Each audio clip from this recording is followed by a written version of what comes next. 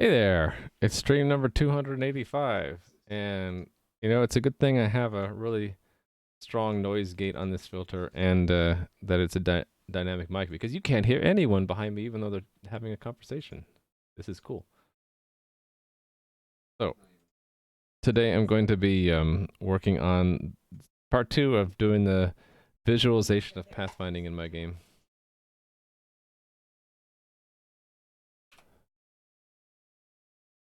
Just to make sure the game is running from yesterday. It's running. And then I have to start up the test environment. Update RVS and serve, and let's run the front end.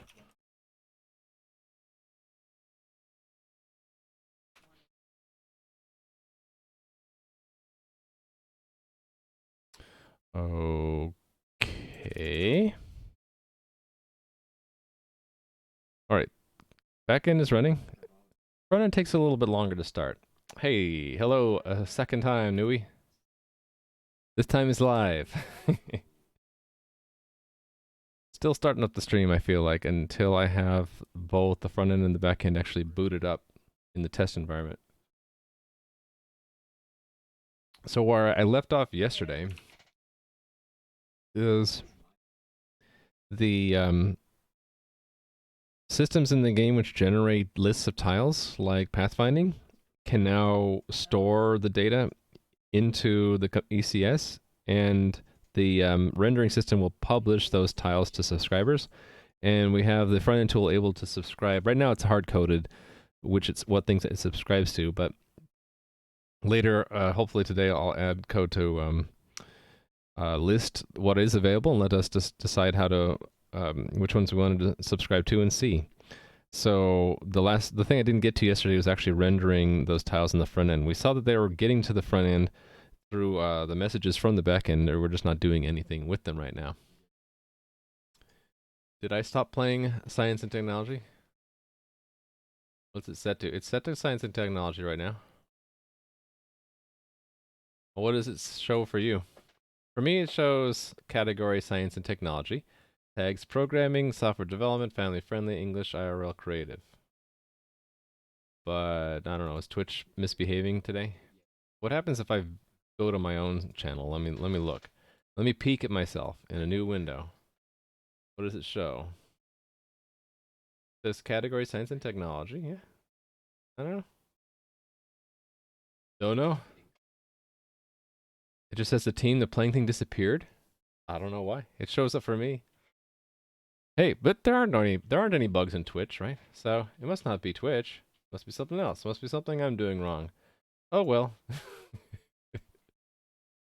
Anyway, so once I get the test framework or test environment, that's the word, environment. Once I get the test environment booted up today, I'm going to start working on rendering the tiles in the front end, because they're already there in the front end as data coming in from the back end. We just need to actually render them. So I'll just probably put together some code to turn that list of tiles into sprites that we draw, and we should be able to see something pretty quick. So, are you up and running? Yes. Okay, cool. So I can go switch now to the localhost. And here we are. Let me turn on, just really briefly, let me turn on the debugging panel here so we can see that. Right, so this key right here, debug tiles, is showing what is in the aggro search area of George.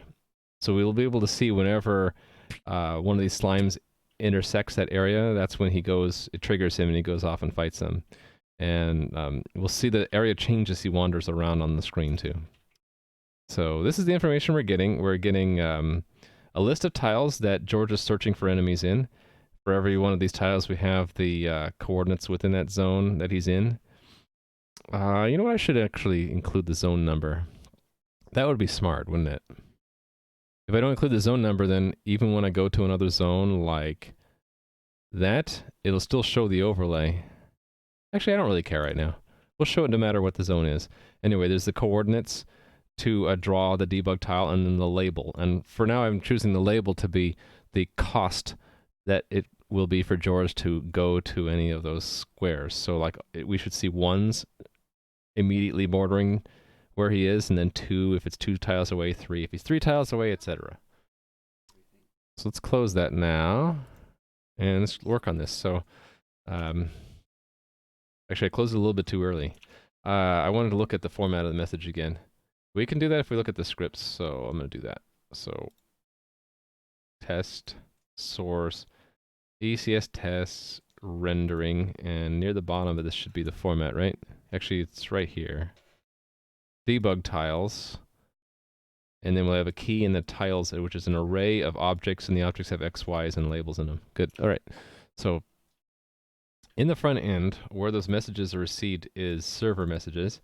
So there will be a table here with a function called for every kind of message that goes across. So the kind of message is in this type field. So that means this debug tiles needs to have an entry in this list. Otherwise, it's just going to get ignored. In fact, I bet if I look at this now and I look at the console, it'll say, yeah, received an unexpected message. See that?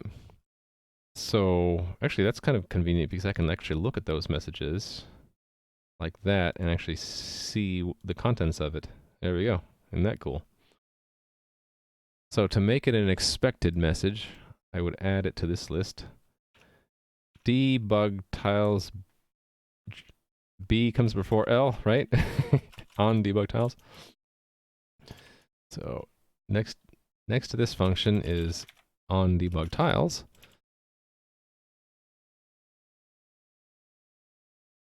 Right, so the handlers for all server message dispatch functions are, we can get all of these informations, and how much of it will I need?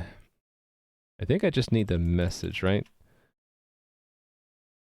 ID is the server we got it from. I don't care about that. Okay. It's been a while since I added a server message handler, I think. It feels like it's been a while. I think, like all these other handlers, we're going to just interpret the message by dispatching it as an action in Redux. So dispatch actions, what we're going to call it, like set or show debug tiles or update debug tiles or something. How about just actions debug tiles? And from this, what are we going to interpret? The key and the tiles.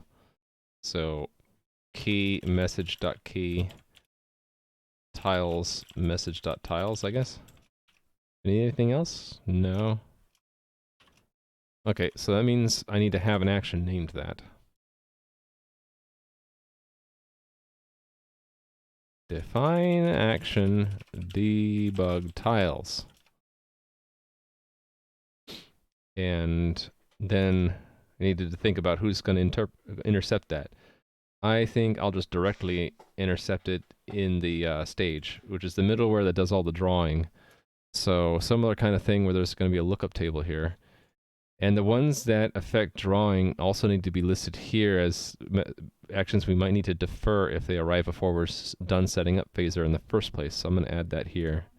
Or action.type is actions.debug tiles. So it'll get deferred until Phaser is ready for us to draw it. And then we have this, again, the lookup table. Debug tiles. Debug tiles. So same kind of thing where there's going to be a function called handle this action. And we'll need the stage, and we'll also need the action, right? Just looking at these other handlers to make sure I can grab that action. Do any of these ever actually get the action? I thought for sure some of them would. They're given the action though, right? Hold on. Yeah, like this one. So action, which we said we would expect to have a key and a tiles in it, right? And the stage. And do something. So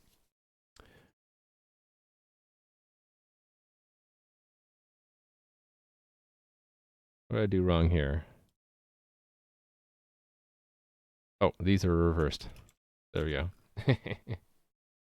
Okay. Now, what I would like to do in this, there are going to be two possibilities, right? It will be a new debug tile collection, one we don't have sprites for, or it'll be one we do have sprites for. If it's one we don't have sprites for, we're going to create all new sprites, right?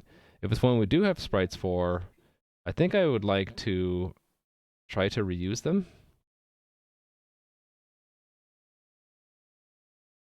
So when we reuse them, there'll be sprites that we had before, which we don't need anymore, sprites that we didn't have before and we'll need to add now, and then sprites where we can reuse.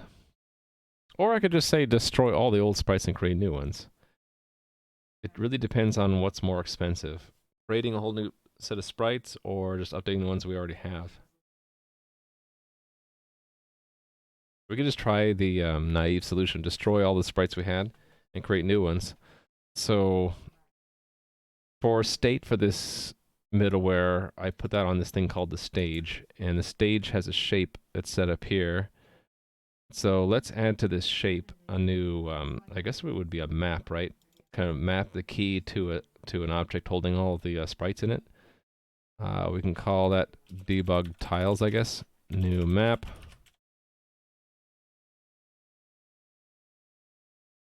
And let's go back to where we were here. Where were we? We're at debug tiles. There. So, let me put a bookmark there. Clear out my old bookmarks.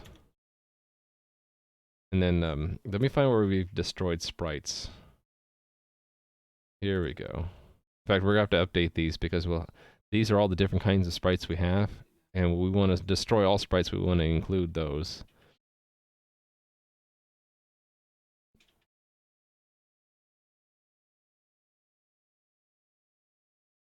These are for the tiles.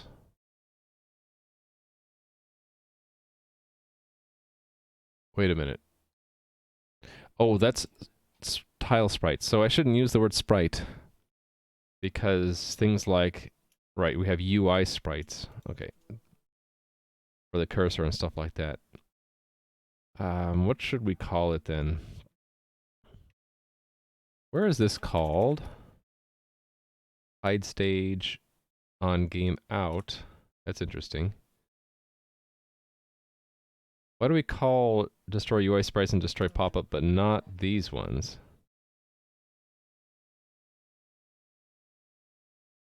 Oh, this is when the mouse leaves the window. So right here, when we're showing the cursor and the overlay, and then the mouse goes away, it destroys just those two. That's why. Okay.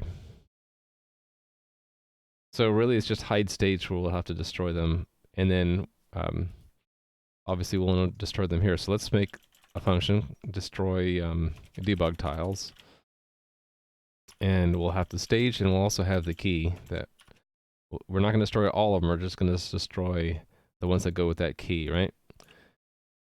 And for here, when we hide the stage, we're going to destroy all of them. So let's have something called destroy all debug tiles for the whole entire stage.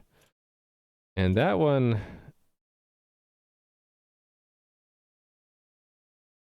let's see if we can write that one first. Trying to keep it alphabetically sorted. Oh, wait a minute. I guess I wasn't. I guess we'll just put it right here. Destroy all debug tiles, and then the other one was destroy debug tiles, right? And that one had a key in it. So stage and key. And this one just had a stage. I suppose what we can do for debug, destroy all debug tiles is we can just go through that map. And I forget how to go through a map. So I'm going to cheat and look at where I've gone through tiles before. Tiles dot. Hey there, Rally Monkey. I had a bit of a late start today because my son needed some financial info. And I was helping him with that, so that's why I started a little bit late. Okay, get for each. Is that what I want for each? I guess so. We're going to do the same kind of thing for each and then a clear, right? Because I'm lazy, I'll copy paste all that stuff here and just get rid of the contents here. And instead of staged tiles, it's staged debug tiles, right? And we're going to clear it. And then we don't know what we're going to have in the debug tiles yet. That is the key, right? I need to look it up. Is it value key? Okay, we'll have to look it up. Dev docs. That is for each. Map for each. The callback, right? So what is the callback? The value and then the key and then the map if we wanted it. Value key. Okay. So actually I don't care about the value. Do I? Because I just want to take the key and call destroy debug tiles on it. So yes. Destroy debug tiles stage key. There we go. Done. Still pretty sick. You have no energy to do anything other than watch?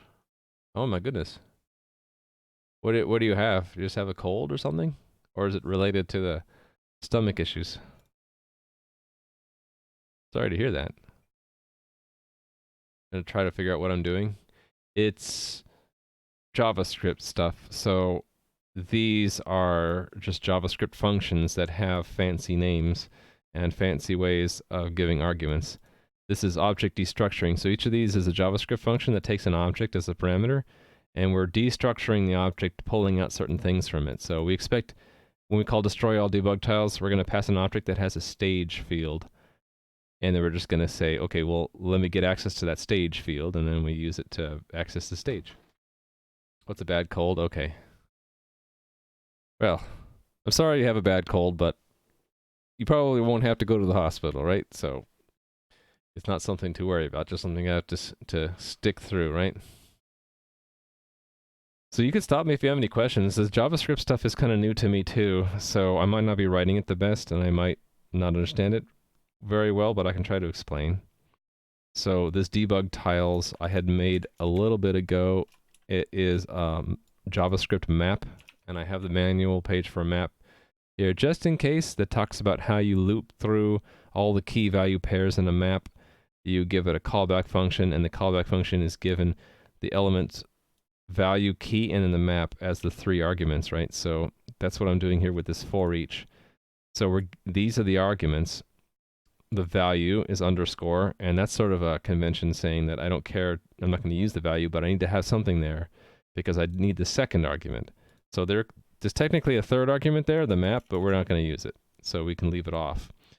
So this right here is the complete callback function that for each is going to call for every key value pair. And then so for each one, we're going to take the key, put it into a new object along with the stage and call destroy debug tiles. This is looping through all the debug tiles collections and destroying each one. And then this destroy is only going to destroy the graphic elements. It's not going to destroy the map entry. To destroy the map entries, we do that. Hey there, Toulouse. Don't forget the to-do file. Oh, you mean the current task file? Or is there, you didn't mean a different file? I did forget this one. So this is, what are we doing? Adding code to draw debug tiles in front end. There we go. Hey, just barely fit there. Okay, cool. All right, so destroying individual tiles, I think I can just copy paste from this other stuff here, right? Yeah, so we'll probably have a sprite and a label, right? And so it's just destroy. So we can look it up, const sprite and label equals stage debug tiles get key. I think that's how you use it, right? Get with a map. Map get returns a specified element from a map. Yep, okay, and we'll say sprite destroy, label destroy. And I don't want to actually remove the key value from the debug tiles because that would screw up this iteration. So, and we're also thinking about reusing the oh wait, what am I thinking? There's a second level. This is a collection, right? So I have to do a for each again. So that's really stage debug tiles get key for each, because it's gonna be itself. I guess what is it? What can it be? It can just be an array, right? For each works with an array, I think. Yeah, array. And for each gets a callback, which is given the current value. Okay, that's fine. So then callback has a tile or debug tile. And here's the body. I can actually put it straight in here, can't I? I can say sprite label and then do that. So go to the debug tiles, get the collection with that key, and then for each of the actual tiles in that collection, take the sprite and the label and destroy them. Updating the current task file. Atom troll. Exactly. Is that what I should set in the current task file? It should be very meta.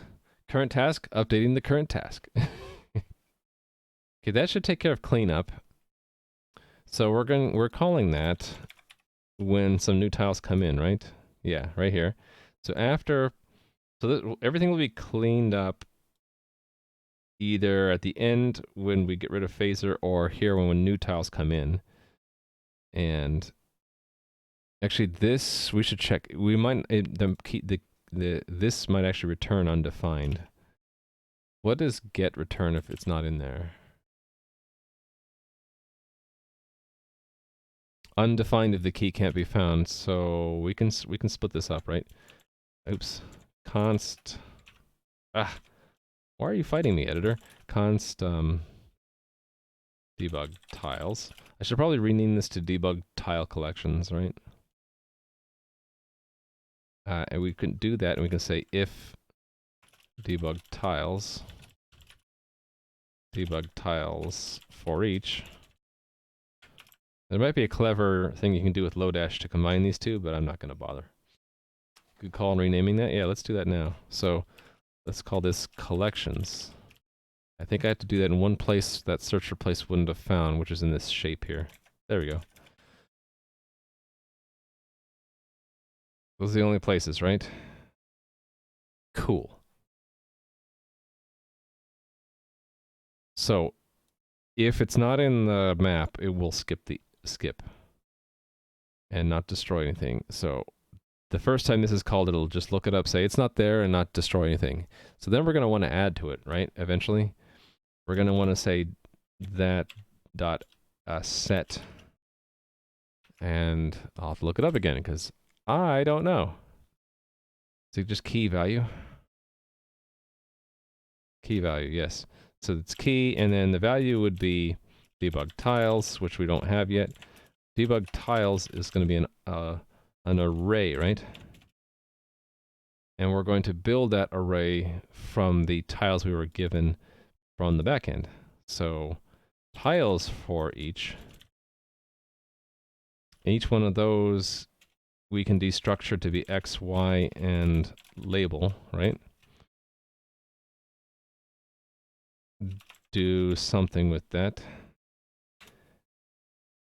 So we're going to want to make a sprite. So what kind of sprite do I want? I was thinking just a square that is semi-opaque and maybe colored green or red or something depending on certain conditions. Maybe we'll just go with a slight tint of some kind like green. So something that drew basic graphics was the cursor, right? Yeah, here we go. Oh, it actually had a texture called target reticle. Okay, never mind. Didn't we have a simple graphics? The dividers. What's dividers? Thank you for that follow. I'm trying to remember what dividers were used for. Oh, and I think I remember. It was when we were drawing. Oh, I broke. I can't even play it. I'll have to go to the production server to show it. I think it's when we're looking at something that's on top of something else. Yeah, see that line between those two? That's a divider. Label was a good name. Yeah, but I wanted to compress the data from the server. It's already a kilobyte every half second. So if it was LABEL, that's 3 extra characters per tile, and it's like 100 tiles. That's 300 extra bytes. Kind of a waste, I thought. So that's fine. LA is better. Even though you're joking, I think it's okay to. It's one step towards using a compressed a binary format anyway, which is probably what I'll eventually do. Hey there, TS Jost. How are you doing? Oh, I forgot to start my view timer. Oh well. Yeah, good morning. Rhymy. Oh, you guys can come up with it. Whatever nicknames you want, that's fine. Rhymu actually was a nickname anyway. It came from a World of Warcraft. Just a randomly generated name. I think this is what I want. I want a graphics where I do a fill style with some opacity, and then I can just do a normal rectangle, right? Do I need to set a line style? Let's see if I can just do the fill style. Let's see what that looks like, actually. So I'll need to get the coordinates also, right?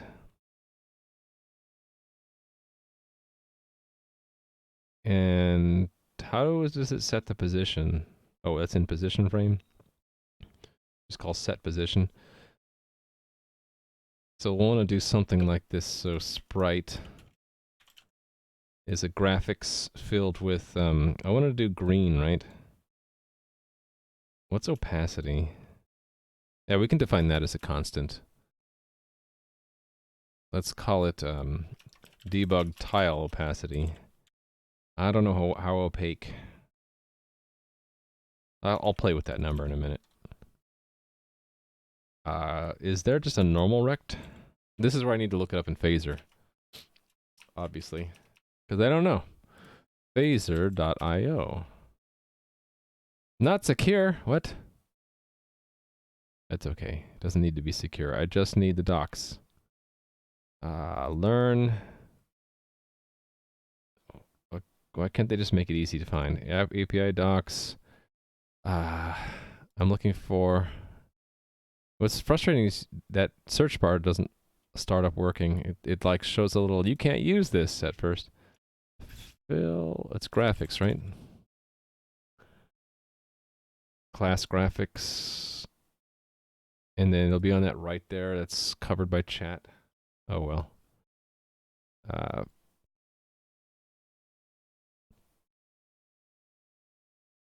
Fill rect. It's just X, Y, and width and height. Okay. So the width depends on this stage width tile size, right? Yes. So it's just tile size. And the X and Y depend on these X's and Y's relative to the camera. So I need to get the camera's position. How do you get the camera? Aha, that's how you get the camera. Oh, and there's tile. So this is all good information right here.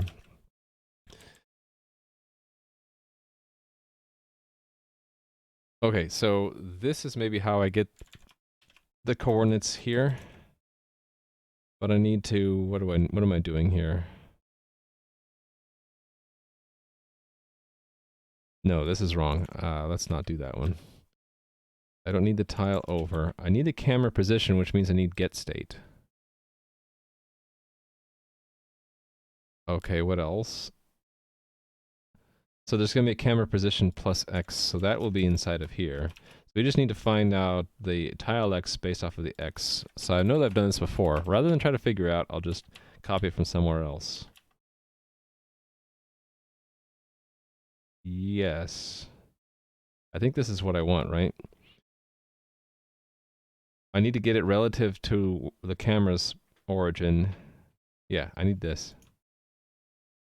Is it the corner that we want? I can't remember. It might be the corner, might be the middle, I'm not sure. Depends on the anchor maybe, right?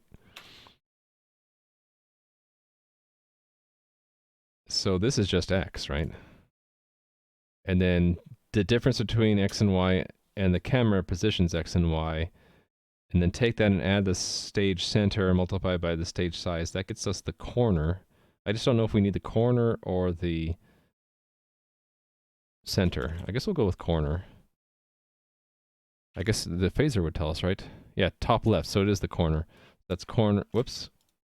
Corner X, corner Y, right? Okay. And then we want to take that sprite and put it into the debug tiles, right? So debug tiles, is it append?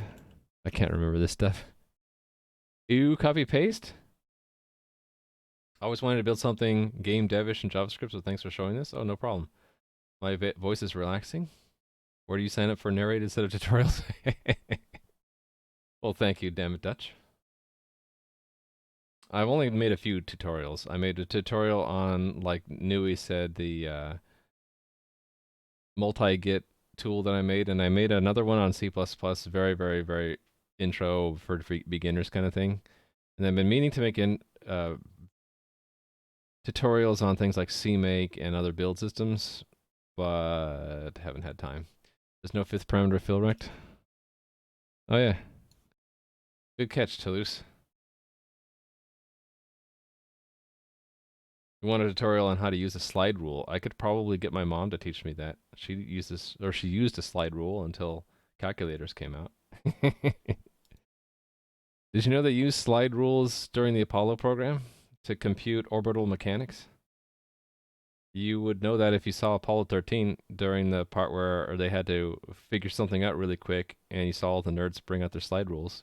That actually was a real thing that actually happened. So my mom actually still owns her slide rule. It's pretty cool. I think she's proud of it. Let's see. Debug tiles. It was append, right?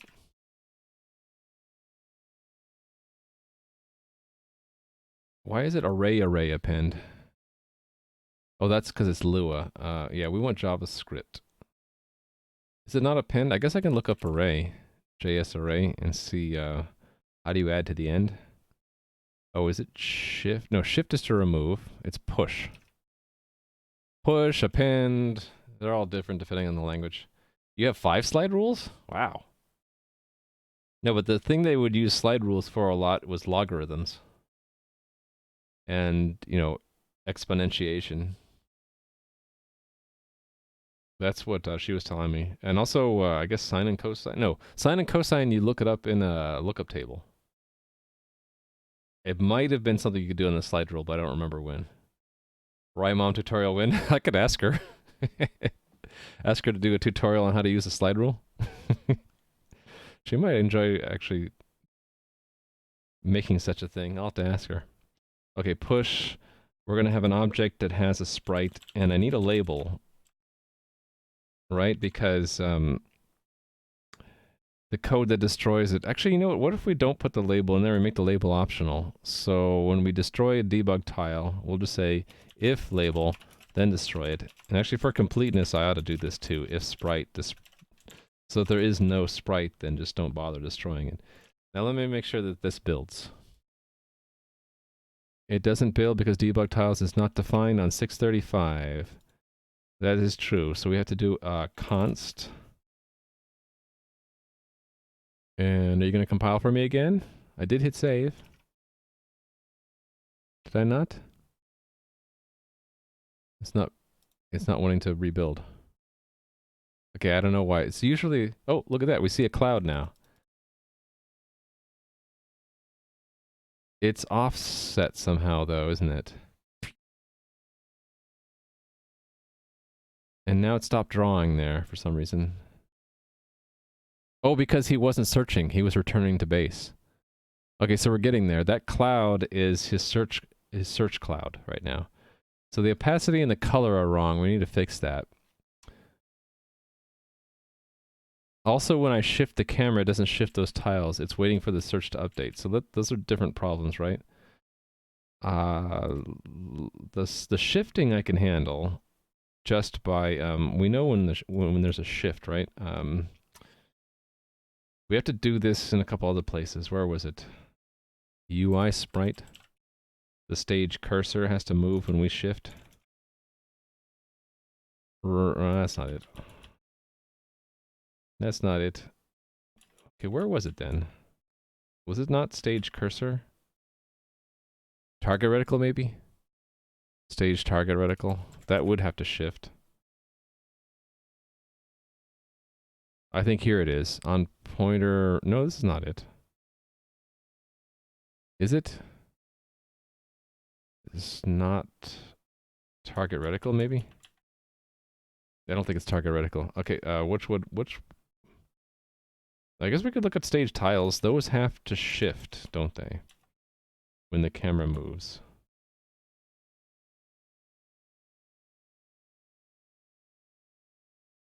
I'll find it eventually. Added. Is this still in add? Yep, added. Moved. Removed. Updated. Shift. I think this is it. Yeah. So we also have to shift particles. So we're also going to want to shift all the debug tiles too, right? And we'll probably want to do this thing where if they're out of bounds, then we can remove them. Actually, we should also like not even add them in the first place if they're out of bounds. All right. Well, let's do the shifting first. So that's stage debug. Actually, it's going to be quite similar to this. Debug tiles for each, and then in there, okay, I need to store the original X and Y, obviously. So, or do I?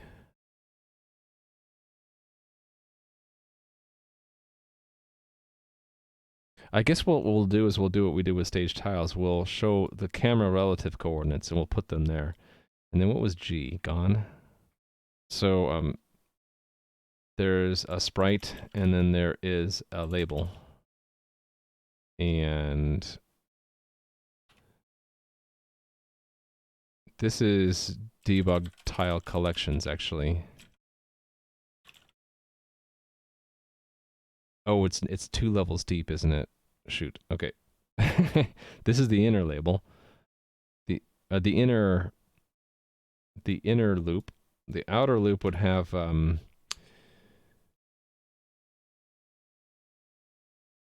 key and tiles. No, hold on.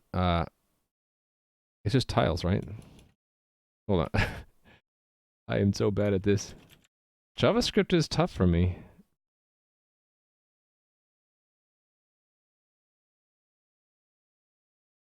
Oh, it's just a value. So it's like one of these.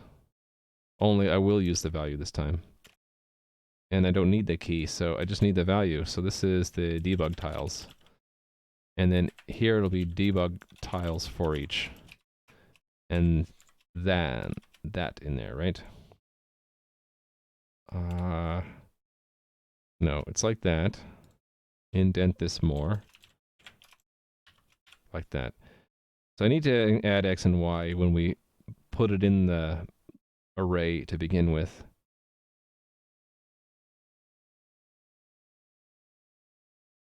This old tiles is used where? Oh, right there. I should probably move. I broke up the code, so let me restore it.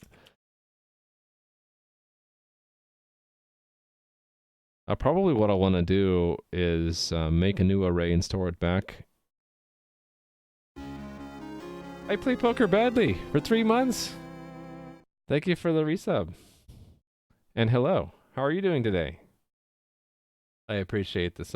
Very nice of you. So yeah, like the current task says, I'm adding code to draw debug tiles in the front end, and I broke it right now. But I will soon fix it, and you'll see how far we've gotten. I probably broke it with this stuff, right? So for now, let's it's not that I want to have an old tile. It's if it's out of range, I don't want it to go into the new array.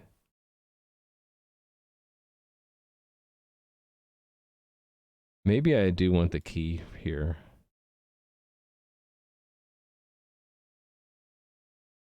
Can you mutate an array in place in JavaScript? You found a YouTube video where vintage slide rule is taught? That's cool. It's vintage though, black and white, huh? Hey there, Anakim Luke. Finite resource? No, I can give you a new high. It's not finite. I guess it sort of is. There's only so many times I can say hi, right? But it's a very large number, so you don't need to worry about it. Uh, how do you... Oh, I see what we can do. We can't do that while we're iterating, though, right? We can iterate with an index instead. What if we just iterate by index? So we can say for uh, let I equals 0, I is less than debug tiles length. Do I need to call that? I forget. I don't think so. I'm looking for, yeah, we don't have to call. It's not a function. Plus plus I. Actually, not necessarily plus plus I. So technically we don't really want a for loop. We want to have a while loop.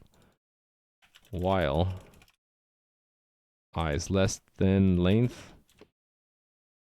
So we would say const xy sprite label.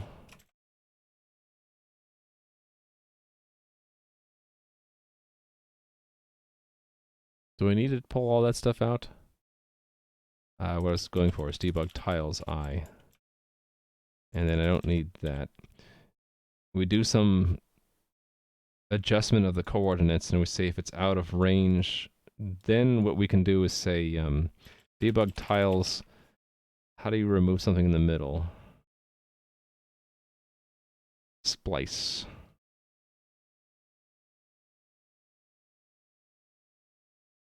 I1, right?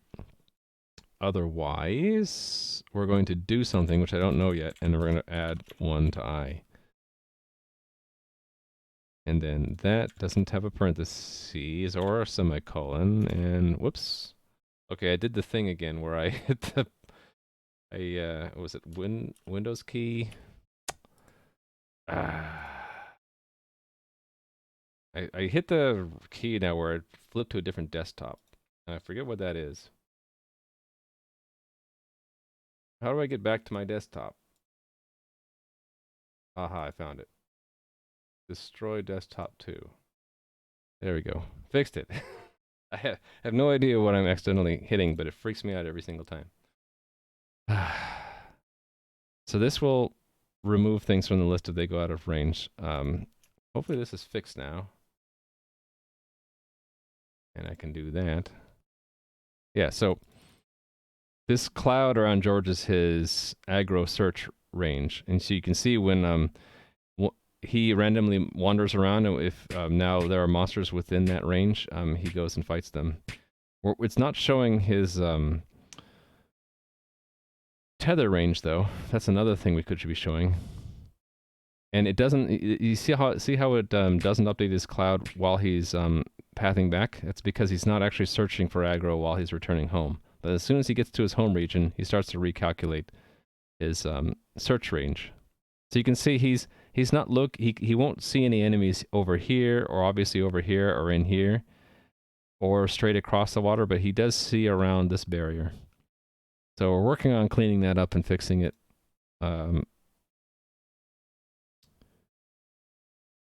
So I need to store X and Y. And we're going to be shifting the sprite in the label, right? Also, when we do that, we're going to want to do whatever this does to remove it. Does it just destroy and then delete it out? Okay, so it would be if sprite destroy, if label destroy. I should probably have a function to do this. Thank you for that follow. Okay, and then otherwise we're moving it, right? So it's going to be what this does. I think that's just set position. Oh, it's just reassigning X and Y. Okay, so it's just this. Right. And without the plus, half a tile for the label, because the label, no, the sprite, because the sprite is the upper left corner, right? We haven't done the label yet. Let's just do the sprite one. If the sprite, then we're going to take the new X and new Y. Offset from the stage, don't add half a tile because it's not centered, it's the top left corner. So if I did that right, then let it load. As I shift the camera, okay, no, it's broken. They just vanish. Okay, what am I doing wrong here? Oh, we didn't store the X and Y. I'm dumb. We need to actually store them. That was in what was it? Debug tiles? Yeah. Yeah, this tile X and Y, or corner X and Y, right? So we want to put that in here. X is, actually it's not corner X, it's tile X, right? Tile X, Y is tile Y.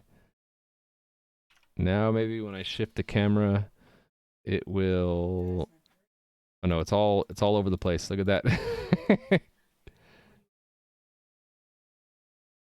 Okay, that didn't work. That's relative coordinates, right? So why didn't that work?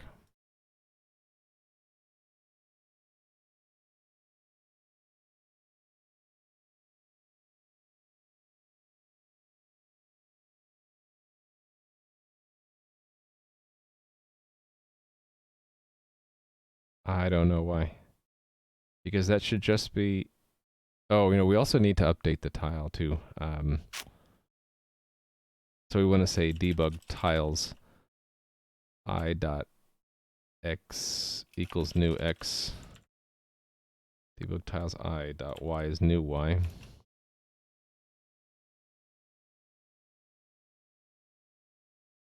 Actually, rather than looking it up a bunch, I could do this, right? Const debug tile is debug tiles I. And then these three can be replaced with just debug tile.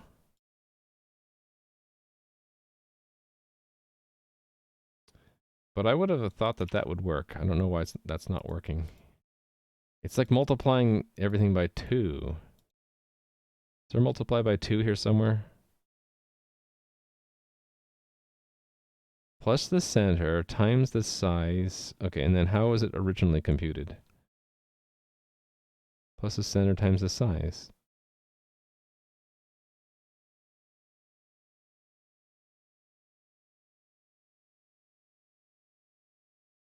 Maybe you don't do X and Y. Maybe it's... Okay, let me find where I've done add graphics before. How do we move it once it's added? Just add a times 0.5? I don't know about that. That's a debug tile. Special tile. Okay, what do we do with these special tiles? How are special tiles shifted?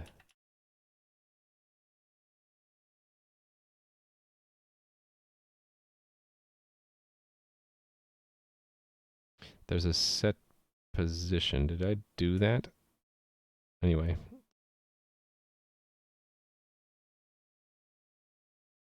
That's because it's centered.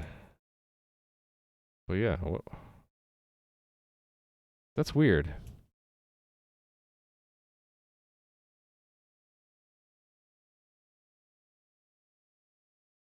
It just out of curiosity, I know this is the wrong thing to do.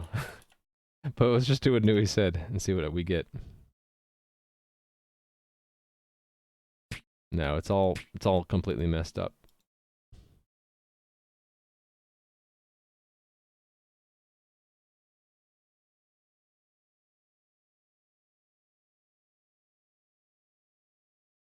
I wonder if this is the wrong way to do it. Am I supposed to say like const corner x equals const corner y equals and then do sprite dot set position corner x corner y? You would rage quit on that code? Trying not to rage quit. Now see, that has the same problem. It's like there's too many tiles too, so it's kind of hard to see. But it keeps getting redrawn because it gets re-updated by the server. But before it gets re-updated, is that even a word? Before it gets updated by the server, you can see it's like stretched out in position for some reason. And it's also shifted funny. I wonder if could it be that one of these numbers are completely wrong?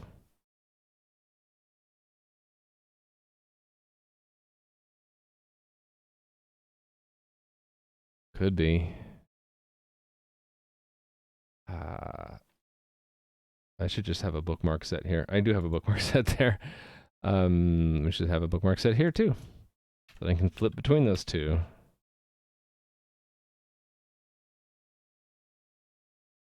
It's relative to the camera's position. And we store that in the debug tile itself, along with the sprite. Oh, wait a minute. It's this, I think. I need to do a set position after doing a... Right, I need to do a dot set position. Why is it doing that? It's like filling it in with weird code. Corner X, corner Y. And then this should be a 0, 0, right?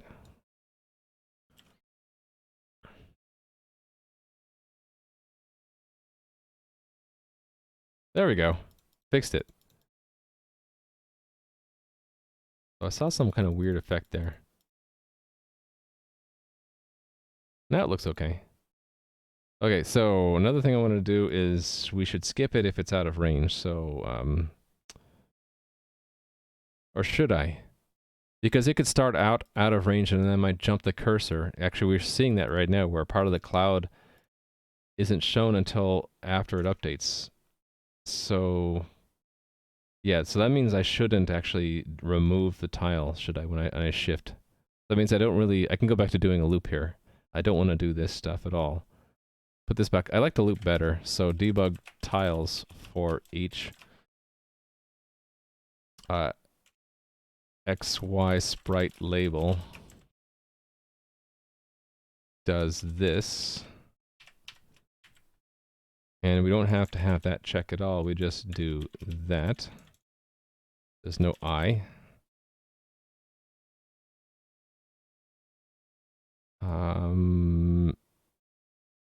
Oh, we did want to update the X and the Y, didn't we? Shoot.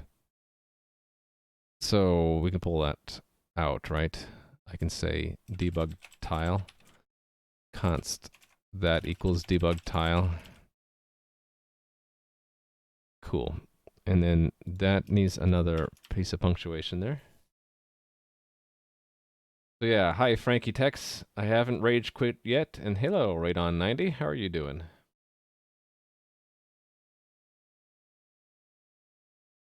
Okay, we'll get this. I need to also make it not silly gray like that. Okay, why is it... Did this not load?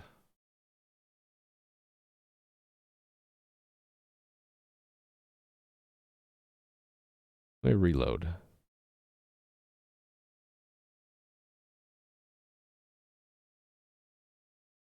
Oh, I see. I should just jump around like this, it's easier. Nope, it's not putting the tiles there if they start out of range for some reason. Why would that happen? There's no range check here.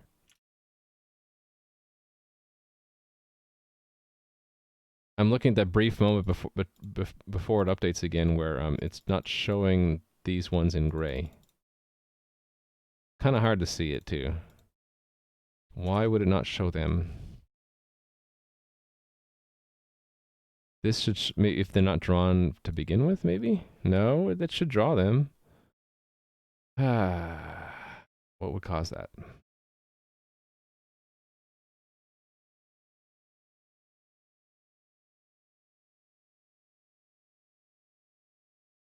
I guess I should be looking for errors, by the way. That I keep seeing, I forget to fix that up. Labels assigned value but never used. Yeah, I know that. Can we dock this on the right, maybe? Yeah.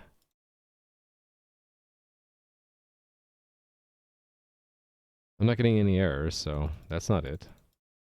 It's just not drawing them at first. It's updating the tiles underneath the debug tiles, but not the debug tiles themselves. It's either not adding them in the first place or it's not drawing them.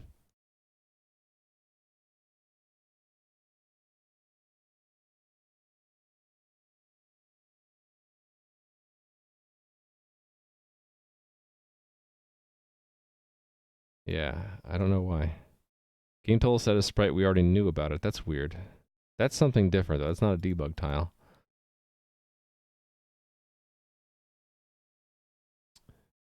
Yeah, that game told us to add. That's when we get a reflect sprite added when we already had a record for that sprite, probably from a sprite shift. So I think there's a bug. Actually, I think there's a bug unrelated to what we're doing today where when you move the camera, it's doing a sprite shift and then giving you a list of the new sprites along the top that are exposed every time we move up. And then immediately after that, the rendering system also says, oh, by the way, go and add that same sprite. And it's like, well, you already told me about it in the sprite shift, so why are you telling me about it again?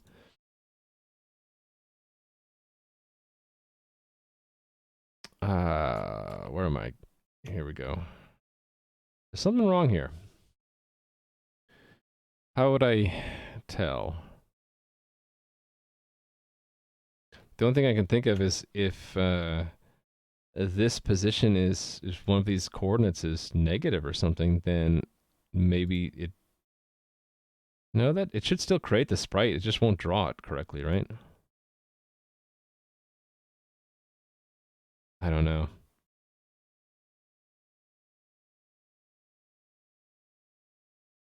I'm wondering if this just didn't recompile it. Wait a minute. It didn't reload anything when I made a change there. Is it because the change does... What if I had a blank line? What does it do? It's not reloading. Shouldn't it reload the server when I do that? What if I like add 1 here? Now it's reloading it.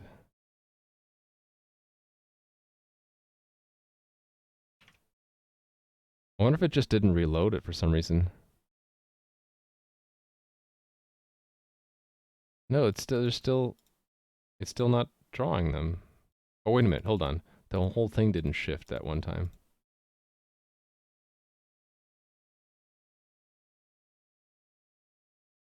No, it's just not, it's like they don't exist at first.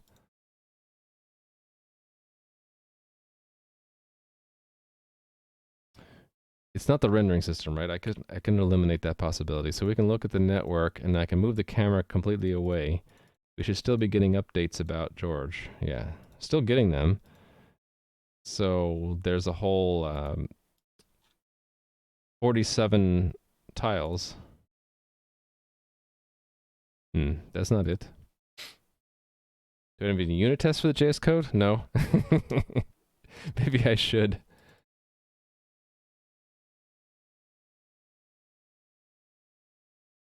Because really it's just meant to be user interface front end to the data that we're getting from the server. So we're getting the correct data. It's just for some reason not always updating correctly. Maybe I should just not care about it so much right now. I'll table it for later. Let's table that for later because I don't want to get too stuck. So fix debug tiles that move from off screen to on screen are not being drawn. Why, right? Let's move on though. I don't like the color that these are set to right now, so let me fix that. It's RGB, right? So if I wanted it blue, greenish, I think I would do that, right? No, that made it bluish. So it's green in the upper octet. It's, what is that? BGR, right? No. Green is in the middle. What am I thinking? Green is in the middle either way. If I want it greenish, I do that. How green do I want it? How about more green? Really green. What do I get? That's not bad. Maybe less opaque. What happens at 0.5?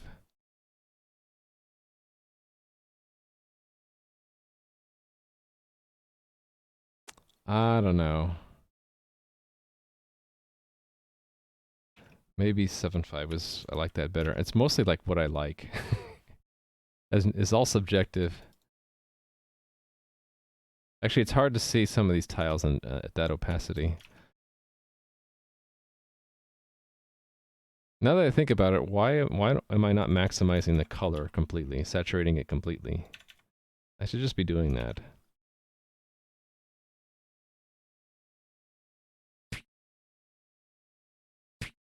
And then I should probably lower that. Or raise it again. When it moves towards 1, it becomes opaque, so I'm going the wrong way. 0.25. Too dim. 4 or 5? Trying to find that point where I like it. It's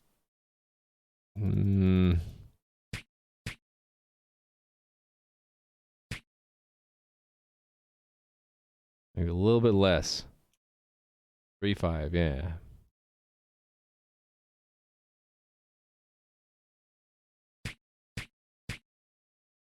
Yeah, you can see it's not being updated right now because he's pathing back to his home. And when he gets back, then it starts to recompute it there. And immediately he saw 2 more slimes, and he's going to go butcher them. Or going to try to, and then they go out of range. And now it's back to that. So I can play around with this to show you what it looks like. So if I put him there, oh, it's too far from home when he's there. How about if I move him down to here? You see his range now extends all the way around this corner, but doesn't go past the water, and doesn't go past the water here. Put him up there, and then as I put him closer to the edge here, he'll start to see, he's like, oh, there's a slime, let me go get it. I guess we want to add the labels now too to see what the cost values are. I don't remember what I increased, but I tried to tune it so that generally he hangs out here, but then these slimes sometimes wander up here within his aggro range, and that triggers him. It's like right now it's balanced right on the edge where if one or the other moves like that, he just pulled him. Wow, is he missing a lot there? Weird. Took him a long time to hit. So yeah, it doesn't update while he's pathing back, and then it starts to update again. Alright, let me add the labels. Debug tiles. How do I add a nameplate right now? If name, yeah, here we go, make tile label. One of these, right? I think I want to put, I've been thinking about where to put the label. I think I'd like to put it in the corner or the center. Let me just pull this stuff out. So, over to here. This is if it's shifted, right? So the other one, this one, right here.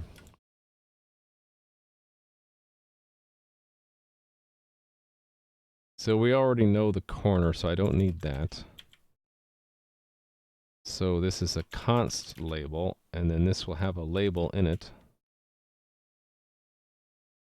So we're adding a text.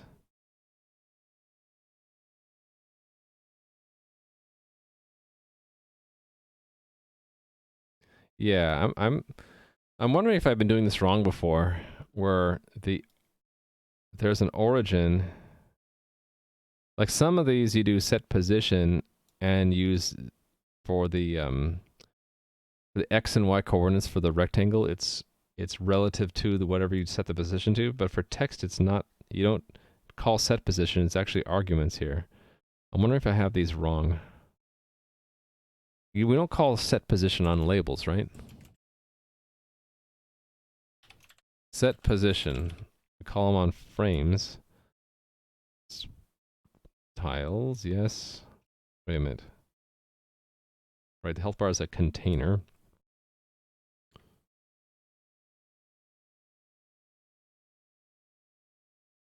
I think so far for texts, I have not been setting the position. But it seems like inconsistent.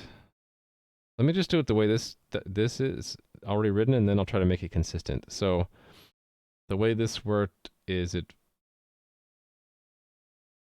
was this vertically? Right, it vertically lifted it up, and the origin was like centered horizontally, but then at the top. So if I wanted to like be completely centered, I would do 0.5, right? And then not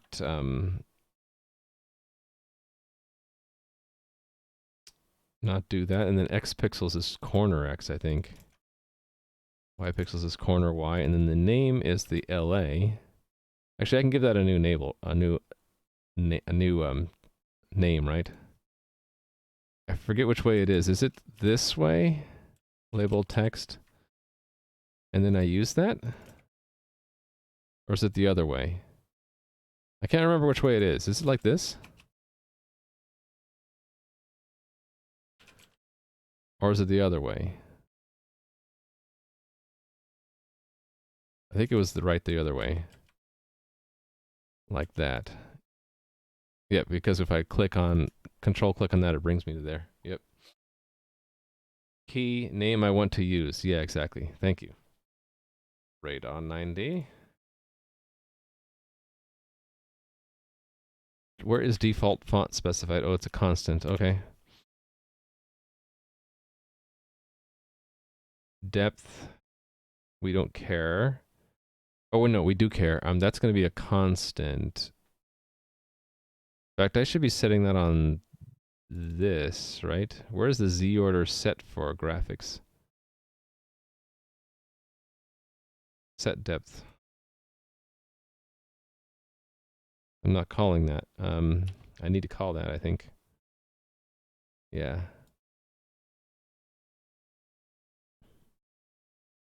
Set depth. Depth. Debug tile. Then I should have a constant for that. Put it in depth order. Oh, I guess I have them in the constants. So depth debug tile. A depth debug is obsolete, I think. I can probably remove that now. Where are you? Here we go. Export const that. And these are not in alphabetic order. These are in depth order. So what level do I want it at? Actually, that's just about the right place I want it at. Is above everything else except for pop-ups.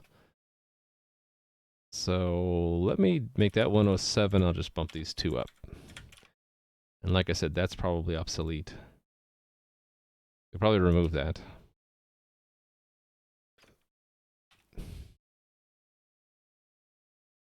So I'll probably want to say the same. Oh no, I want one above, don't I? Actually, what does it happen? What happens if you're at the same depth but you add the second one after? Okay. Do I want two different depths? Maybe I do. Debug tile sprite and debug tile label. And that'll be above the sprite.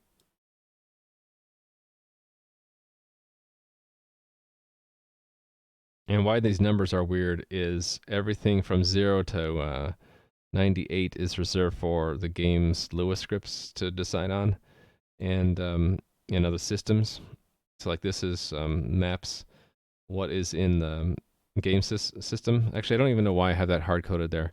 So 99 and above are reserved for the user interface, like to add embellishment on top of the world.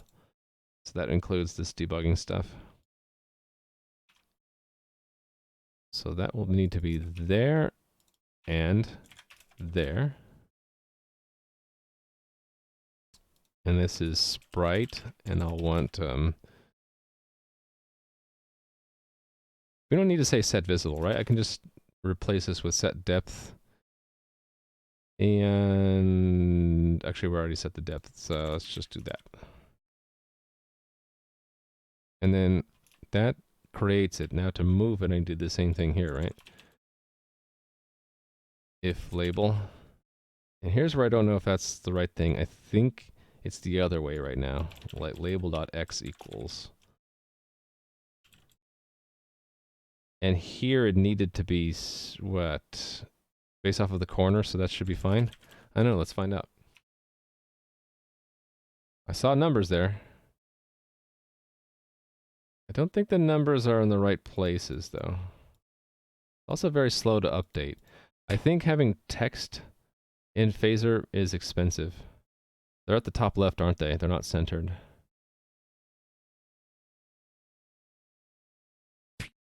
So I'll need to fix that. Is it only on shift, or is it when it first draws it? I'm not shifting at all, actually, so it's going to be where they're first created. Right here. I'm wondering if that origin is used at all. What if, like, I do 1.0 and 1.0?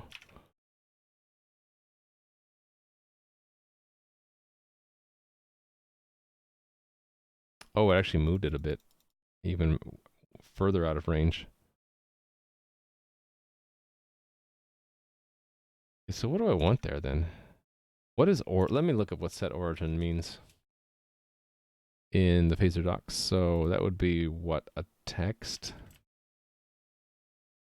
Class text, and then what's set origin do? Or what's origin? Set origin, where are you? Set origin.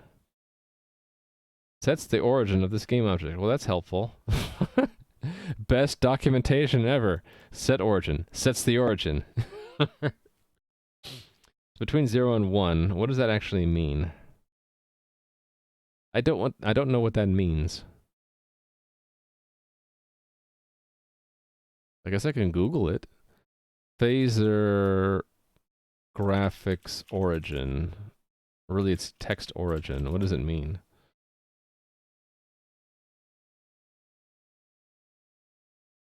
Origin. Anchor.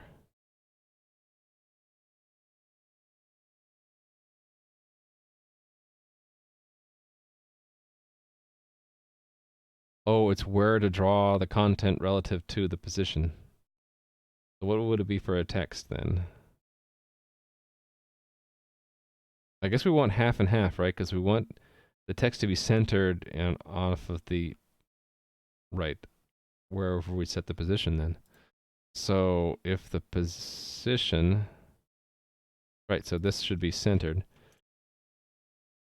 Or okay, so that's why. So I thought that that was the center of the tile, which actually doesn't even make any sense. Like, we're already computing the corner. I have to actually set it to the center, so I need to add tile size over 2 to these two. And then when we shift it, we need... Actually, no, when I shift it, I don't need to change that, do I? No, I do, because we store the tile X. Yeah, so over here I have to add it too. There and there. Let's see what that did. Cool, now we have the numbers centered. Well, it's really slow to draw them. Do I really care if it's slow to draw them?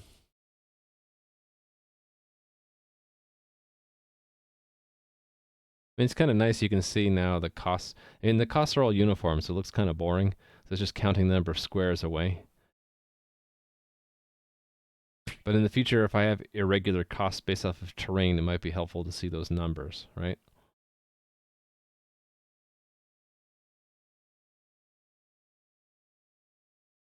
Okay, so now that that's working, what I'm curious about is can I make these consistent, like use set position here instead of, and make these all zeros? Actually, what I'd like to do is have this have the offset within the tile, kind of like that as an offset. Let's see if that works. So if I'm right, I can do a set position corner X, corner Y, and then just remove the corner X, corner Y from this part of the calculation and have that work.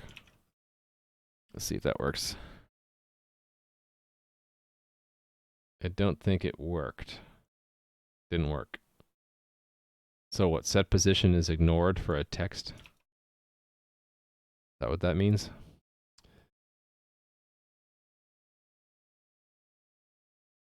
This is for text, right? So does that... No, it isn't being ignored. It's these are being ignored, right? So yeah, what does text actually return? So that's in add, which is in part of the scene. Add, which is a game object factory. So what does text in game object factory want? It wants X and Y, but what does this mean? The horizontal position of this game object in the world. Okay. As opposed to what is... Graphics doesn't have an origin. That's the difference.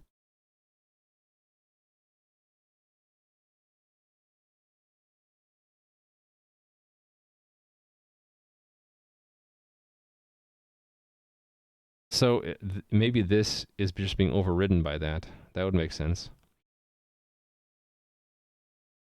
So, that's inconsistent. Graphics, you don't give a position of it in the world. You just say make one, and then you have to do a set position. Unless I got the graphics wrong. Let me look. Graphics. Does graphics... See, graphics doesn't take an X and a Y. It's just inconsistent. Unless it's inside this graphics options. Oh, yeah, okay. It was inside the object. Okay, never mind. So if I wanted to make it consistent, this requires it. This one, it's optional. So I could just, to be more consistent, I could just not use set position. Go back to using corner X, corner Y, and then instead of using set position here, actually put it in the options here. So X is corner X, Y is corner Y. And then I can not call set position. Let's see what that does. Yeah, that works. Also, the shifting is working now. I wonder if that's what the bug was a minute ago. Now when I shift things into position, it's actually showing up right away. That's interesting. So let me go back a little bit. And let's see if that bug comes back. That'll teach me something about phaser if that's what it is. No. Okay, I fixed the bug at some point. I don't know when it happened. So now as I shift the camera, it's actually like showing those tiles which are off screen. Like they go right on screen without a delay.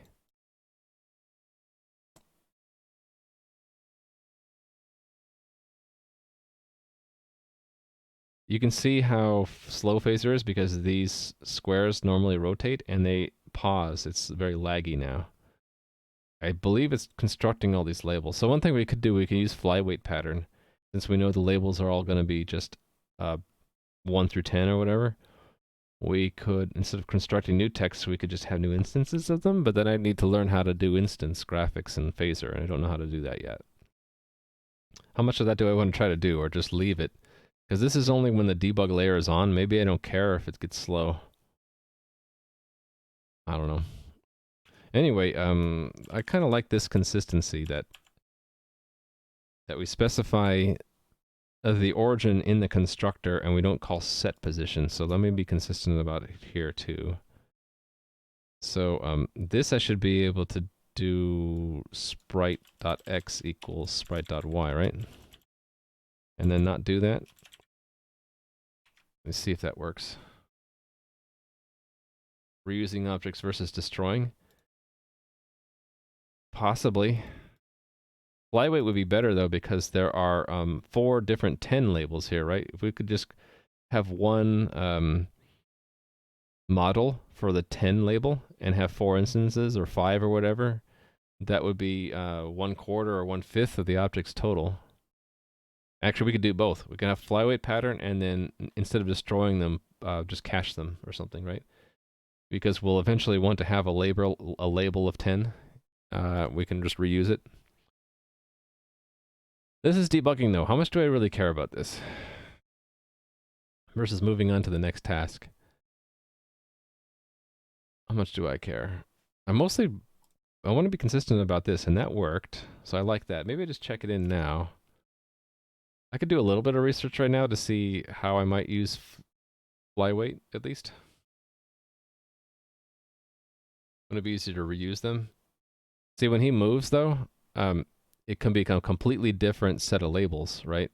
Right now, there are a lot more 10s as he was doing that. But then when he moves back, there are fewer numbers of them. So it's not like they're the same number of labels. There's the number goes up and down depending on the geography of his environment.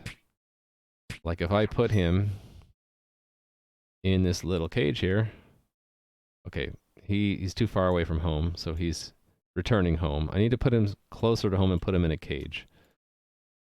There we go. So what if I just draw a cage around him? Thank you for the follow, by the way. Okay, go back home for a second, George. I need to cage you up for a second. Actually, it'd be easiest to just put a barrier right here. Oh, I put it after he passed through it. Okay. He's too aggressive right now, going after those slimes. Okay. Yeah, see, now there's a lot fewer tiles, so it really depends on the geography around him. I open that up and there's a lot more to his map. So I could get super aggressive and like reuse the ones that we have and then just allocate the new ones. But I think it would be complicated to try to figure out which ones we want to reuse. Unless I guess we put it on some kind of recently released labels that we search through. Like we'd say, is there a 5 label that we aren't using right now, and then try to reuse it. I want to at least do the flyweight pattern because we have a lot of reused labels. If we only really need 10 models, right? A 1, a 2, a 3, a 4, a 5, 6, 7, 8, 9, 10.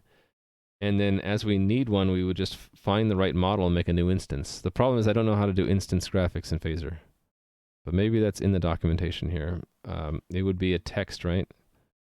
Text. Can we do instance texts is the question. It adds a new a text game object and adds it to the scene. They have their own hidden canvas.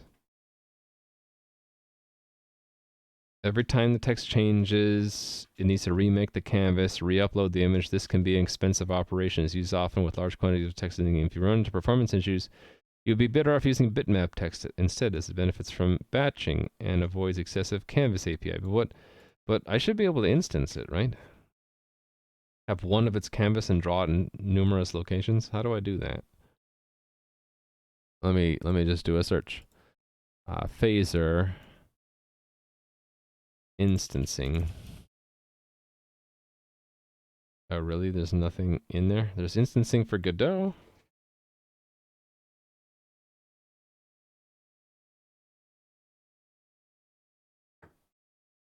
New text scene, text style. Yeah, that one. Well, it is just XY text style. There's no scene. It's a member of the game object factory. So maybe there's a different way to make a text not through the game object factory. Yeah, that's how you construct one yourself, right? If I just go to the text, it probably has a constructor I can call. Where would it be? Text? Nope. Where are you finding that? It's just under game objects? In the class game objects? Or in the namespace? I guess it's the namespace. Why does it show up twice?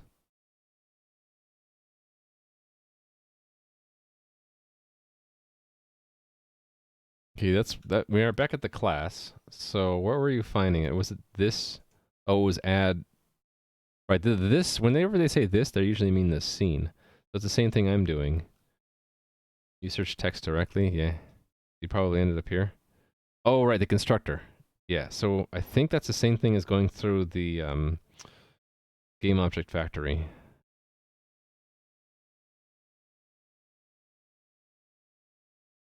Like this doesn't even have a this doesn't even have any documentation other than here are the parameters.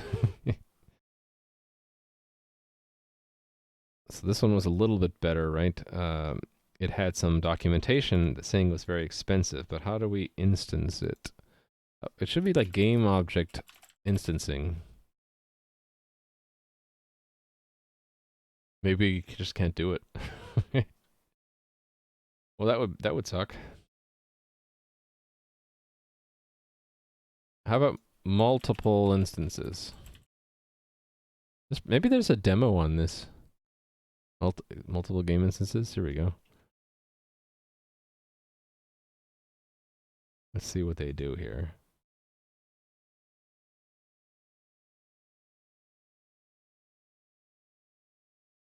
Okay. This doesn't look... It says multiple instances of phaser. This is what I was talking about. So never mind that. But maybe I can browse through some of these... there might be an example about it, right? What level are we at here? Should I go to the index?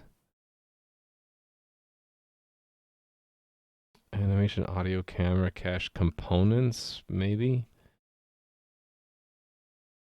Like one of these that has so many instances of the same object would be nice to look at. But it would even be better would be if there's... this one like looks promising. If there's one that does like multiple text instances. Text. This is probably going to be just dumb, right? Yeah. Oh, wait a minute. There's multiples here. So maybe it's in here somewhere. It's hard to look stuff up.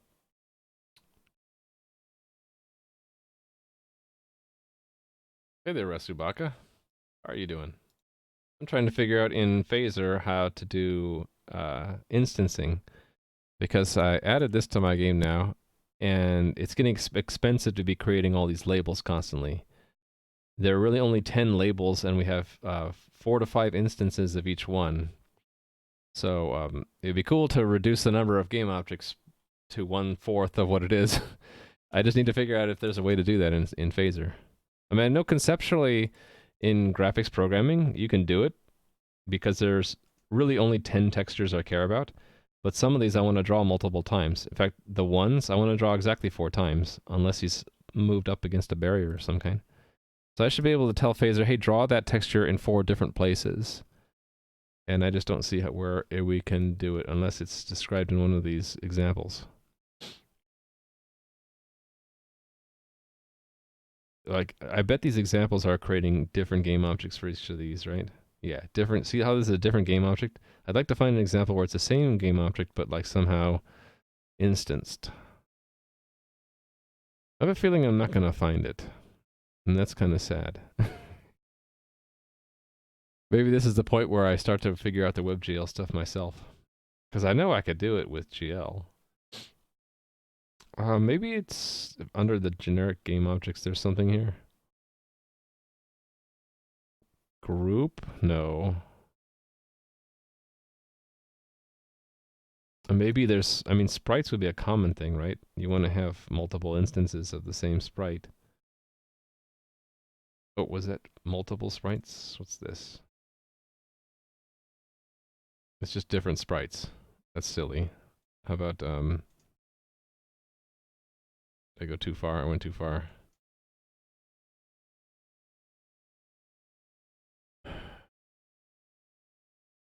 What is this, out of curiosity? 3 brains, okay. Add existing. This is instancing the texture, but not the game object. I wonder if that's what I'm going to end up having to do.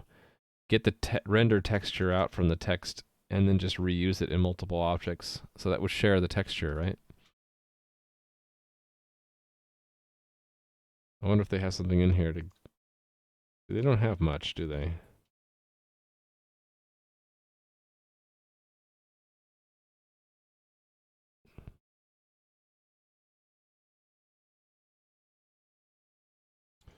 Yeah, I don't know. Sort of disappointing, the examples that they have.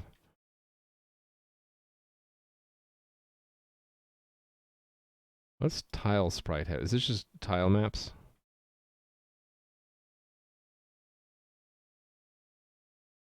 Like, this is just dumb. Example, what does that mean? I don't know. Kind of floundering here. Maybe under physics? I guess we can look there. Multi, like these categories are just sort of dumb. Arcade and, like, I don't know what this means. Well, they have 3 boxes. But yeah, it's 3 different game objects. They're not instanced. Alright. 1,000 world bodies. How does that work? Okay, that didn't seem to work at all. That was dumb. Okay, this is working a little bit better, but how do they set it up? In a loop, probably? Yeah, they just have a loop to 1,000 where they make a new sprite. So, again, they're not instanced. They are, well, maybe that's what they think of instancing, is just reuse the same texture. But what about something that has an actual mesh?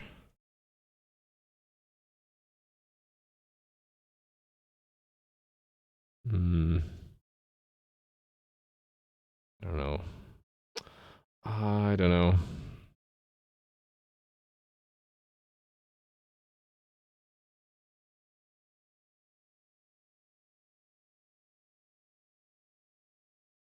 Mass collision test.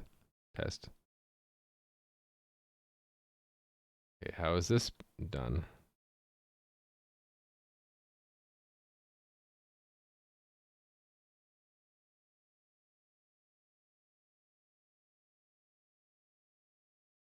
Callback release.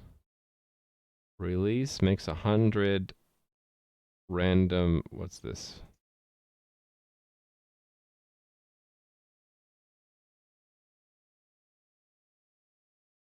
Yeah, I'm not familiar with how the like this looks different to me. I guess it's creating just a the collider shape and not the actual game object. Or is it a game object that's just a collider? I don't know. Ah, getting frustrated. Maybe I'll look at this later.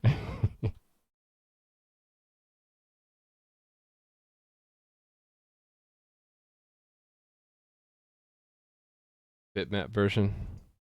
Seems fast enough not to care about using the object. Okay, I can look at that at least. So this would be a bitmap text, right? Creates a new bitmap text object. They work by taking a texture file. I mean, this is how I did it in my when I was playing around with OpenGL and DirectX. You'd have to have a texture file with every glyph from the font in it, kind of like an atlas, and it would just draw from that.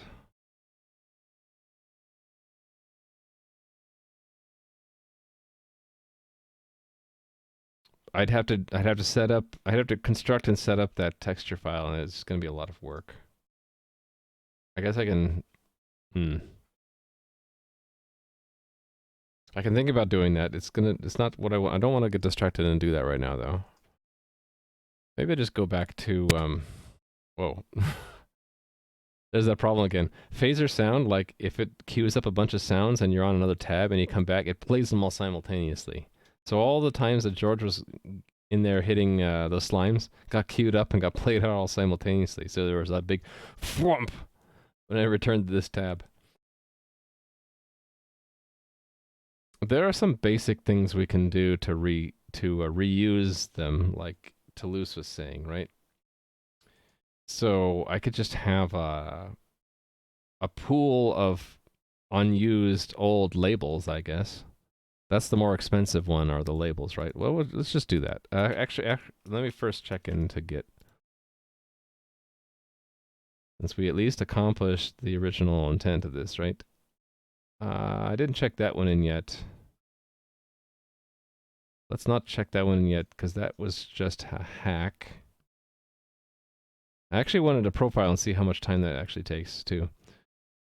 That we want, yeah, we want all of these. This is a hack. Well, I guess we'll check in the hack. I guess that means we're checking in the script too, aren't we? This will only work in the test environment for George. That's fine. All right. So, what do we want to say here? Work in progress. Adding visualization of debug tile collections. So, hard code for now, the debug tile collection of the NPC George and his search for enemies.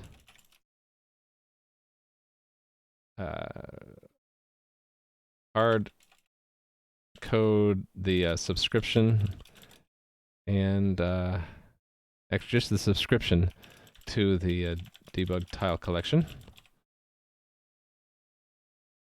Hard code the subscription to this collection in the front end. Link that they suggest to use this tool for the font. Yeah, I actually have made my own tools for that before. You basically just create a canvas and you just use the canvas to draw every single letter of the alphabet or the font or whatever, and you splice them together into a texture atlas. And you can do the kerning if you want. You can adjust characters. There's lots of things you can do. So yeah, I wouldn't be surprised if there's lots of tools like that out there. I don't mean to downplay. In fact, let me give you a point for that. Because I don't remember that exactly that tool. It might be better than the one I've been using. Let me put that in the notes, and I'm gonna put that in the research for what do we want to say? Look at different solutions for making bitmap fonts. With this as a example. Like that. There we go. Yeah. Sorry, Radon. I didn't mean to downplay that. Well, it's more of like, it's like, yeah, I have a couple tools like that already. And I'm not going to do that today, but it's good to know that. The Flash tool? I don't know. I try not to be biased against Flash. I don't know Flash, so. Okay, I was going to finish this commit, right? Hardcode the subscription to this collection in the front end. Add a debug tiles overlay of sprites and labels to actually draw draw debug tile sets. Actually draw them. Context sensitive. Okay, so let me try to do the object pool here. So let's put this into the stage. We'll call it, what do we want to call it? We want to call it like free something, like free debug tile pool. And we can make that a map again, because the key could be the label. Because that's really the part that I care about, right? We probably don't need to worry about the graphic ones. Because as my understanding is that is not rendered to a texture. Those are rendered on the fly. But I could be wrong. Might want to cache and reuse the sprites too. What are we working on? I have a video just for you, ETTS, if you're interested. It's only 2 minutes long. It kind of describes what my stream is about. Today I am adding this feature to the front end of my game that I'm going to use as the content creator of the game. This is like a debugging layer, so to speak. What we're showing here are all of these squares that our test subject here named George is looking at for enemies. It's the output of a search algorithm, roughly based on Dijkstra's algorithm. So it could take into account different terrain if we wanted to, although we're not doing it. Right now, those numbers you're seeing are the costs of George to reach those target positions. And the algorithm set a limit of 10 for the maximum cost. And so let's say like some of these squares up here were like maybe more costly to traverse. Maybe they're swampy or something. You might see them march up by 2 or even 3, and he wouldn't even be able to see out here to 10. Right now, it's every movement is a 1, unless it's a barrier, and then those are infinite cost, or max cost plus 1, essentially. So they're not added to the output set. But I put that algorithm in place, but there was no way to actually see the output until today. The game script makes that output tile list, and then we send it to the front end of the game, and we're making little sprites and labels to visualize that. So as you can see, we are making sort of like an RPG game, and you'll be able to play in this. You'll be controlling a player avatar, and these are non-player characters. So George is a friendly NPC, and then these slimes are, monster NPCs. And they are running similar algorithms. They're wandering around in their little area, and if a player gets too close to them, they go and attack them. George is programmed to where if there are any enemy NPCs that end up in this search area, he'll go pursue them. So if I were to pick up George, for example, and place him like right here, now you see that slime entered his search area. He goes and destroys them. And then when he gets to the end of his tether, so to speak, here's a maximum distance he'll travel, he'll return home. And while he's returning home, he doesn't compute aggro, so that's why the map wasn't updating on his return trip. He is just single-mindedly focused to getting back home. He'll only attack an enemy if they get in his way. But yeah, he's constantly now going back and forth because he's seeing enemies in his search area the moment he gets back home. But now, since actually that one that just spawned, he'll probably see that one too. Yeah. Eventually, though, he'll wipe them all out so he doesn't see anymore, and then he'll start to wander around his area and not attack. So yeah, if you have any other questions, let me know. You might have been watching that 2-minute video the whole time. That's fine. So yeah, we're just adding tools to the game master or admin view of the game so that I'll be using this to like debug problems in the game. And we're showing a search area right now, but I also want to use it for showing pathfinding. So like when George is told to guide someone out of the dungeon or he's pursuing an enemy, we kind of want to see what path he's going to take. So we're going to use the same debugging technique for that.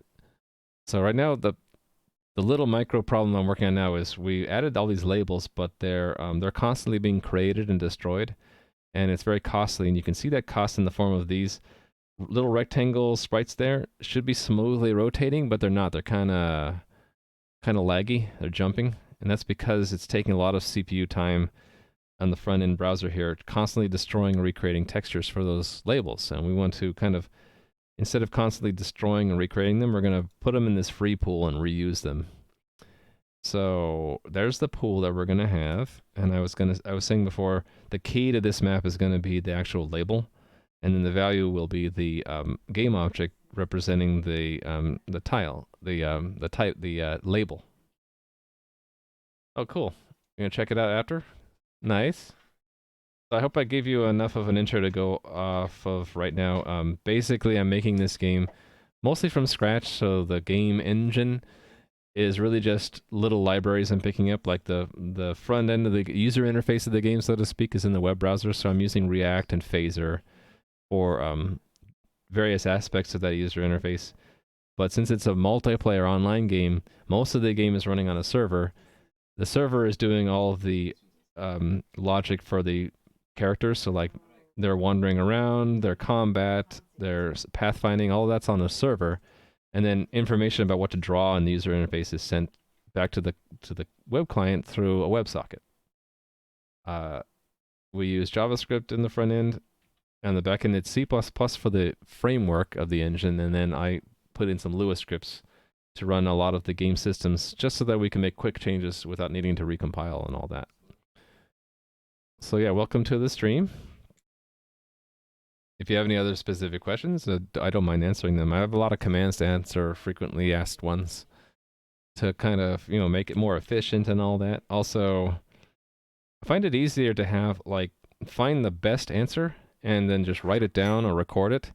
That way, like, I won't be messing up. Like, if on 10 different days I'm asked to explain something, 9 out of 10 days I'll answer it not the best way, right? Because only one of those 10 will be the best. So I'd rather like pick the best explanation, record that, and say, here, look, I recorded my best take at explaining that question, giving you the answer, and you know, I want to give you the best answer, and here I've recorded it for you, and you can watch it now or later, it doesn't matter.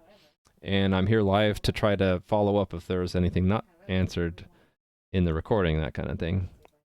That's my thought process. So anyway, this free debug tile pool, thank you for the follow, by the way. I am putting it into our, this is where we put variables in our Redux middleware for the stage, which is representing the drawing in this area. So among them, we're going to have this map where we're going to kind of stash those labels when we don't need them anymore. So I guess the first thing would be when we are going to be destroying a debug tile set, instead of just destroying the label, let's just put it onto the free pool. What if there's already a label in there with that key, though? We're going to want to have multiples, right? Let's have every value in the free pool itself be an array of like tiles that have that same label. How about we do that? So we can say we're going to need more than just a label, right? We're going to need to know the original label text. Is that what we were calling it? Hold on, let me put a bookmark there. We don't need this anymore, right? That's the shift. That stuff is golden. Just to recreate it. Right, there's a labeled text. So let's keep calling it labeled text. So we'll just stash it into the object so that we can, right there, so that we can pull it back out when we're destroying it. We can do that, and then I can say, I guess we want to see first, let's say const, it's free pool entry, right? Free debug tile pool. Free debug tile pool entry is free debug tile pool get label text. Now that might be undefined, right? If there is no free debug tile pool entry with that text in it. But if it isn't undefined, there might be more than one already there. So let's say if this, we're going to do one thing, otherwise we're going to do something completely different. So if, let's do the negative case first. If it wasn't in there at all, let's just put one in there, which has this label that we don't need anymore.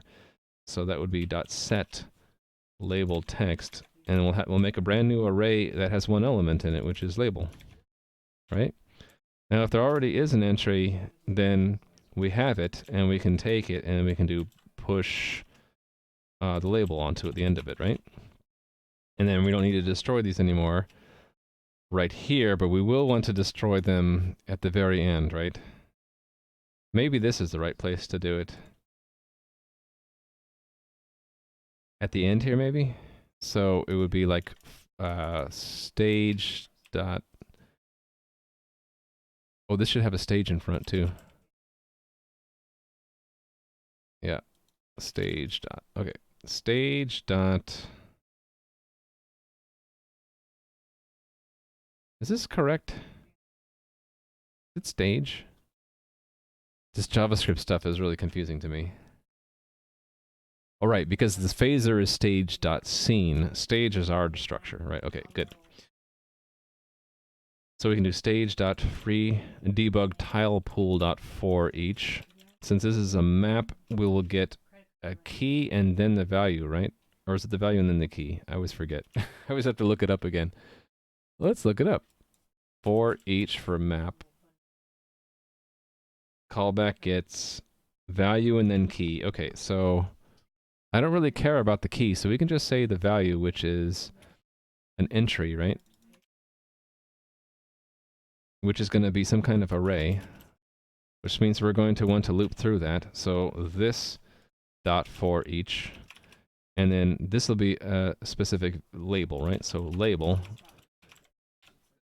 and with that label, we're going to want to just destroy it. And then when we're finally done, we'll just clear the whole map, right? Dot clear. Nice and clean. So this, instead of destroying the label, it puts it onto a free pool.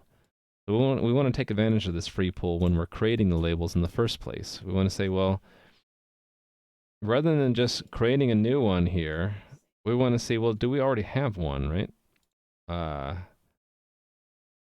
We'll do it here. Const, same convention, right? Entry equals that dot get label text. Actually, let me check something. Was I doing label or label text? I was doing label text. Label text. Okay, good. Have to make sure my names are consistent. The label text is the string, and the label is the phaser text game object. Right, so it's not enough that it has... No, it's enough that it has the entry, right? Yeah, we'll say if there is an entry for that label, we don't have to create one. Otherwise, we're going to have to create one. Either way, though, we're going to have a label, right? It's just that we might have to create it, or we might reuse one. Why do you mark everything const? Yeah, there should be a command for that to loose. There is for Adam's channel. Let me find an answer for you. JavaScript const. That might... Is this a good one?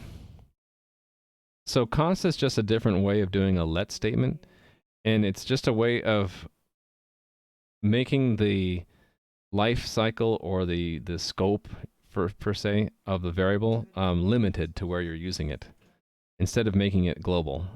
And const is just I think it's just a little bit of Chrome on top of a let statement to give you a debug, like an error in your console if you accidentally change it. So in other words, I want to look up the entry in the map only one time. If I accidentally looked it up again, like I did that again, now if I ran that, I would get an error on that line because it'd be like, oh, you changed something that you told me you only wanted to set once. One little caveat to that is it's just this name that's constant, so you can't change that. But that could be an object which has things in it. So the const doesn't mean you can't change the things in it. It just means you can't change the name to point to something else. Oh, you're specifically asking why everything was const and not let? Yeah, you could just think of const as a variant of let, which it has an extra guard to make sure you don't change it again. If you prefer, you can just, when you see the word const, just think it's the same as a let, only maybe a little bit more restrictive. It's mostly out of habit from doing C++, where I use const whenever I can there as well. It's mostly just a guard against accidentally writing the wrong name. It's like I want the camera to remain what it is, so const makes sure that I don't accidentally change it. Same purpose, by the way, in C++ or in JavaScript. Thank you for that follow. Did I miss anything else? Yeah, it's JS. And I would like to look into TypeScript. Do I have a command for that? No, that's Thrusty's ship. Ignore that one. In fact, can I delete that one? Let's delete that one. I meant to do TypeScript. Yeah, that's the main reason if you're wondering why I'm not using TypeScript. I'm still trying to get used to JavaScript. Once I get used to JavaScript, if I don't already have it, I should have it on here. Learn TypeScript. In fact, that's probably even more important than WebAssembly. Which one's more important, would you say? Actually, I think this would be more fun for me. That one's more useful. Let's put it in that order for now. By the way, if you wanted to look at my notebook, everything is public on my OneNote. At least everything that I do on stream. Okay, so this does the work of making a new label if we don't have one available in the free pool. If we have it in the free pool, I think I just want to pop one off. How do you pop one off? Is it just pop? Array pop. Yeah, we can remove the last element, and it changes the length of array, sure. So we could do label equals that will be an array dot pop. Yeah, and then we want to, in case we come through again, we don't want to we don't want to have the array stay empty. We want to remove it if it's empty right now, right? So we would say if, can I say empty? I can do that in C++. I probably cannot, but I would do length, right? There's a lot of things named length. How about if I just look up array? Is there a way to just check if it's empty? Or do I have to actually compare length to 0? I'll just compare length to 0. If it's got nothing in it now, we want to actually remove it. So that would be, I think it's that dot remove. By the way, devdocs.io, best site if you want different manuals, because it's got like every single programming language and framework you could possibly think of. All the doc sets from all those things all wrapped up together. In fact, I have multiple languages selected, so it actually crowds my search results. So array doesn't, it would be map, right? Map doesn't have a remove. How do you remove something from a map? There's gotta be a way to do it. Delete. There we go. Delete. Sometimes it's called remove, sometimes it's called delete. Once you get like 4 or 5 programming languages under your belt, it'll start to annoy you that they use different names. In C++, it would be erase. In JavaScript map, it's apparently called delete. And I think in Python, it's del, and you put it in front, or something like that. I get confused. I have to look things up, because I'll get used to one language, and then I'll flip to another one and not remember. What is it for that language? Now, does that look right? So pop a new one off. I'll have to do, no, these are all constant. It's this part I need to redo, right? So I need to say like label.x. We should probably just pre-compute this, right? Probably right here would be smart. Const label, what are we calling it? Origin? No, it's not origin. Label position. X. Label, let's just copy, paste, and turn the X's into Y's, shall we? And then I can replace that with that, that with that, and do that. Put the Y there, and we're good, right? Let's see if that worked. If I did that right, it should make this a little bit faster. I don't think the depths are correct. And, oh, it's not hiding them when it's not using them anymore. When you throw a label into the pool, do you need to mark them? Yeah, exactly. So Toulouse just reasoned the same thing. Yeah, when we throw it into the pool, rather than deleting it, we have to, like, not show it, right? I'm guessing that's visibility? Visible? Set visible. Yeah, okay. So this one here, right? We can just do it here. Label.setVisible false. And then when we pull it out of the pool, we'll have to set it to true. Right here, I guess, would be best. Okay, let's see. What effect did that have? The depth got... the numbers aren't showing up on top anymore. I'm wondering why.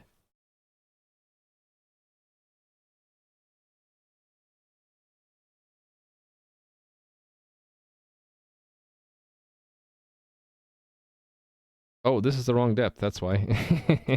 That should be label. I'm like, okay, why is it not working? So it was showing up on top of 4. It was just the order in which they were created, right? So now we're reusing labels, but we're creating new graphic sprites underneath them. So those were ending up on top before. Yeah, look, it's nice and rotating. Look at that. So that alone was enough to at least bring down the CPU underneath real time. So it's able to catch up to real time now. Now, how much of the time is used? I'd have to run the performance tool on that, right? And that is one of these, right? Performance. So let's do it. Now we're measuring performance. How long should I run it? I like 20 seconds. 20 seconds feels like a good amount of profiling to do. Gonna run it 20 seconds and see what it tells me. You didn't think that would make much of a difference? It made a ton of difference. Right now, it's not creating any labels. It's just probably collecting a bunch in the free pool and just reusing them constantly. So there's a performance. Let me undock it. Undock. So let me zoom in. It actually doesn't look that bad, does it? These are what? Every tick. So I'd have to like find relatively speaking here. Like maybe one of these more crowded ones is where we're constructing. Where would I see that? Server message on debug tiles. There we go. So that's how much time we spent updating the debug tiles. 1.3 milliseconds. Not much time at all. Didn't expect as much. I was pretty sure that because I was looking at this before, in the context of when let me hide this for a second. Let me open a new tab and show you the actual production game. I noticed that there's a lot of overhead when I do stuff like when I draw a new tile here that would be a barrier to light, like that. See that pause? And I started like wondering, why is it taking so long? I found out the reason is because the rendering system is telling me about all the tiles whenever we do that. And it doesn't look like there are very many more than there are in the test environment, but check this out. I do show ghosts. Look at all these players and all their labels. It turns out constructing all these player labels is very expensive, and we're constantly redoing that whenever I add a barrier or remove a barrier here. So I'll probably want to do the same thing, reusing labels here. And that would speed up the whenever I have to whenever the graphics is told to add or remove an avatar with a label. So it turns out it's generating the label. It's just not showing that unless I click on that. That's why showing and hiding is really quick, because the labels exist in Phaser. They're just not the visible is false and true, and then false. So turning the visibility bit on and off is really quick. It's the construction of the text in the first place that's really expensive, it turns out. And I was looking at that in the performance tools before, like, I don't know, like a week ago, and between streams. And so I kind of had that in my mind. I'm like, I know creating a text is very expensive. So I bet you that just doing Toulouse, your idea about reusing them, probably enough to get us a lot of performance back. That's what I was hoping. Cool. Let me check that in. Well, hold on. There's one more thing. When do we actually clear the pool? Like, if we were to be playing the game for hours, would we just keep the pool with objects in there, or do we want to time them out at some point?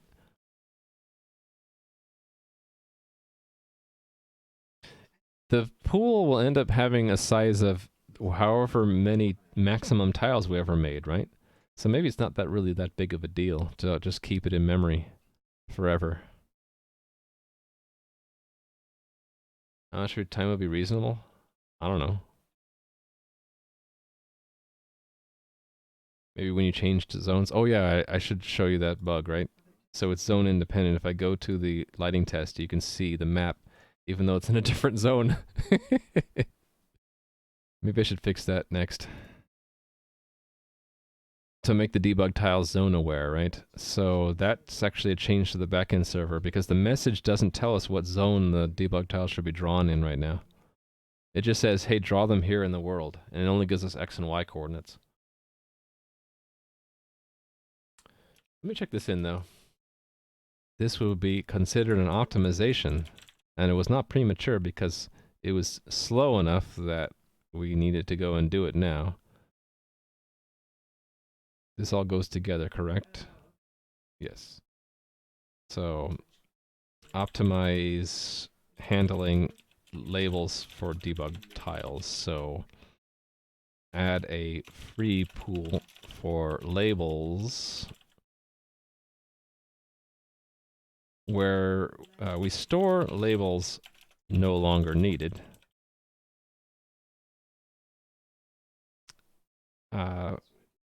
You reuse labels from the free pool when they are available and the text matches. Only create text game objects when no free labels are available. I guess that would be another bullet thing. Okay. What am I doing on time? We're like halfway through the stream. I should probably stretch. Maybe stand up, right? Wish I had a desk so I can do the transform. Why are labels so expensive? They actually explained it in the manual there. Let me find it again.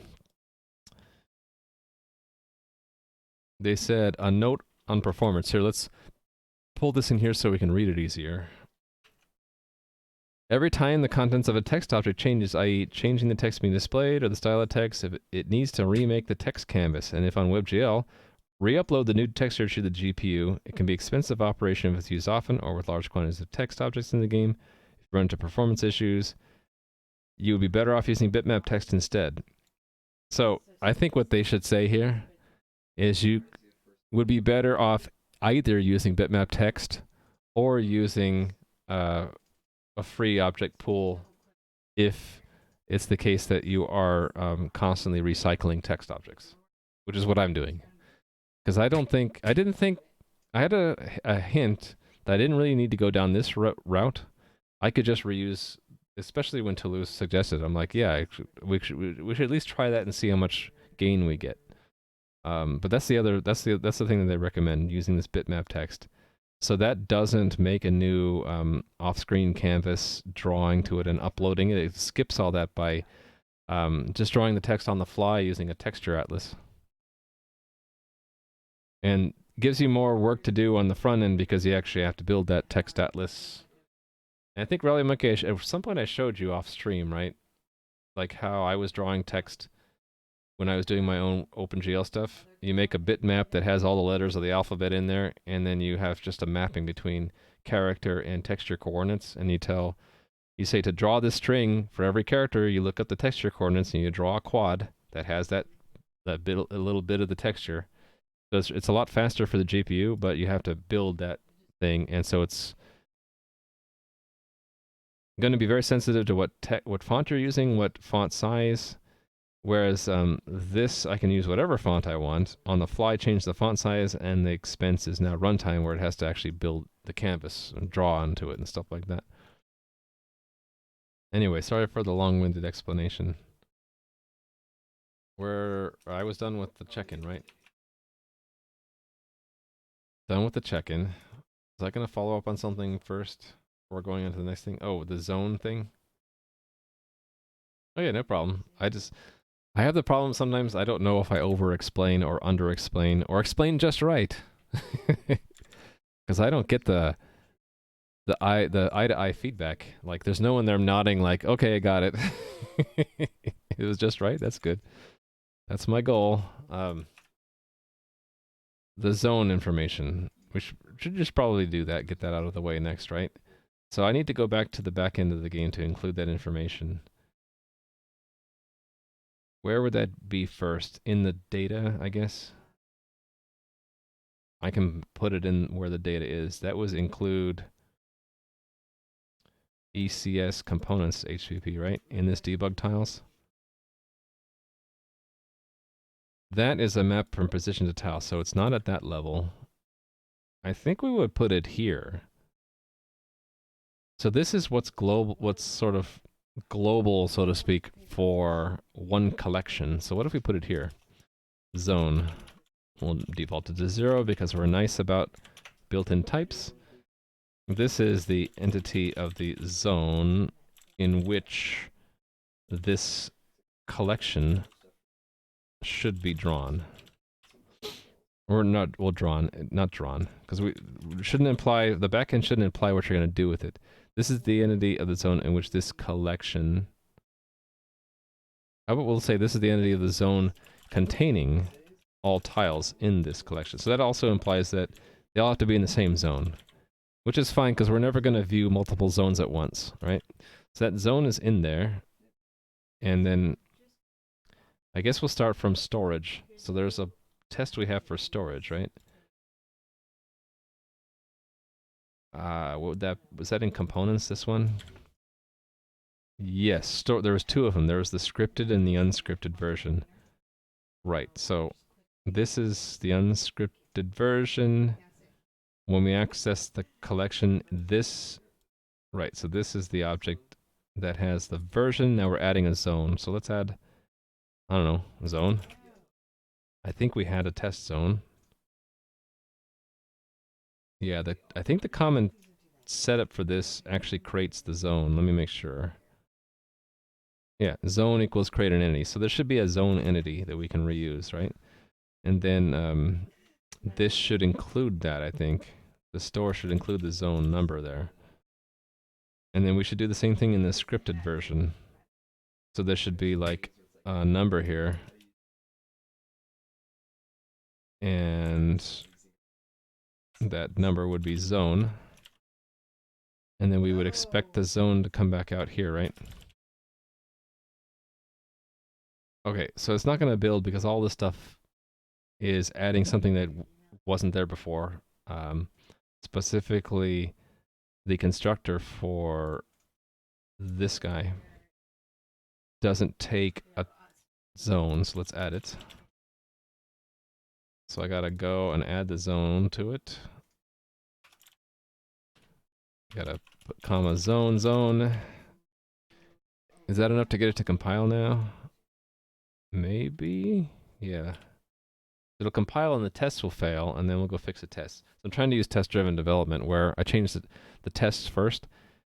To even change the test and make it compile, I had to also change the data structure itself. So ordinarily, you want to change the test first, and then make things as necessary changes in the code and the headers to make it build. And that's what I'm doing, as much as I can. So it didn't build, I missed something. Equals doesn't, okay. 1595, where is that? If you're hearing sound effects, by the way, that's because George is still busy here thwacking these slimes. Let's move to the lighting test area so we don't have to hear it. All right. 1595.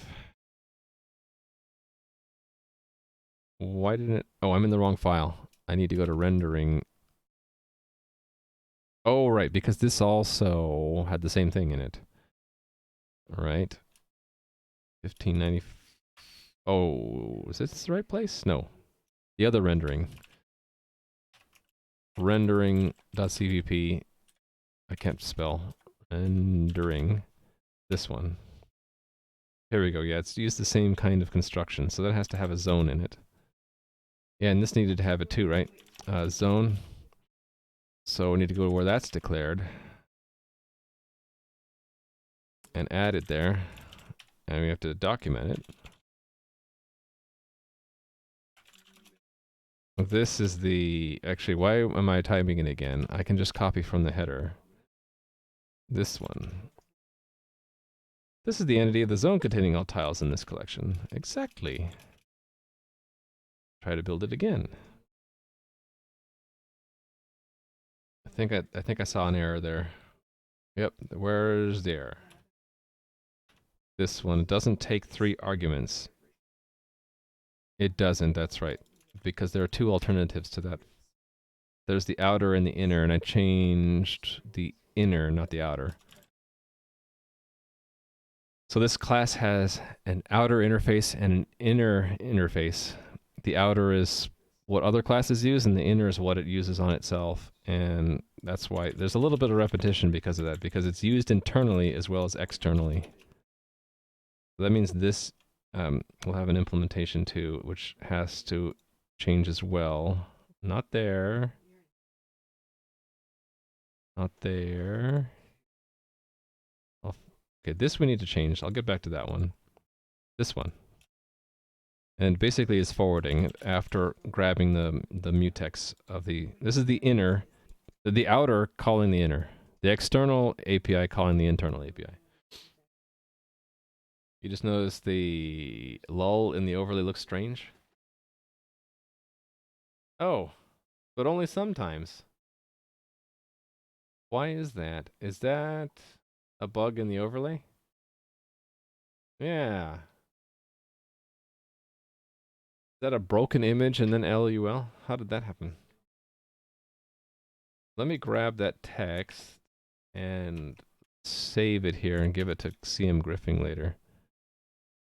So, tell CM Griffing this is a possible emote bug. What we're talking about with CM Griffing is he made the overlay for the chat up there. It's called Stream Parrot, and he's another Twitch streamer. This is in alpha, that text chat overlay. And so occasionally you'll see a bug here and there, and I like to tell him about it.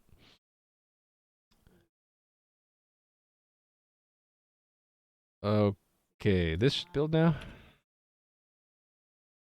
Yeah, so it might be a bug about the emote being at the end, although it looked okay for yours. Yeah, I wonder what's different about Rally Monkeys. Or maybe the code just, I wonder if the code internally, it does a lookup to Twitch or BTTV, and if it timed out, maybe it does a broken image or something. I'm sure Chris would know. Okay, yeah, we have to go back to this one that I missed. Right, not, it's showing me all these ones that aren't really problems. This one right here, right? We need to recover a zone identifier from Lua. This is when we're calling it scripted. When the Lua code is calling it, we have to recover. So we're changing the 3s, right, to 4s, because 3 is now a zone identifier. Lua check integer 3. There we go. Weird lull overlay. Oh, there we go. Got a clip. Thank you, Toulouse. I appreciate that. I'm sure Chris will too. Let's include that. Optimistic, naive, ape, too spicy. These names that they generate are so funny sometimes. Okay. I missed that one, obviously. Oh, that's in the test. 3612. Okay, wrong file, obviously. I need to go to rendering. 3612. There we go. Thank you for that follow. We use the same zone, right? Okay, so this is missing some information, right? When we publish, we need to include it. Actually, that is the inclusion. And then we're going to change our expectation of what we get back. I think we should just say it here. There we go. Easy peasy. And we'll have to, again, include it here as well. And here, there's a couple places. Looks like it's the alt text that's showing and the image didn't load. Yeah, maybe his overlay has to look it up from Twitch. Maybe it timed out or something. Zone.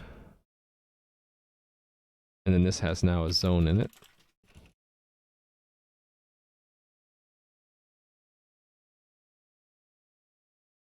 Okay. I gotta decide what to do in the front end if the zone doesn't match the zone that we're in. I guess, you know what we'd do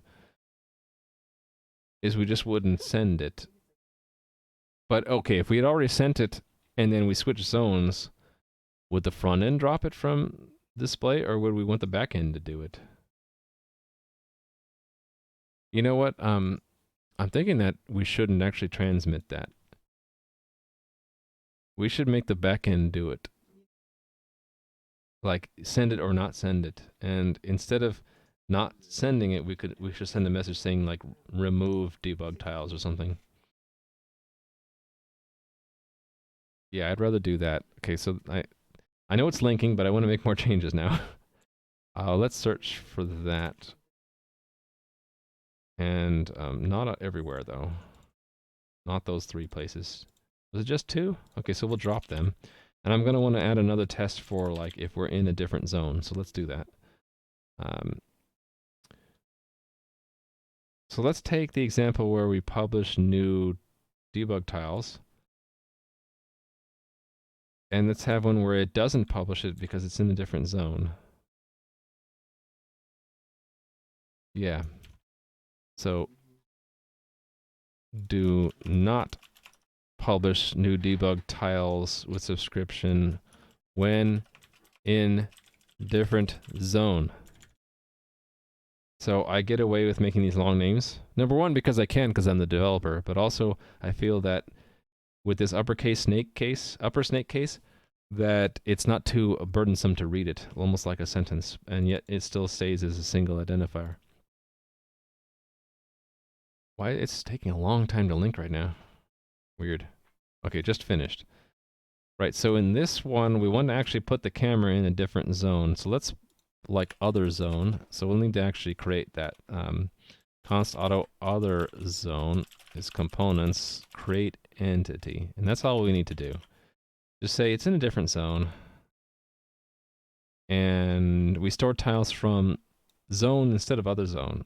And we will expect nothing, right? So the expect nothing is that feedbacks is empty. And the other case I want to have, oops, I did the wrong thing there. I blew away my clipboard and then did a paste. Paste instead of copy, there we go. I want to have it where we've already published some tiles. And then we publish it again, but we're in a different zone. Actually, there are 2 cases. The debug tiles could have switched zones, and the other one is where the camera could have switched zones. Either way, we want to unpublish or publish that they've been removed. Right? Yes. Okay, so 2 more, right? This is tricky too. This is going to be actually kind of hard to track. Actually, it won't be too hard. It's just we have to notice when cameras switch zones.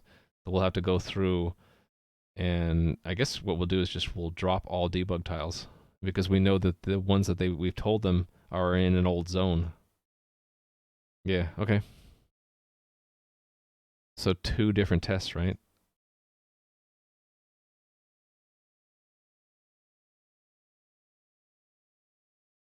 So kind of like this update one.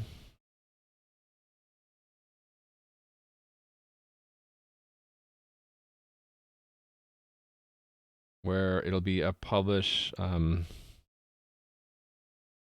guess drop debug tiles. When debug tiles switch or switch zones. And then we want another one when the camera switches zones. So initial update, the camera's in zone, and so are the initial tiles. But then let's have it switch to another zone. And I actually don't even need to switch that at all. I just need to create one somewhere. Let's create it way up here.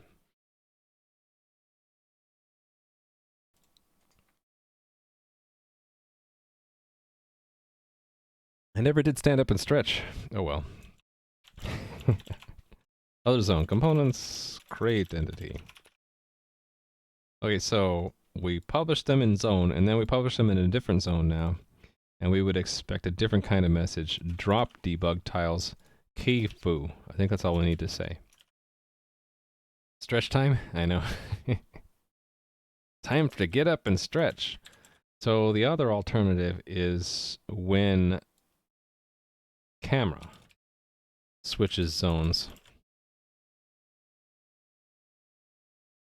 So instead of storing it again, it would be that the camera is updated, right? So this should be set entity component of type camera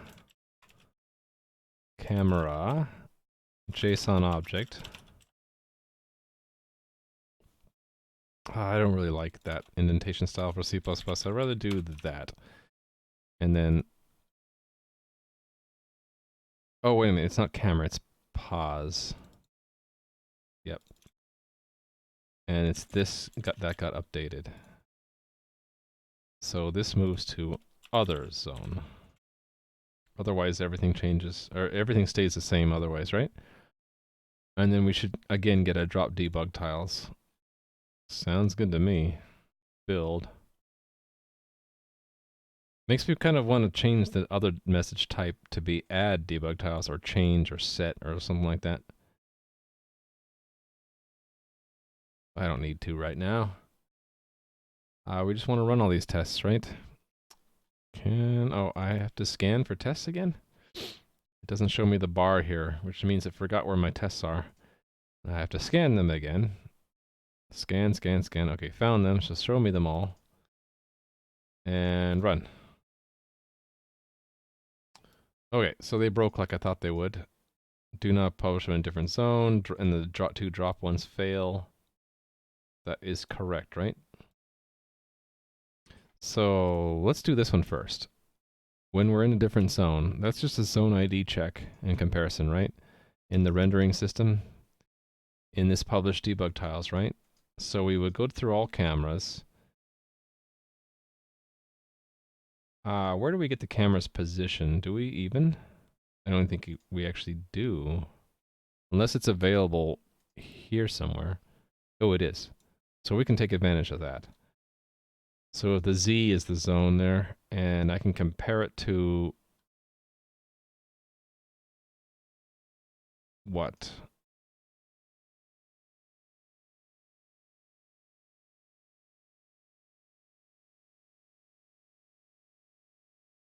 It's this dot zone, right? Okay, so if we're just fixing this first case, don't publish it when don't publish a new one when it's in a different zone. We're just adding something to here, right? The tiles are in a different zone than the camera. So, or that dot zone is not equal to camera second Z. Easy peasy, right? That's just one test, though. That should fix this test without breaking the other ones. It didn't. Okay, what did I do wrong? Let's go to that and hit debug. And what's the zone 1 and what's that one? It's 2. Oh, it should be... It's negative, the negative case, right? Either of these and that is not true. So, hold on. It's a little bit more complicated than this, right? Oh, we can do a skip. That might be the easiest to do, right? Skip this subscription if the camera and tiles are in different zones. I'm about to change this in a bit because it's not quite right for all cases, but this will make the one test pass, and that's all I really care about at first, right? So if they're in different zones, continue.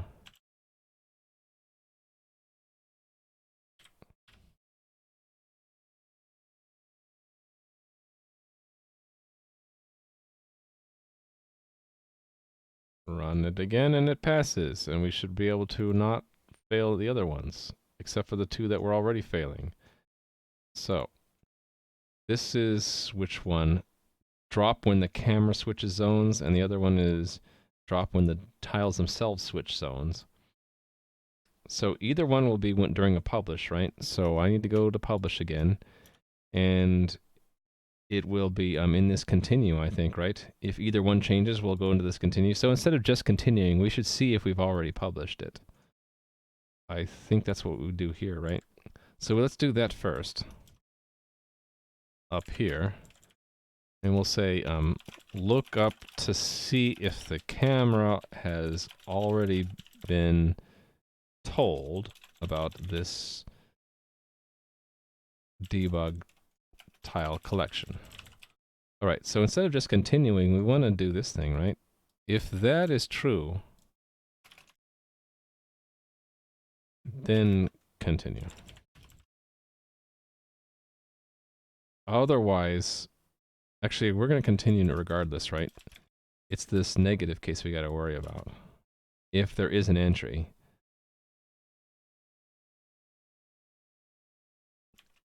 If we told this camera about the debug tiles collection before, then tell them now to drop them.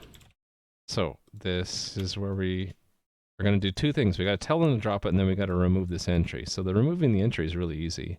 We just say that dot erase that. Easy peasy. I don't even need the return value. We just know it's done, right? And then I got to make a message and send it. That's the harder part. That's all this junk, but not as much.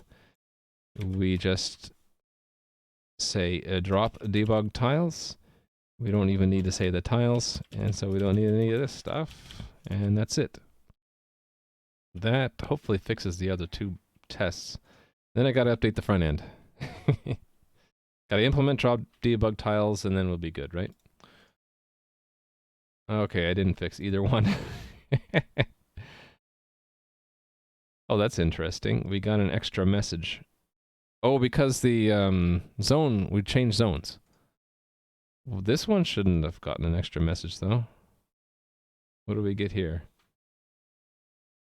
It actually sent it to us. It should not have. Why did it?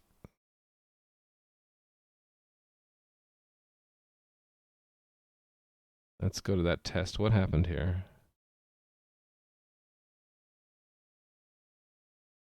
Okay, what happens if I debug down to there? And then I run to here now. That should be fine. Okay.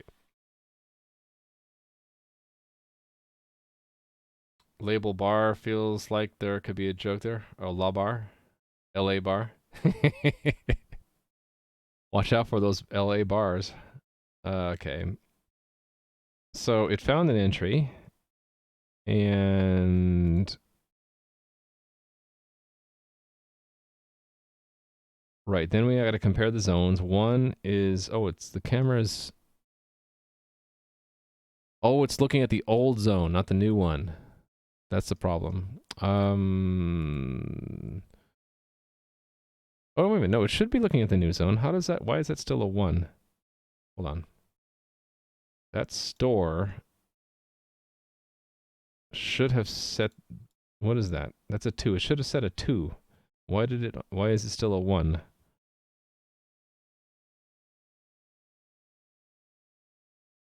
Yeah, why is it still a 1? I don't know. Are there 2 keys? No, there's just 1 key. The zone didn't get changed. Oh, that's a bug. The zone didn't get updated. I know where that is. I know how to fix that one. Yeah. Okay. So we can go to that and go into there And then there's, if it already exists, we just bump the version number. But we also want to store the zone. Zone equals zone. There we go. That should fix that one. This other one is a different problem.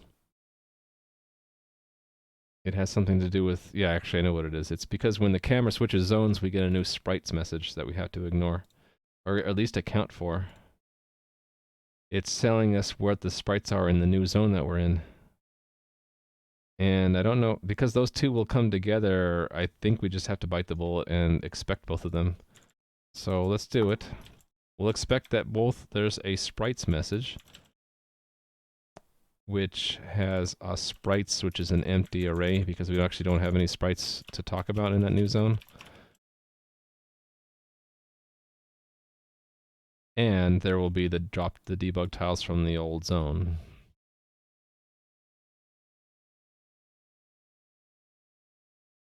Cool. And then let's test, make sure nothing else broke.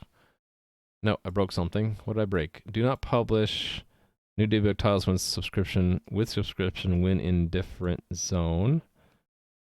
How did that fail on 16?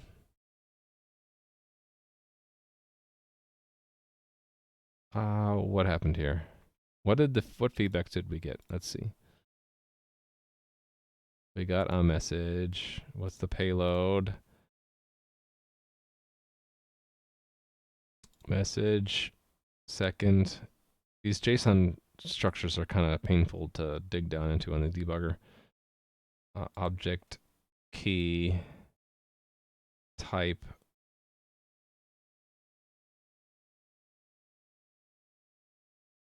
Oh, it's giving us a drop debug tiles, but it shouldn't have needed to. It shouldn't have told us about it. Because we didn't store until after. This is the first store, it's in a different zone. The camera is in the other zone. So it sent a drop anyway.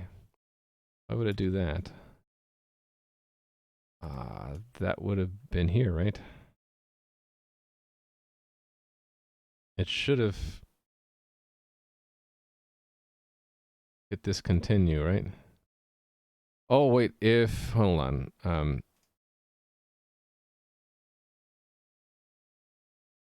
No, that should have been true.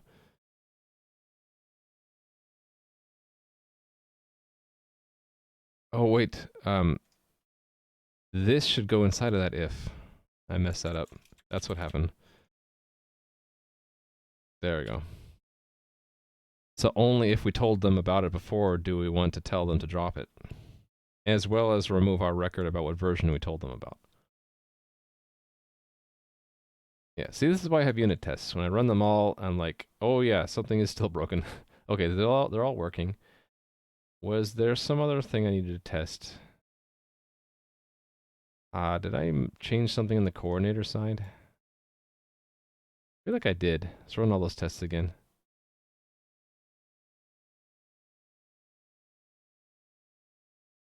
They all still pass. I guess I can ask Git what I changed. I modified. Yeah. Okay, the components too. I should run this one. Yeah, that was here. Whoops, I didn't mean to debug it. I just meant to go to it. Go. There we go. So that just worked. And I didn't expect it to fail because all we really did is just add the zone and okay, cool. So I'm gonna build it on the release build, which I don't have running yet. I don't have my Visual Studio running. Well, I guess while I wait for it, that's a good opportunity to stretch. So this is gonna take, what, a minute or two? That's a perfect amount of time for me to go to stretch. So let me just hide the camera while it builds. And then I can get up and stretch, and you don't have to see me stretching. Haha.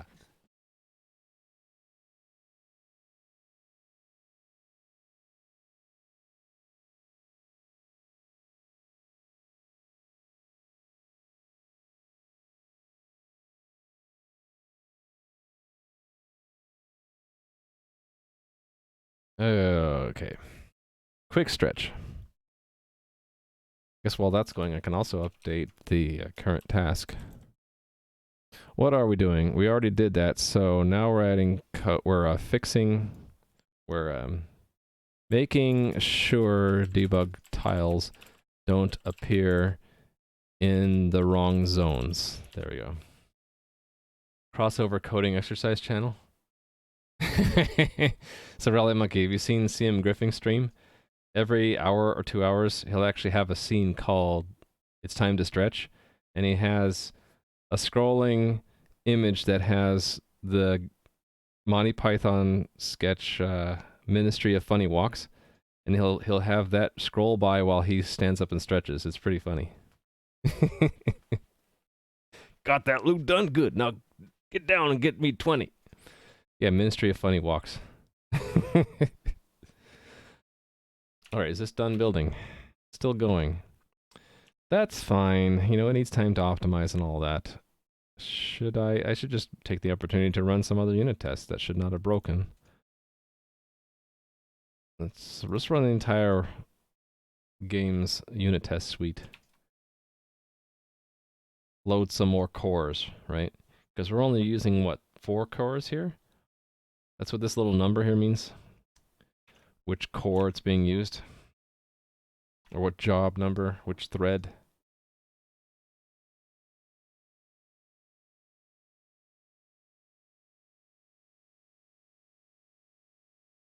For some reason, Visual Studio will not parallelize as well as Ninja in building these files. It's only using one CPU thread, essentially, I think, for every project. Which is a bummer. It should build a lot faster than it does. My tests are slow because I just didn't design them really well. It's because I have so many tests and each one takes a third of a second to run. The time adds up to 25 seconds just to test the chatbot. Alright, we're getting there. Oh, that's done. Cool. So, we can restart the server then. Stop it, and then update and serve again.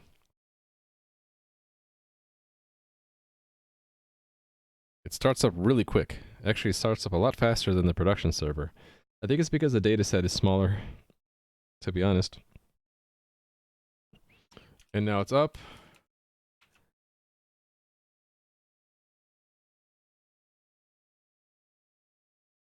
That's weird. Oh, we're getting errors. Error in... Oh, because the script isn't updated. Right.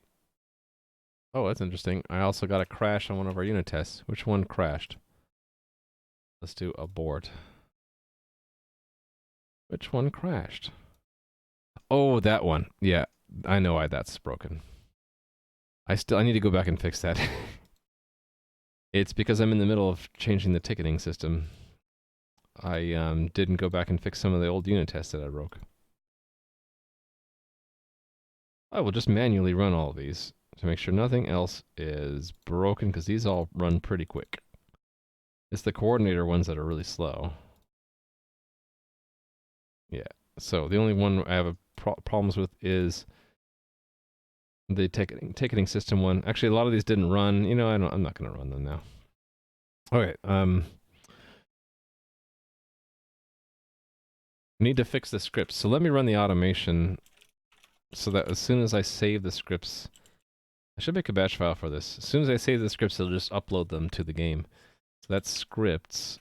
A Candinal is the name of the realm, and then sync, and then the path to the scripts. So that's source ECS scripts.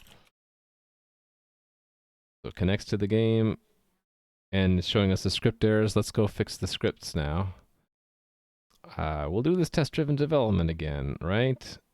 Wait a minute, I didn't do test-driven development, did I? The scripts actually haven't even checked them in yet.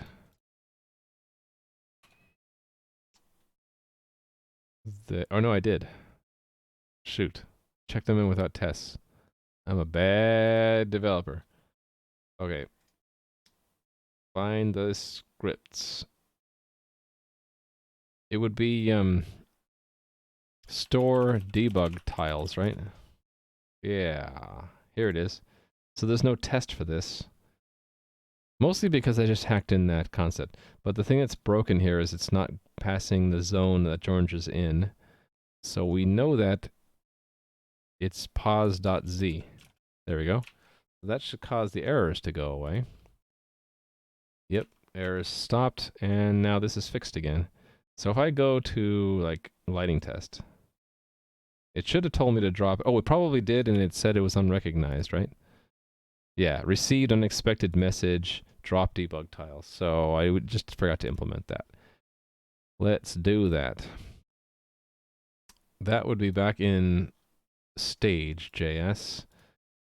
Again, we need to have a couple changes here, right? So, and another action, actually. Drop debug tiles, which we haven't defined yet. We'll get to that. So this is drop debug tiles. Let's add the action next. And alphabetically, it would go here, right?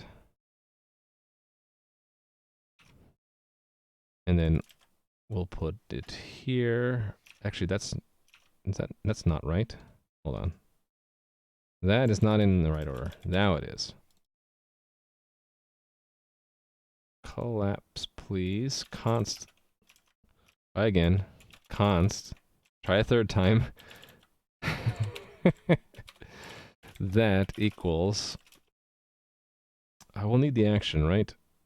Let's just copy this part.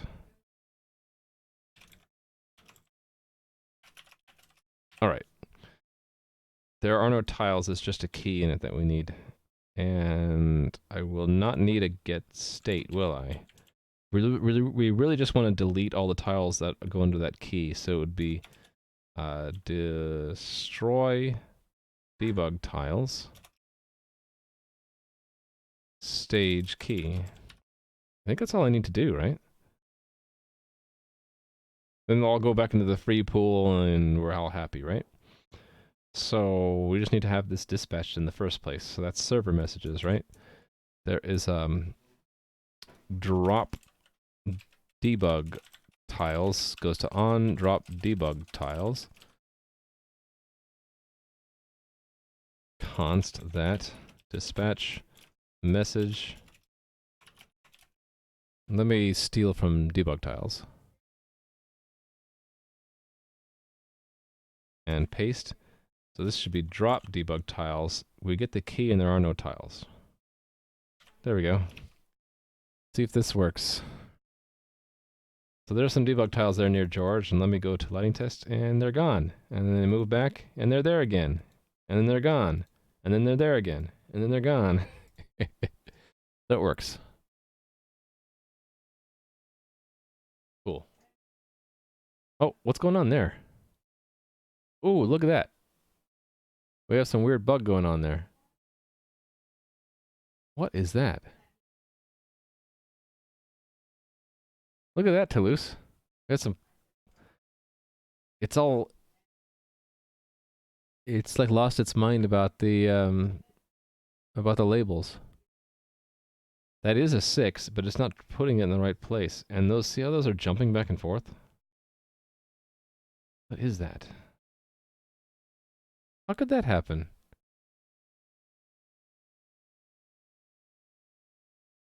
Now it's all messed up.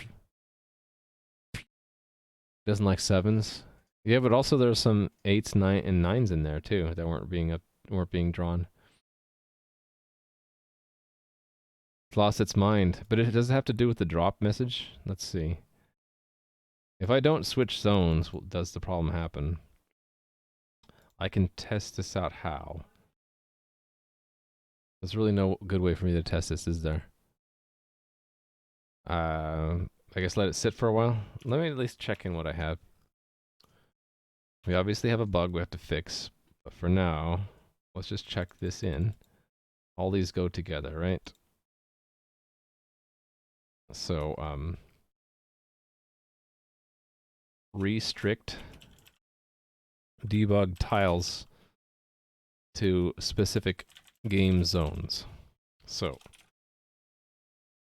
only tell cameras about debug tiles in the same zone. When a previously published debug tile, hold on a second, has something to do with pool, probably. When a previously published debug tile moves to another zone, or the camera moves to another zone, tell the camera to drop the debug tiles. When the front end is told to drop the debug tiles, destroy all associated resources for that debug tile collection. Like an old label is being used but it's no longer valid? Maybe. Kind of weird. It's kind of like the references got corrupted, right? Commit. So if I move to lighting test and then back, it's messed up. And it's the 7s and the 8s again. Is that just random? Okay, there was also a 9 in there. That's really weird. The oscillation you're seeing is because we're actually getting the message every half second, even if the debug tileset didn't change. It's still reporting it. So it's like it's at random which ones it's getting. Maybe the destroy all is broken. Let's look at that. This one.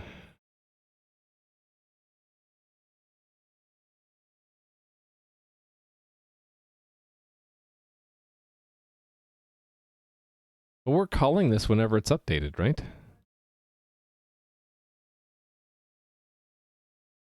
Maybe I need to look at the actual messages coming across. Maybe there's some kind of weird sequencing issue. So F12, we're going to reload. And then, actually, I should have had that open. Actually, it's already good. Okay, so I'm going to move to lighting test and then back. And then one more time so that the messages should stop, right? And then let's look at the messages. Let's pop this out.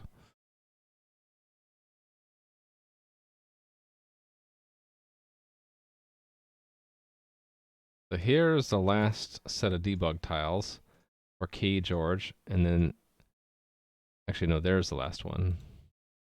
They were told to drop them, and they were told to add them again a couple of times, and then finally drop them again. There's nothing wrong with this. No, I don't think it drops. It shouldn't be dropping the pool. Yeah, weird.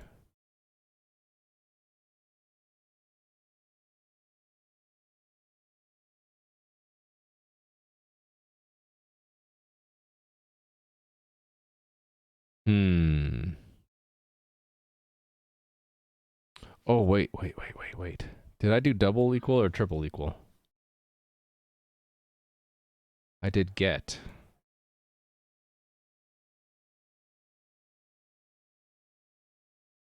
Well, that should work, right? And this makes a new array every time?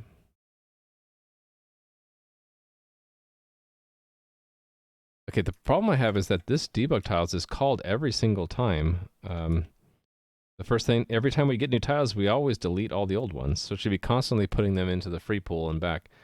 So the fact that we did an extra one for drop shouldn't have been a big deal. Listening to the stream while working on your first interpreter? Oh, nice. Turns out it might have not been a great idea to do everything in one loop. Oh, are you having, is it being slow? That's a common thing that happens. Think you want to drop the pool? I think the stage it refers to has changed. There's only one stage. The stage is constant. It's right here. So there's a singleton stage, and so this is also a singleton. the way that that singleton is captured, it's in this closure. How we make the middleware to begin with, it's just closed on the fact that we put the stage on every handler there. You can't see because I'm in the way. Right there, we have the stage in this handler in this function that we give to Redux, so it's effectively part of the closure singleton. Turns out, oh, basically what you think it's wrong with the code is that it's ugly. Yeah, the phaser stage as well. When we switch zones, we're not destroying any graphics context or phaser. We only make phaser once, which we do that where?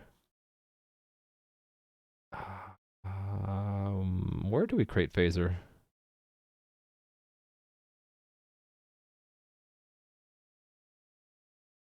Where do we create phaser? I think it's in show stage actually. Show stage. Yeah, here. So we don't hide and show the stage unless we log out and log in again. Yeah, I understand, Anakin, Luke.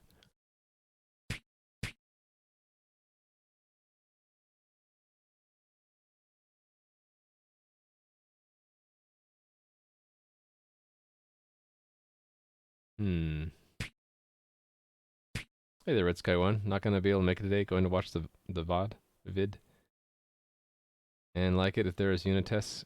I know the JavaScript doesn't have unit tests. I'm sorry about that, but the C++ does. Hello and goodbye, Red Sky One. Hope you have a good day. Very strange. When it does show a label, the label is in the correct spot. It's just sometimes the label doesn't seem to exist. And it's only when we move zones, right? Because right now, if I just let it load here, it's constantly calling that destroy debug tiles, because that's something that we do every time we get new debug tiles, is we destroy the old ones. So what would be different leaving the zone and coming back? I guess changing our camera? But we're changing our camera whenever we do that.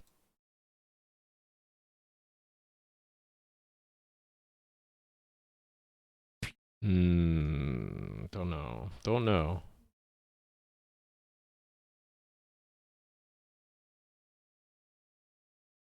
Still thinking. Hey, George, could you move down to here? There you go.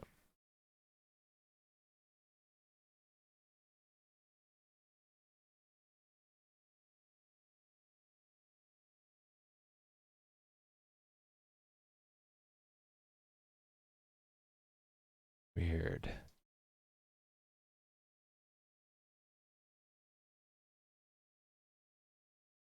It will have destroyed a lot of other sprites, right? When we move to that and back. So an equivalent of that, without leaving the zone, would be I change this number to like 50, update, and then put it back to 5, update again. So that doesn't. That's leaving the area but staying in the same zone and then coming back, right? That doesn't seem to break anything. Yeah, but the pool. This line is identical whether we're calling it there or there. Unless the key is different.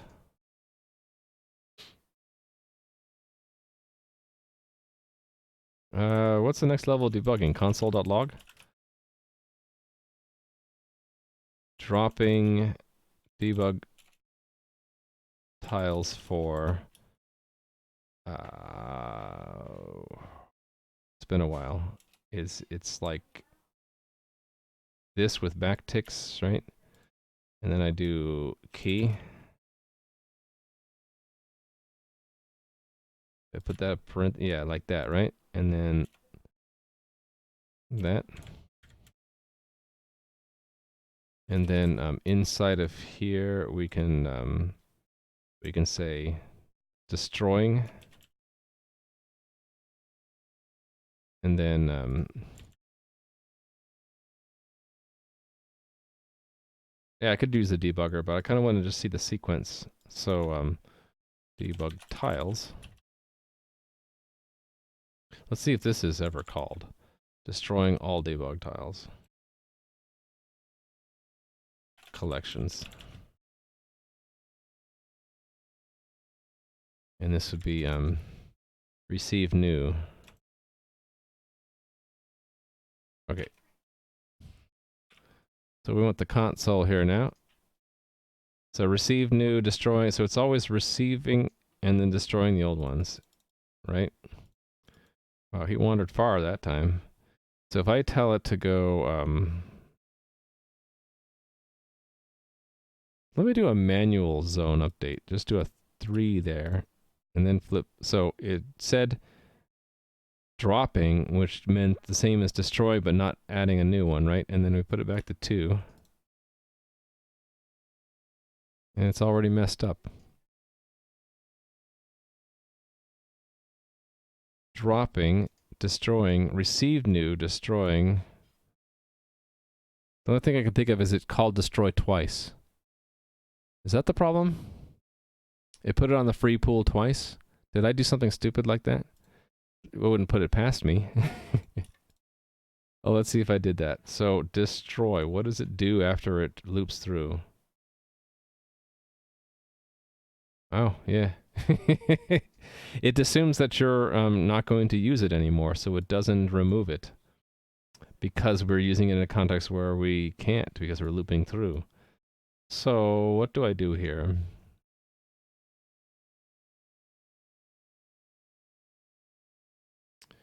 Well, really this ought to clear the map. This should just be okay with me clearing the map, right? I mean, not clearing the map. Yeah, can't I just do this? Debug tiles.clear. So it's still in the collections, but we clear it there. Okay, no, it's not a function. It's an array, right? How does that work? I guess I look it up. Or how do you clear out all the elements? Is it like a version of splice?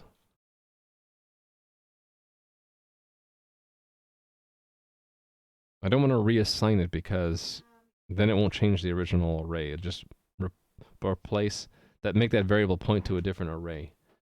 You can do length, you can just assign length to 0. You can do that? Well, that's cool. I didn't know you could do that, but that would be cool.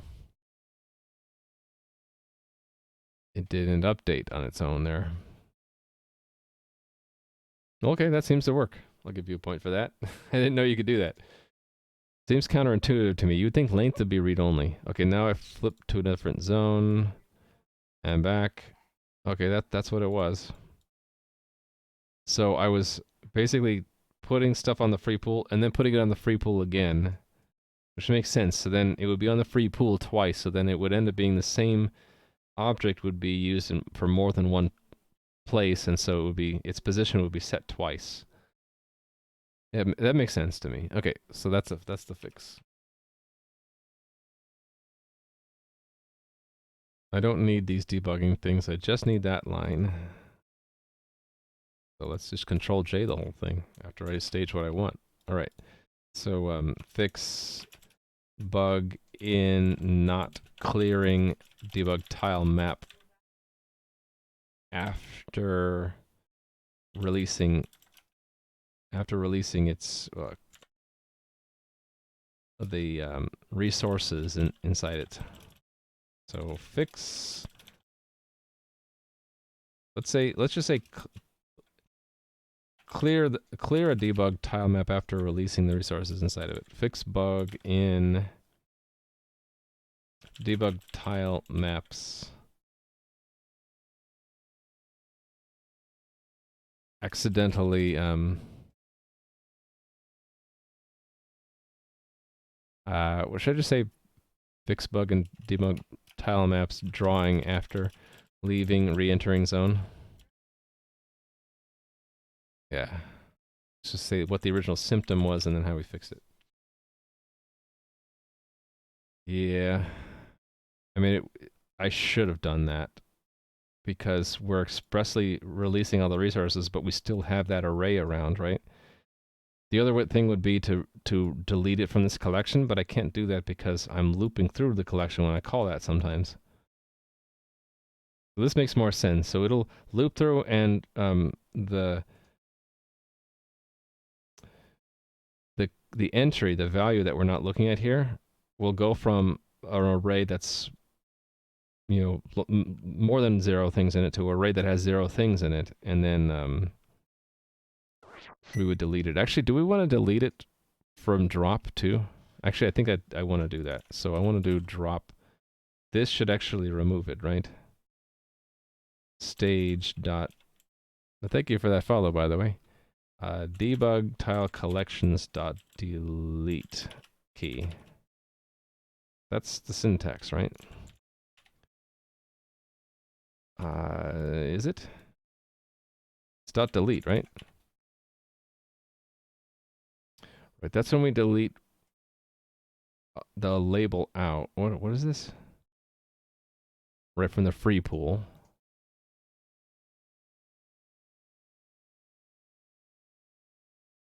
Right, and that was a map, so that will work. Okay. Let me make sure that that didn't break anything, actually. Did that update? I think it did. Flip back. We're all good. Okay. This is just basically to drop the thing from the collections entirely if we've moved to a different zone, and then it should have added it back. So remove memory leak from front end. When told to drop a debug tile collection, remove it entirely from the debug tile collection map. Okay, how much time do I have left? Like an hour? I think this is pretty nice and stable now. Maybe move on to the next thing.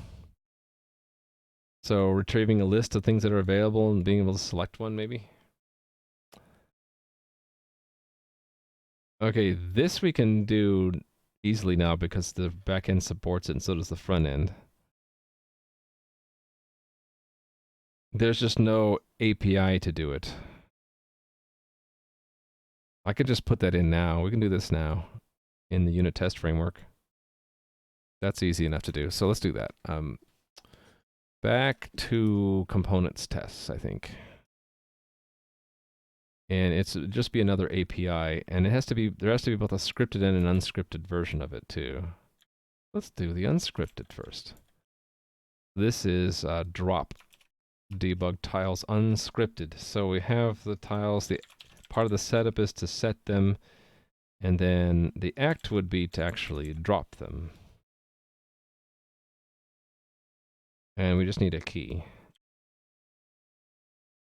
And then this will be empty. Well, actually, this would be the best way to do it, right? So that doesn't exist yet. Let's make it exist. Let's go to store. This doesn't need to be so wide. There we go. Store debug tiles, and we'll add another one called drop debug tiles. That just takes the key.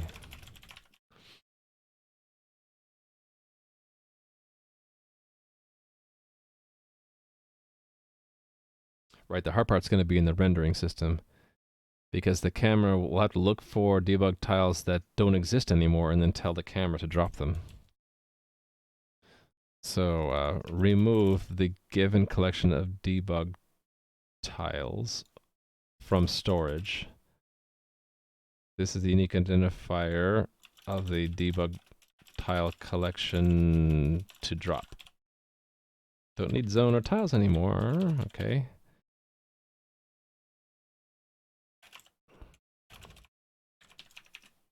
Class name :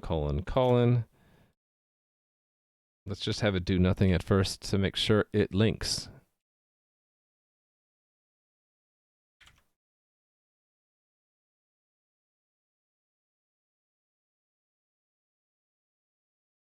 Oh no, horrible. I'm out of kombucha.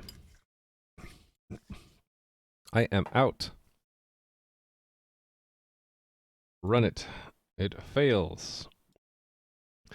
Let's implement it.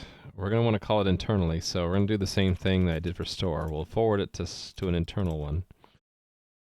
So similar to how the external API has this method, we'll have to go to the internal API and add it there too.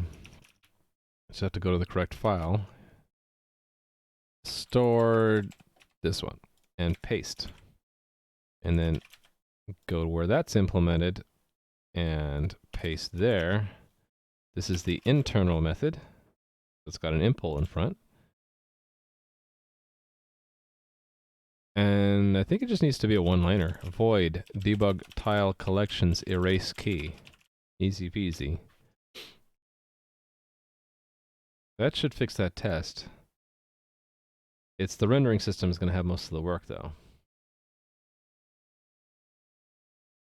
Because the rendering system has to say, oh, last time we told the camera about all these debug tiles. Well, how many do we actually have now? Oh, we don't have as many. Well, which ones are missing? Okay, these ones are missing, so tell them to drop those ones. Run. Oh, wait a minute. I didn't mean to run everything. I just really cared about this last one I added. This one. Okay, so let's do the scripted version. This is a scripted version. So for the scripted version, we can actually start out with the same arrange to make it a little bit simpler. This is drop debug tiles scripted. So the arrange, we set it up, and then this should be just drop debug tiles with just the key. No zone needed. And we should have nothing in here, right? There we go. This one will fail. So and while I'm at it, in addition to making that test, we should also expect that that's something that can be instrumented. That's in this list. Drop debug tiles. Eventually I'll go through and sort that, but I don't feel like it right now. So those tests will both fail.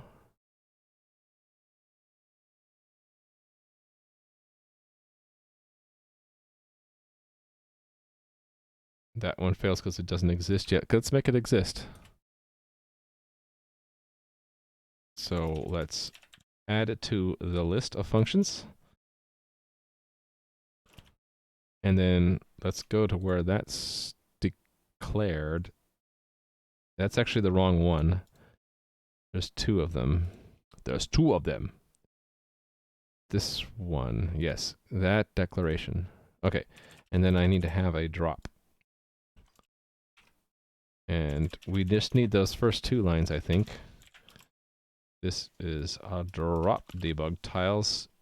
We just need the key, and then we're going to go to self and say drop them. Key.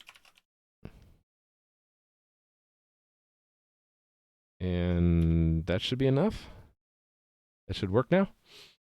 All good? No. It returns a value, it does not, so 0.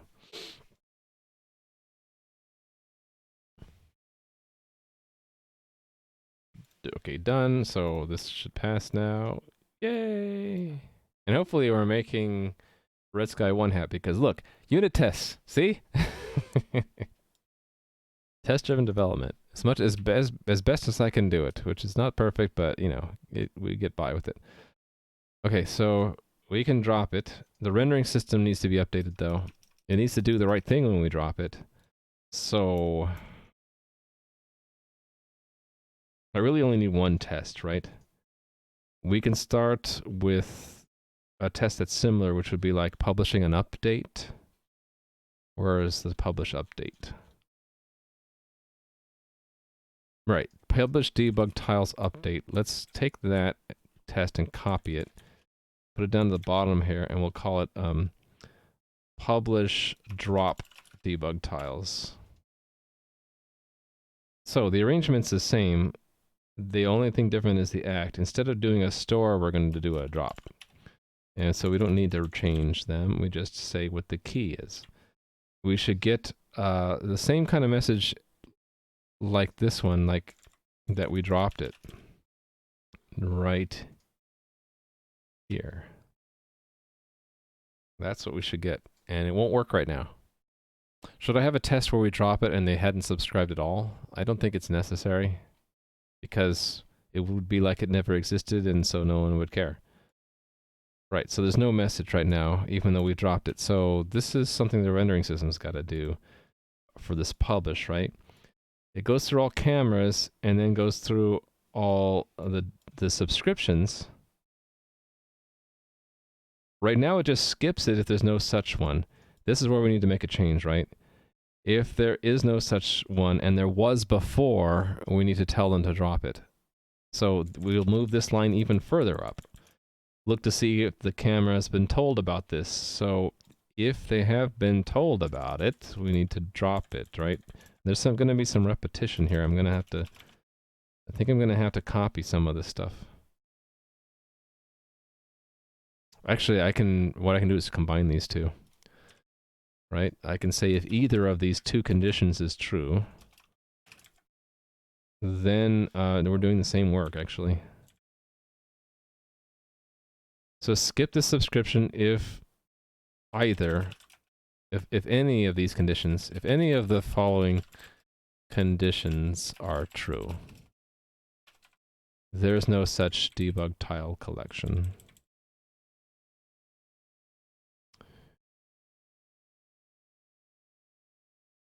Or the camera and tiles are in different zones. And we should augment this about skip this subscription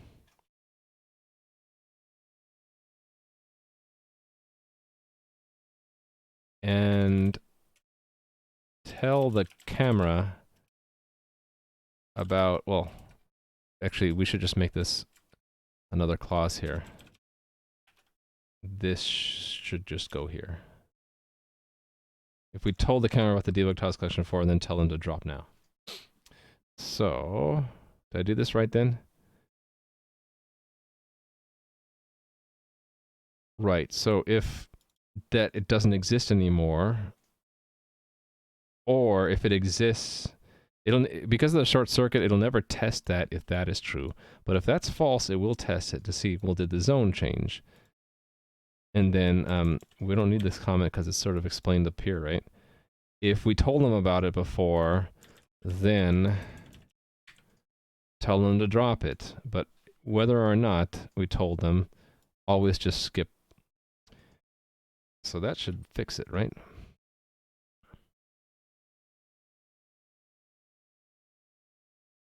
Without breaking anything else, hopefully. Okay, did it break anything else? No, great. So now it's time to, all the unit tests passed, everything's done, so it's time to try it out on the test server. So update, oh wait a minute, I can't update until I build it.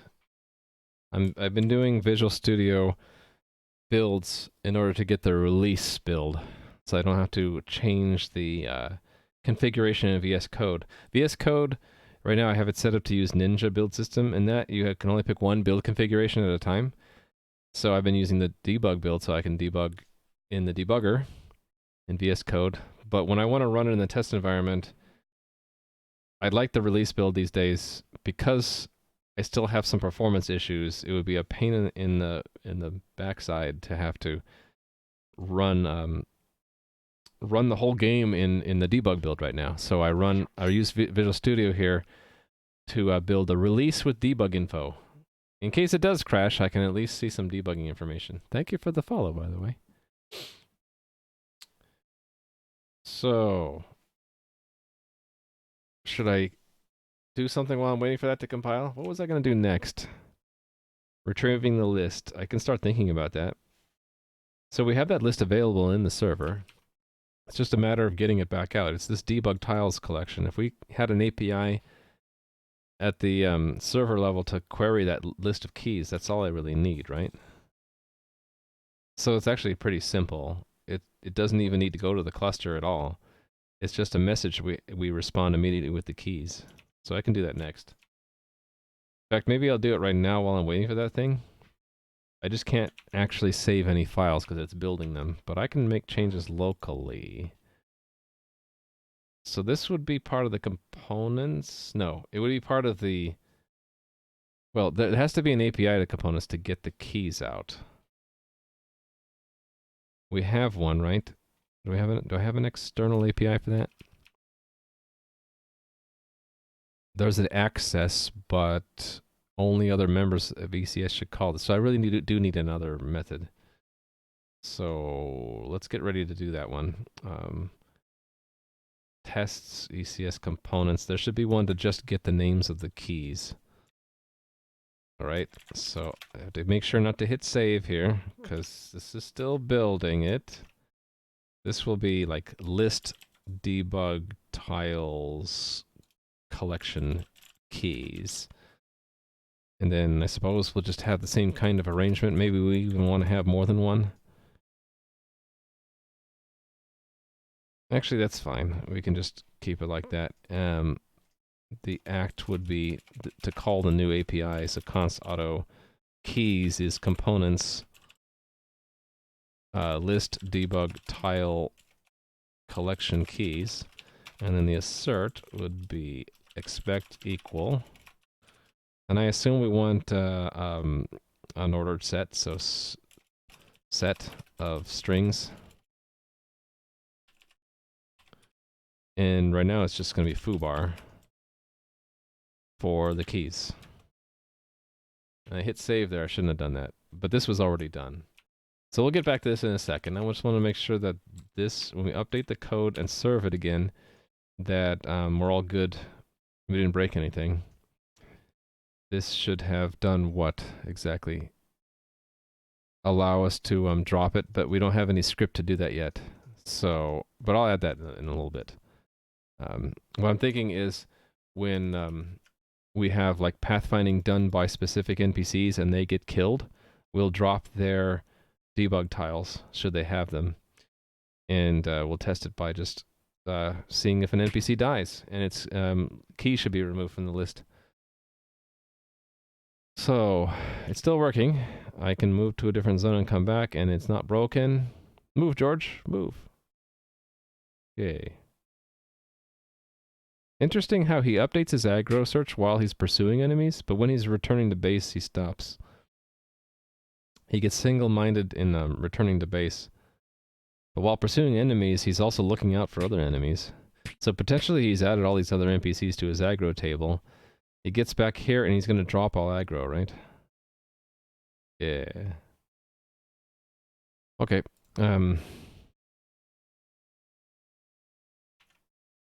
So I forgot to check in the last one. Let's do it now. So everything but the thing I just did in ECS tests. Let's actually start by staging everything, and let me unstage that last thing I was doing. Which one was it? Oh, at the end here? This thing. Let's unstage that one. So this is that we can drop debug tiles, scripted or unscripted.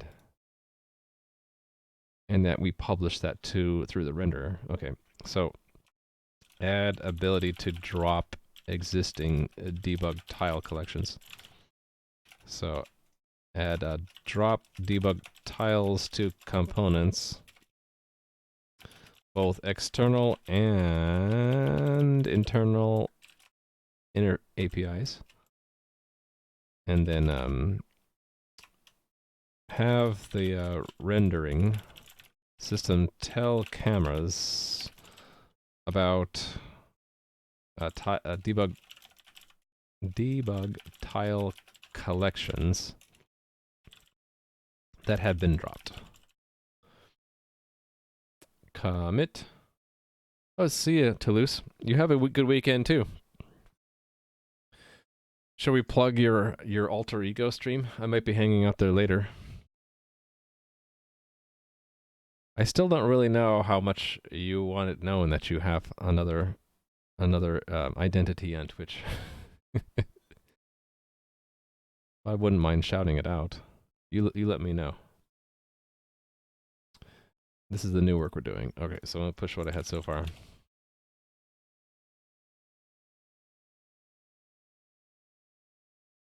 Okay, so this won't compile because that doesn't exist. So we're gonna add that to, where am I gonna want that? Doesn't matter to you? Just don't typically say it in other streams anyways? Oh, okay. Well, hold on. Let's see if I can spell it correctly. So, fail to survive is to lose his alter ego, and he plays lots of Minecraft mod packs. And it's always interesting if you've played Minecraft but you haven't played modded Minecraft. I think it's an interesting stream because he goes through lots of different mod packs, and you might see something interesting there it's like, I thought I knew Minecraft, but I really didn't, because there's so much more with all these mod packs. So it's just also a fun place to hang out. I do that. I go to that stream when I'm just like eating lunch or something. It's kind of chill. So yeah, enjoy. I'm assuming that you'll be playing later, but no pressure. All right, debug tile collections. What API level do I want that at? I want that at the external level here. It's right here. So, and let's make a type for it. Debug tile collection keys. And we're gonna make a new one every time. So this is safe to call outside. In fact, we can make it const. Right, I think so. Just need to define this type. So we're gonna define it here. This is a set of keys, of strings. This is used to represent the, I guess, the collection of keys of debug tile collections in the game. I'm not the best at describing things. All right, let's document this. Generate and return the current set of debug tile collection keys. Totally hacked that collection there. There. Let's call it a copy. A copy of the current set of debug tile collection keys is returned.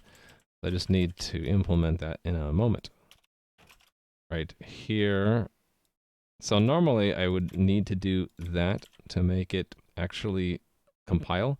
I don't like to repeat myself there, so what I like to do is replace that with auto and do this little trick where you put the return type on the right.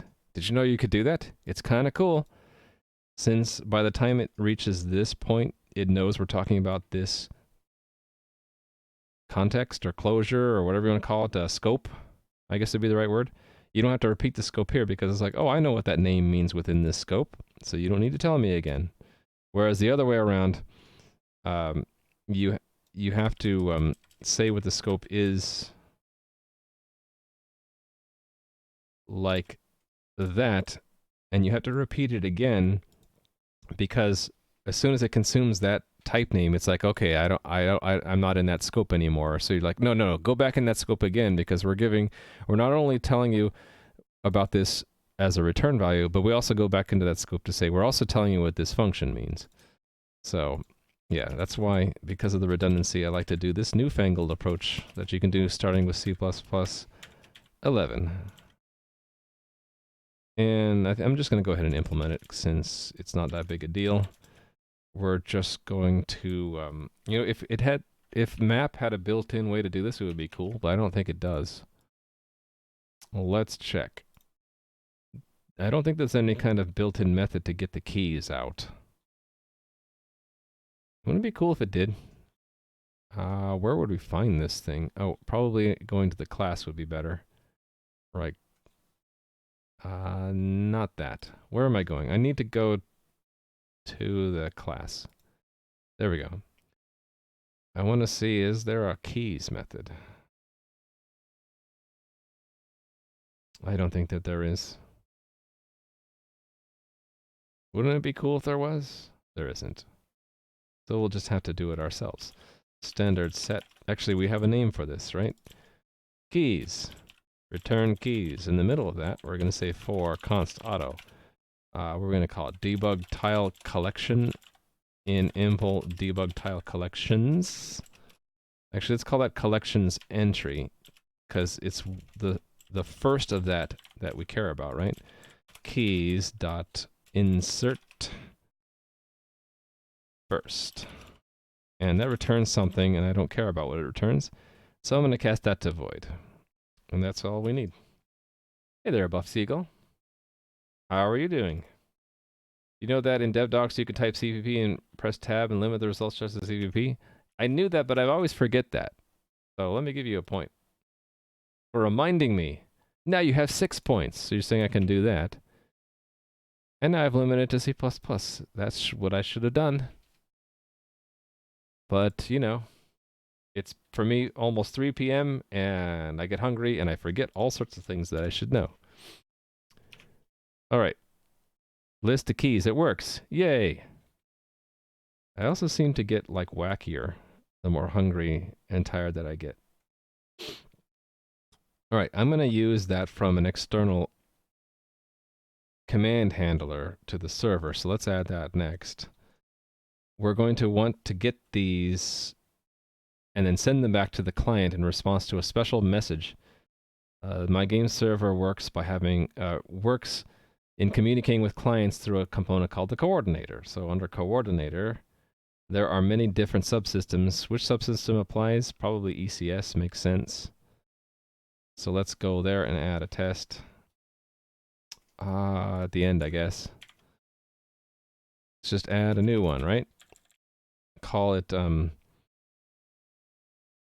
list debug tile collections. That will be the name of the message request. Hunger is a big enemy to programming? Yes, I agree. Just started your weekend? Sweet. I'm going to be starting my weekend soon, in like maybe half an hour. I try to stay at least 4 hours streaming, and I started a little bit late today. And try to hold myself to that standard, kind of like I'm on the clock, right? And I want to make sure that my time card says I actually, is accurate and honest and all that stuff. Since I'm my own boss, I feel like if I didn't do it, then I should punish myself. So, but I do get hungry and I kind of want to stop.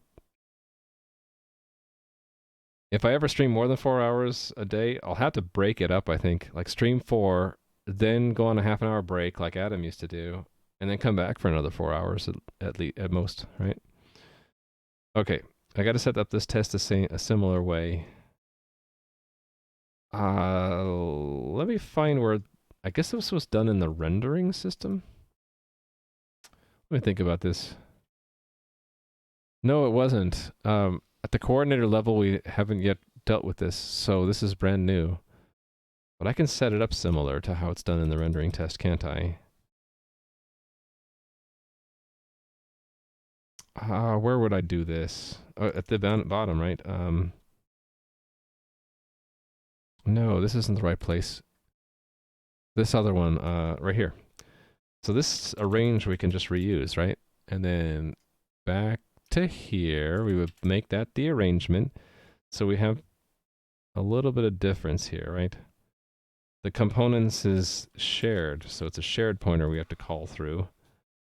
Zone doesn't exist, so we have to actually make one.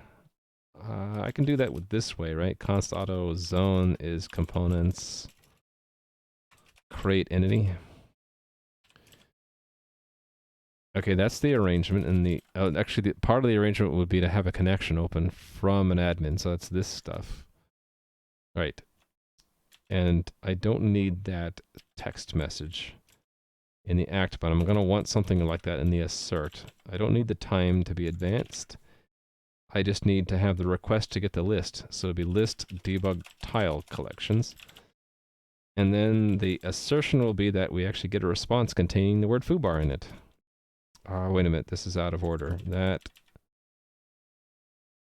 Hold on. This should have gone here, and that goes there.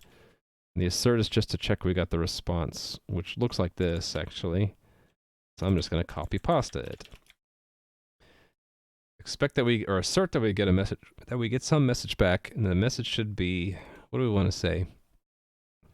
How about debug tiles? Can't be debug tiles because that's what has an actual one collection. How about debug tile collections? Right, and then we'll just say keys, and we'll expect a JSON array containing foobar. I think that's a good. Let's go with that. Hopefully I didn't miss anything. What does this do when we run it? It should fail. It fails correctly in that we expected to get a message and we didn't. We didn't get any message. So to get a message, two things have to happen. We have to actually receive the request, and then we have to send back a response. So receiving the request is the job of the coordinator in its dispatch table. And that is hidden away in coordinator impl. There's a big table here somewhere. Where are you, table? There you are. And I wanted to make an admin message so that normal players of the game can't get that list. We only want the GM or the admin to get it. So we'll do it here. Where would it go in this list? L goes right there, right? So register admin message. List debug tile collection. Actually, it should be S, right? It should be an S on that. And we'll make it part of the ECS subsystem. So that is a macro which expands to two functions that need to exist, and they are given to factories to register to be called later when the message is received. The fact that there are two functions is that there's a two-phased approach in most requests from the client to my server. One is to check that you're allowed to do the action, whatever it is. And that check will also do any kind of immediate side effects or return values back to the client if it doesn't need to interact with the entire game cluster.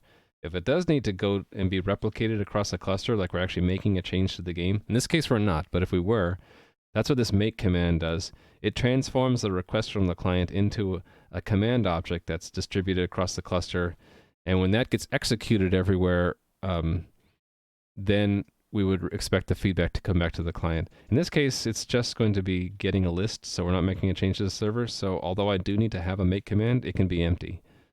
I'll need a check and a make command to be in the ECS subsystem, so let's add that.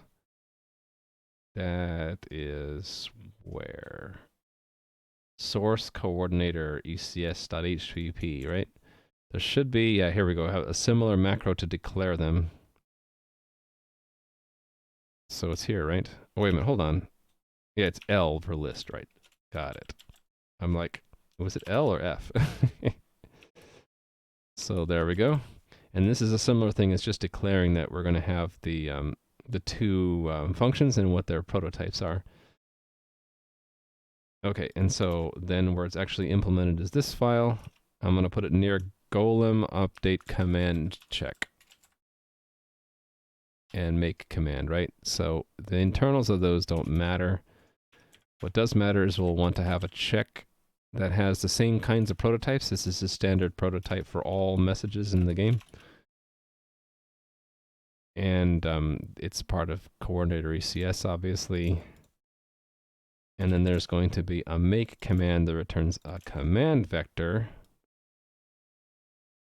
and has, okay, the arguments are like that. For the make command, none of these actually matter. So let me go and comment out all of the names. I did that wrong. I did that totally wrong. This should go there. This is basically saying, yeah, we need those arguments, but we're not actually going to use them. And they're just going to return empty set. We're not actually going to do anything to the cluster. This is where all the magic's going to happen. We're just going to query our components list debug keys const auto keys, and then we're going to formulate and send a response back to the client. So the client is available through this nifty WebSocket thingy, and we're going to do a send text message. The data is going to be the result of taking a JSON object and calling to encoding on it. And that's all we really need to do. Hold on a second. I have a little bit of a cough left over from something that or other that I had before. Let me cheat and look at another message that I've sent. Yeah, so kind of like that. There, and then the type has to match, obviously, what our test expected. Debug tile collections, right? And then this has to be a JSON array. So what I like to do is have it reserve or construct that the object has some array in it, and then rather than actually sending it here, we'll have a response, and the const auto response equals that,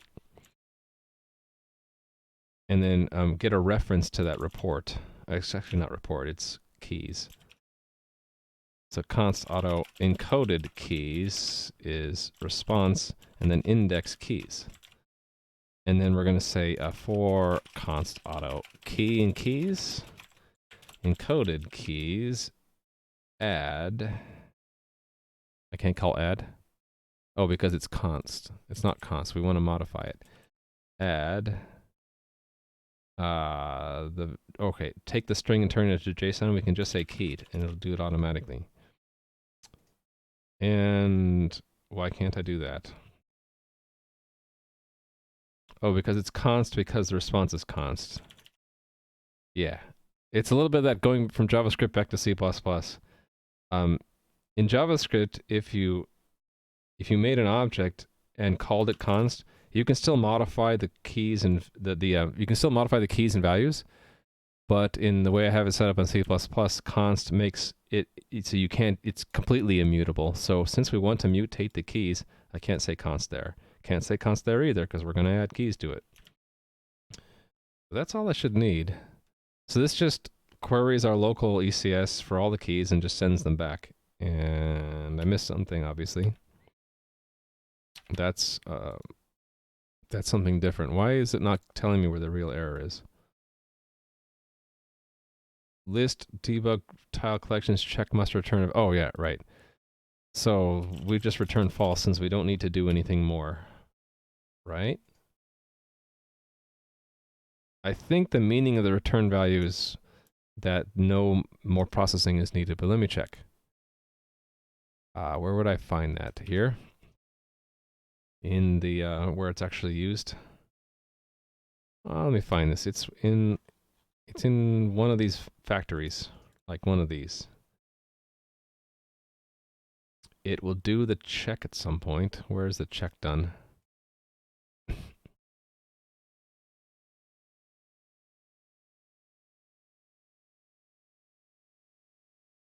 Oh, no, it just goes to this client message handler.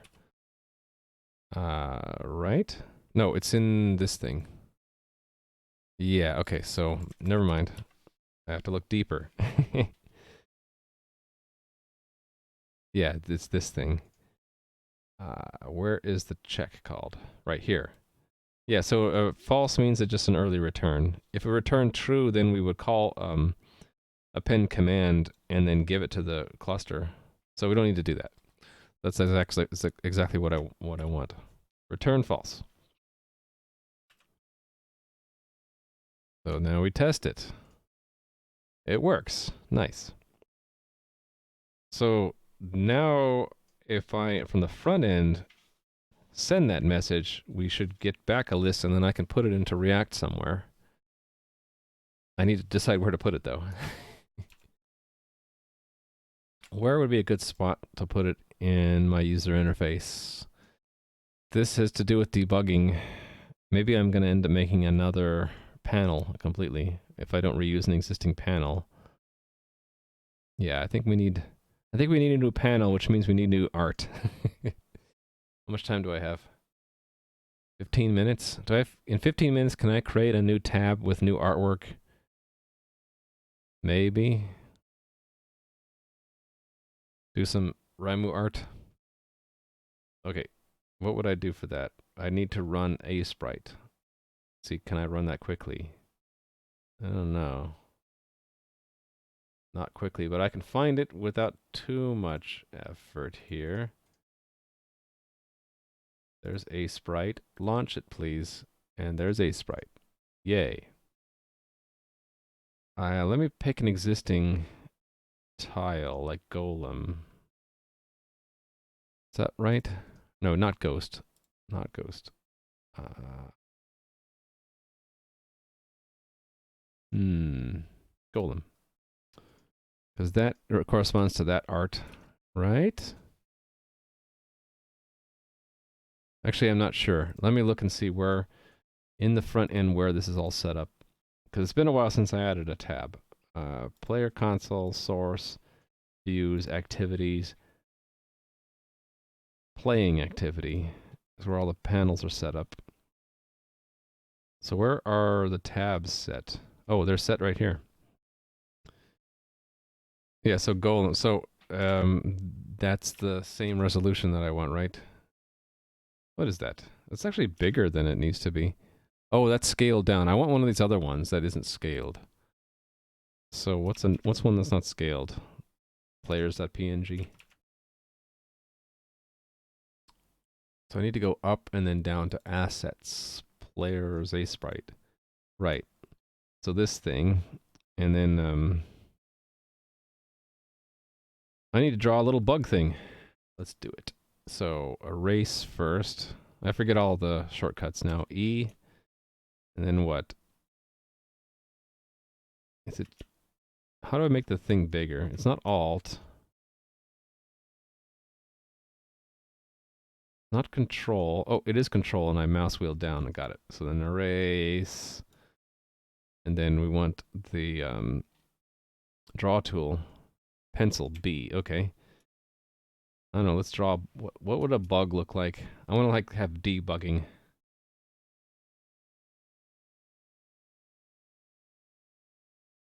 I don't know how to draw a bug. This is gonna look terrible because I can't even. I have to at least envision in my head. What if I do what I've seen other artists do, which is we actually look up the word bug on an image search. Okay, I can kind of do one of those. So like shape it like a capsule and then have like a head on it and then some antennae, some feet.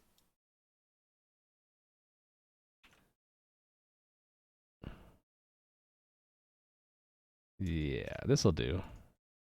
The creepy bug there. And don't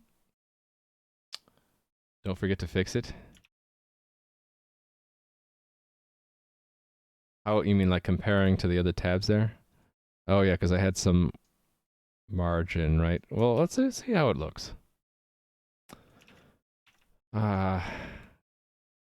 Actually, I don't want to do that. I want to fill. What's the fill to? Paint bucket. There we go. And I want to draw again in black.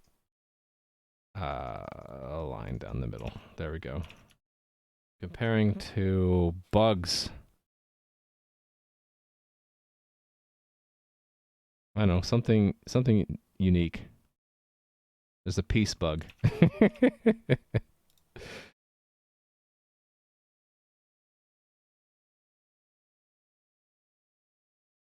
You meant the bug you're currently trying to draw? You're saying it's too big, right? It's the dimensions of the tile are too big? Oh, do you mean like fix it like draw a red X through it? Like this? There, debugging. So save that as debugging. Ace right. And then let's export. Not under assets, but public. Debugging ping. Export. And then we add a new tab here. First, let's just have it go to a different tab. I just want to see what the artwork looks like. Just some kind of word on twist thing. Oh, word twist. I see. This is an admin only tool set, so where do I want to put it in the rank of these? It doesn't really matter to me. Let's put it off to the right. After the golem, maybe? Sure. I just want to see if the art looks good. Debugging. So that should automatically pop up with the new artwork. It looks kind of bad. I really don't need that red X through it. I could really just have the little bug thing in there. So undo, save, export again. There's a little creepy bug there. And right now it's just a copy of the golem tab, so let's fix that. Hey there, Nick. Oh, you really like the content? Well, thank you very much. If you haven't seen it, I have a little intro video that's like 2 minutes long that explains a little bit about what I do here. And feel free to ask any questions. I'm only going to be streaming for another 10 minutes though, because I only go about 4 hours a day. But I'll be back on Monday, hopefully. So I need to have this be a different panel, debugging. So what we're doing right now is some React work. This user interface is in React, and the React component I'm going to be adding is a new panel, so a new area that's drawn in here, and I'm going to be listing what are the available tile sets, like this debug tile set that we're drawing for George. So we'll be able to see which ones exist, and we'll be able to select it. But I don't know if I'll get this done in the next 10 minutes, but we'll see. Debugging, so that actually has to exist in all of these functions. Where there's like a table. Here we go, panels. So we need to add it here. Debugging is to create a debugging panel, which doesn't exist yet. We have to import that from somewhere, right? So let's import it from panels. That means panels index has to list it. Debugging panel, and so it needs to import it from somewhere. So we'll just assume that there's going to be a JS file for it, and then I'm going to let's take a really lightweight one. I think mail panel is pretty small. Yeah. Let's just make a copy of it called debugging panel.js. Did I name it correctly? I did. Okay, cool. And then we'll just clear this old one out, right? This should have the name debugging panel. And that's what we export down here. And right now we don't need any props.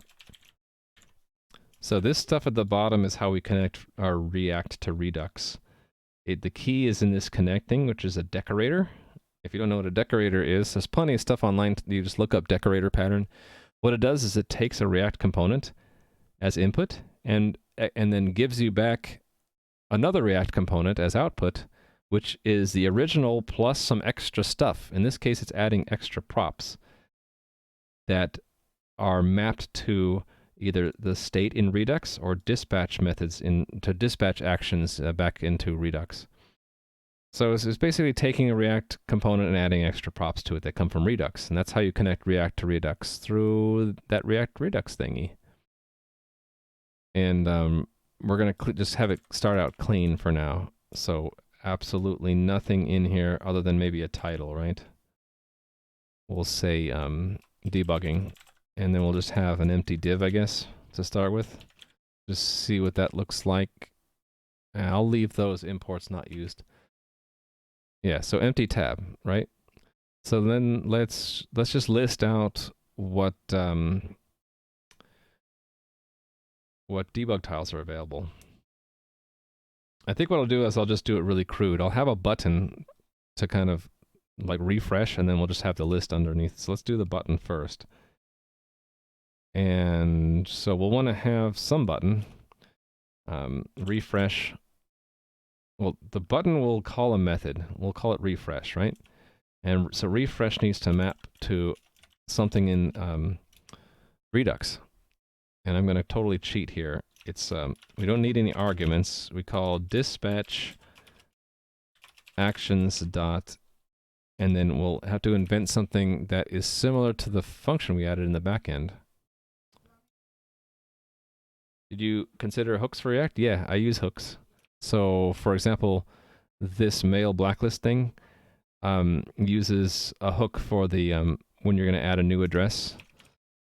Can I show that, or did I break it? Yeah, so when I add a new address here, the state of the new address is in the state hook right here. So the state hook is part of React hooks, and it's defining state that's in React rather than in Redux. And this always will have the current value, and this is what you call to change the value, which is what we, like when we submit, we clear it, and we have the on change, how do I route that?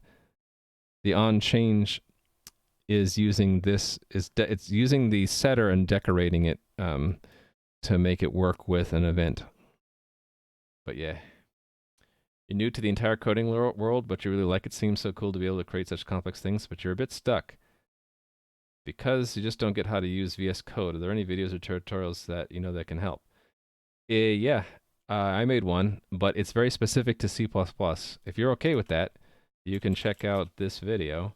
So I go through setting up VS Code and a build environment and a simple test program and a simple thing to test, all in about 30 minutes. And it uses C++ and Google Test and CMake for the build system. So it's a little funny. If you're okay with that, that's one example. And there's probably others out there. There are also streamers here on Twitch who will show how to set up stuff from scratch. Like Ninja Bunny 9000, I think, has a lot of stuff that she has published. And in general, if you go to any of the live coders, the livecoders.dev is a list of the other streamers in the team that I'm in. There are probably lots of those that, for their particular areas of expertise, either have already made blog posts or videos on how to set things up, or they can answer basic questions. So I'm more C++. I know a little bit of React and Redux and Phaser, you know, for the JS stuff. But like, if you want to help on setting up VS Code for like Java, I wouldn't really know how to do that. But my video I linked there is specifically C++ and CMake, and using Google Test to test things, because I like test-driven development.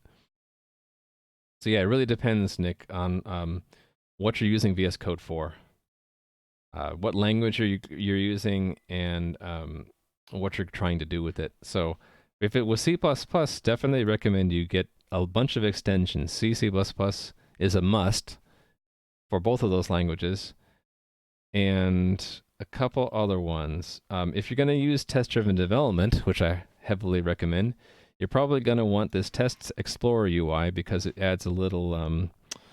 it's too bad they don't have screenshots, but I can show you what it looks like. It looks like this, and it shows you what all tests you can run that you have in your code, and you can jump to a specific source code for your tests, and you can run the tests. It's pretty neat.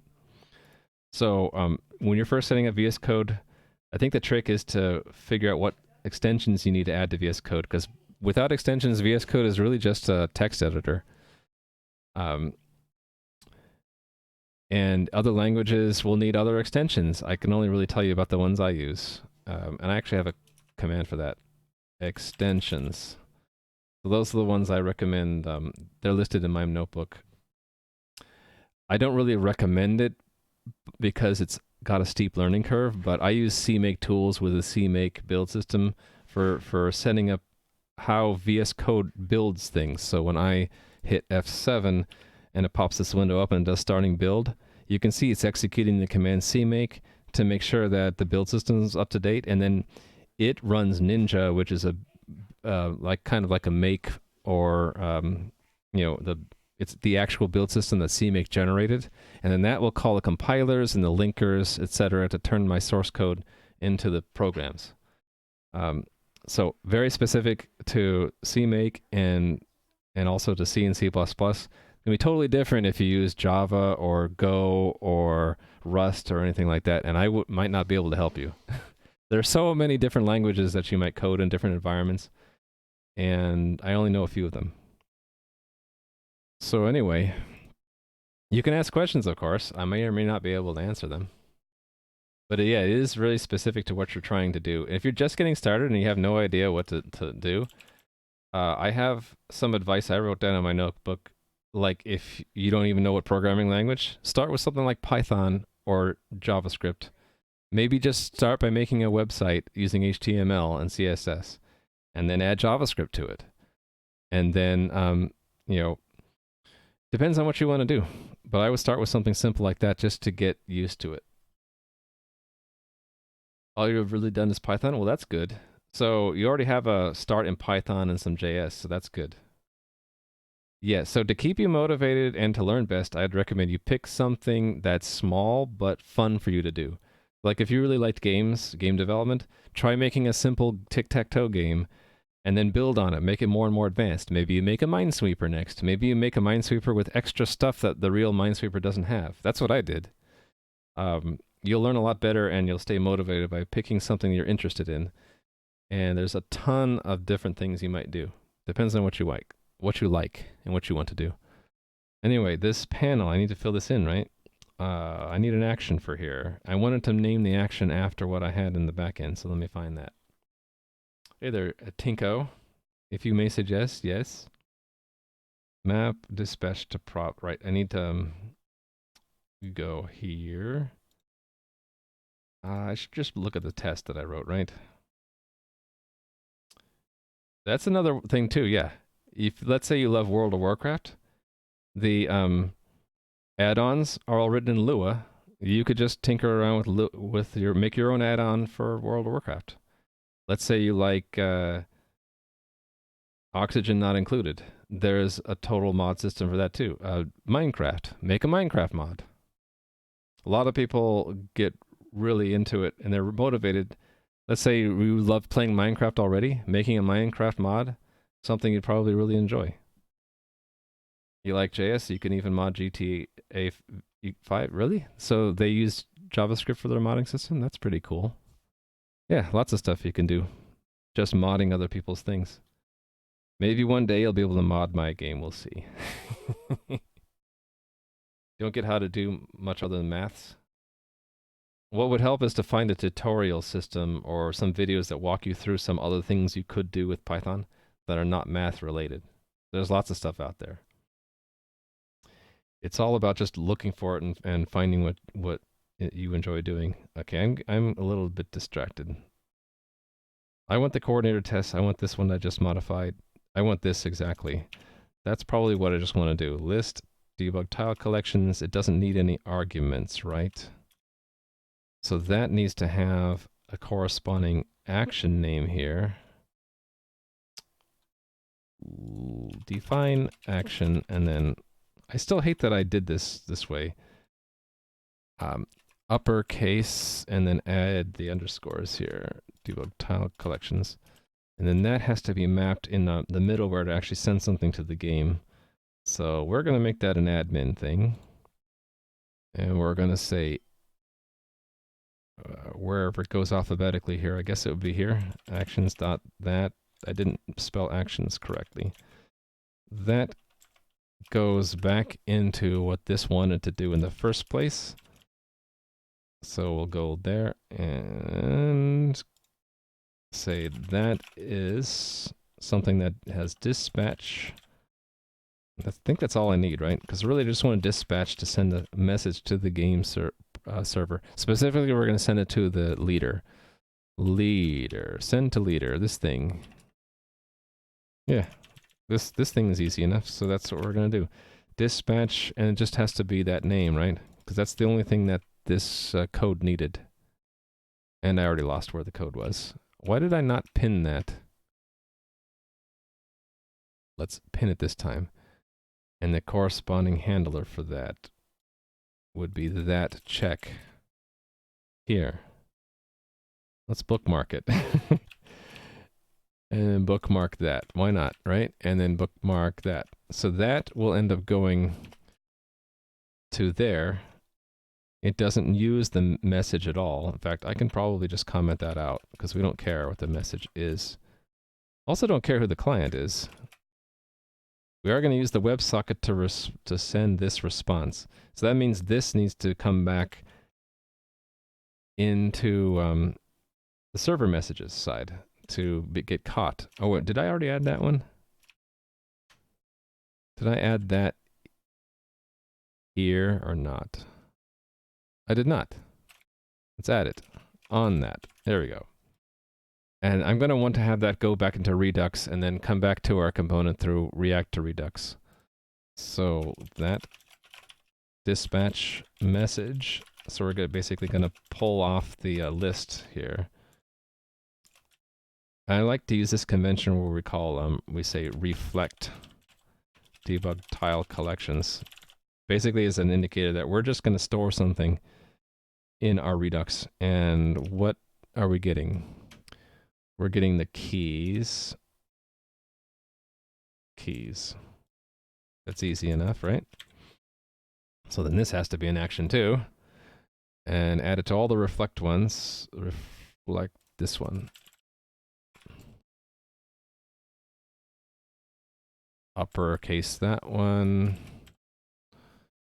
Add in underscore. Whoops. Add in underscores, not replace. And then that we need to reduce somewhere in Redux. Let's put it under admin reducer. Let's make that part of our shape. Debug tile collection keys. And I suppose it's just a list, right? There we go. And then we'll reduce that action. Reflect D. Trying to keep it organized by having them listed alphabetically. And then when you just have something you want to store in Redux, your new state is your old state with thing replaced that you wanted to replace. So that's debug tile collection keys, and that comes from action.keys. Easy enough, right? So now, let's go back to React and the debugging panel. So that's the prop to call that trigger it. So to call it, we'll want a button that calls it, right? Where's another button I can steal from? Any of these panels will do, right? That has a button. How about that one? That's in server versions panel. Versions panel.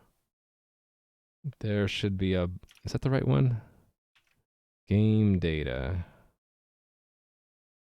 Right, this button. Oh, it's in a form? Okay, I don't want a form. I want something simple. How about this one? Yeah, cluster status is better. Cluster panel. Oh, okay, that's broken out to another component. Cluster status. That should have a button there. Oh, there we go. There's my button. That's the remove button, though. I want the snapshot button. There we go. Yeah, and I had that. I'm mostly finding this to copy from because it has other things in there that would have been a pain to have to try to remember. It's got the fact that it's in a button bar class. That's the CSS I have, so that if I have more than one button, it'll be arranged nicely. The on click will be refresh. And actually, I don't care about the event, so we're just going to do that. And we'll call it refresh. And let's just keep that the way it is for now, and let's see what it does. I don't know if I recompiled the backend, though, so let me make sure I do that. Okay, see you, Nick. Thank you for being here. Hey there, Meridian. You came here 5 minutes ago. I didn't say hi. I apologize. I didn't say hi to Nick either. Maybe my wave will be a goodbye instead of a hi. And Tinko, I didn't say hi either. Sorry about that. Anyway, I'm now 10 minutes over. I've been trying to add this little piece of React so that in this debugging panel, see my nice little Ramu art there, that little bug?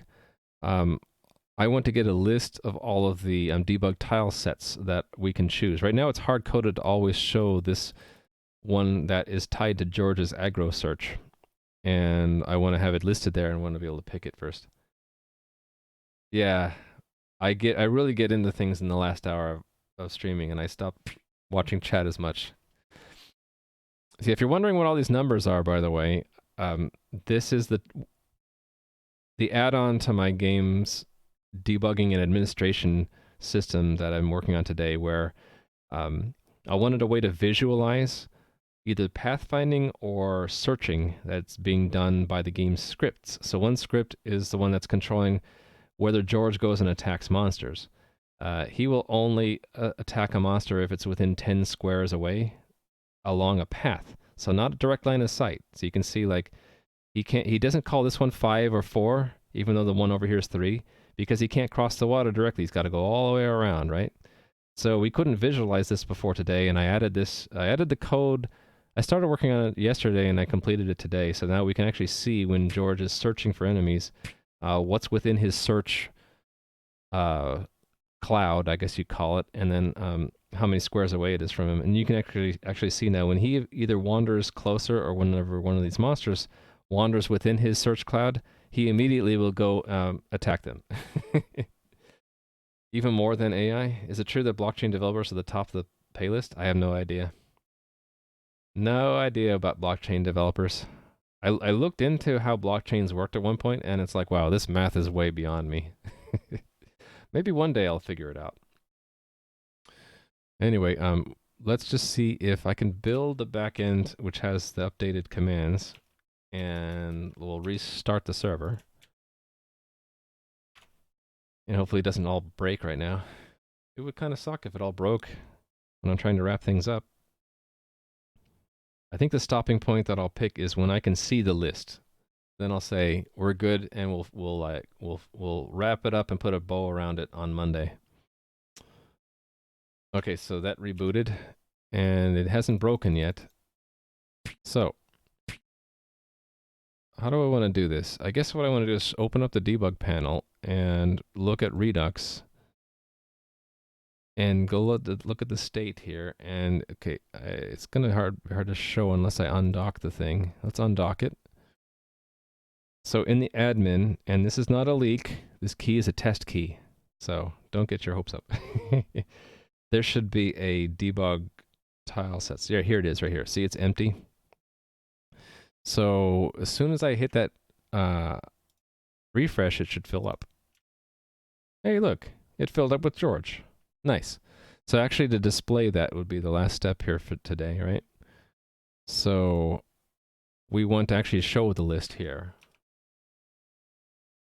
And rather than do it from scratch, let me copy where I had another list. What kind of list do I want? I want a list where I have buttons or a checkbox. And something that has a scrolling. This would be nice. How would we steal from the scripts panel? Scripts panel. So it has a form because at the end there's an add thing. I don't need that. I can just make it a div which has a shrinking container. So let's pull this form out. Is this the right thing? Yeah. And then paste it here. Actually, I'm thinking that outer div I don't need. Let's remove it. Let's remove that outer div. Oh, wait a minute. I need that div level, though. No, I don't. This becomes a div, and it's just not indented correctly. That fixes it, right? As long as that's a div, I don't need this stuff here. Okay. So within a shrinking container, and that's a little trick that I use in CSS with a flex container to make this little thing scrollable so that it handles the overflow really nicely. I will not need a submit because it's not a form anymore. There's going to be a table. I really just need 2 columns, right? Wait, do I even really need a table? I could just have it be checkboxes for now, right? Or just a list for now. What if we just keep it simple? It's not a table then. It is just an unordered list. And the unordered list will contain the The name for it, let's get a name for it. It's going to be the list of debug tile collections. Debug tile collection keys, right? And that's all I need right now. We'll do all this other stuff later. So really I didn't need much other than shrinking container. Okay, that we have to fill in. So const that equals, and we're going to want to take, we're going to have to get the keys out of Redux. So we'll need another prop. Actually, you know what I want? I'm going to use that as the name of the prop, and I'm going to name this thing something else. Let's call it debug tile collection key list rows, so that I can use that as the name of the prop, because that we want to map from state. We map things from state by doing state and then the reducer and then the thing in the reducer, which was debug tile collection keys. Doesn't seem right. It is though. Okay, so it happened to have the same name. That's good. Okay, so the way we do this, since this is going to be an array, we can do a map of it's going to be just a key, right? And we're going to want it to map to, this is getting long, so let me wrap it early. We're going to want it to wrap to a list item, right? Basically, it says for everything in this array, map that thing to a list item and put it into this as a collection. And then the way this works in React is the collection just gets put there. React will want to have a key in here. And I'm just going to take advantage of the fact that I know that the key is unique. So I can do, I don't need the quotes actually, just do that, right?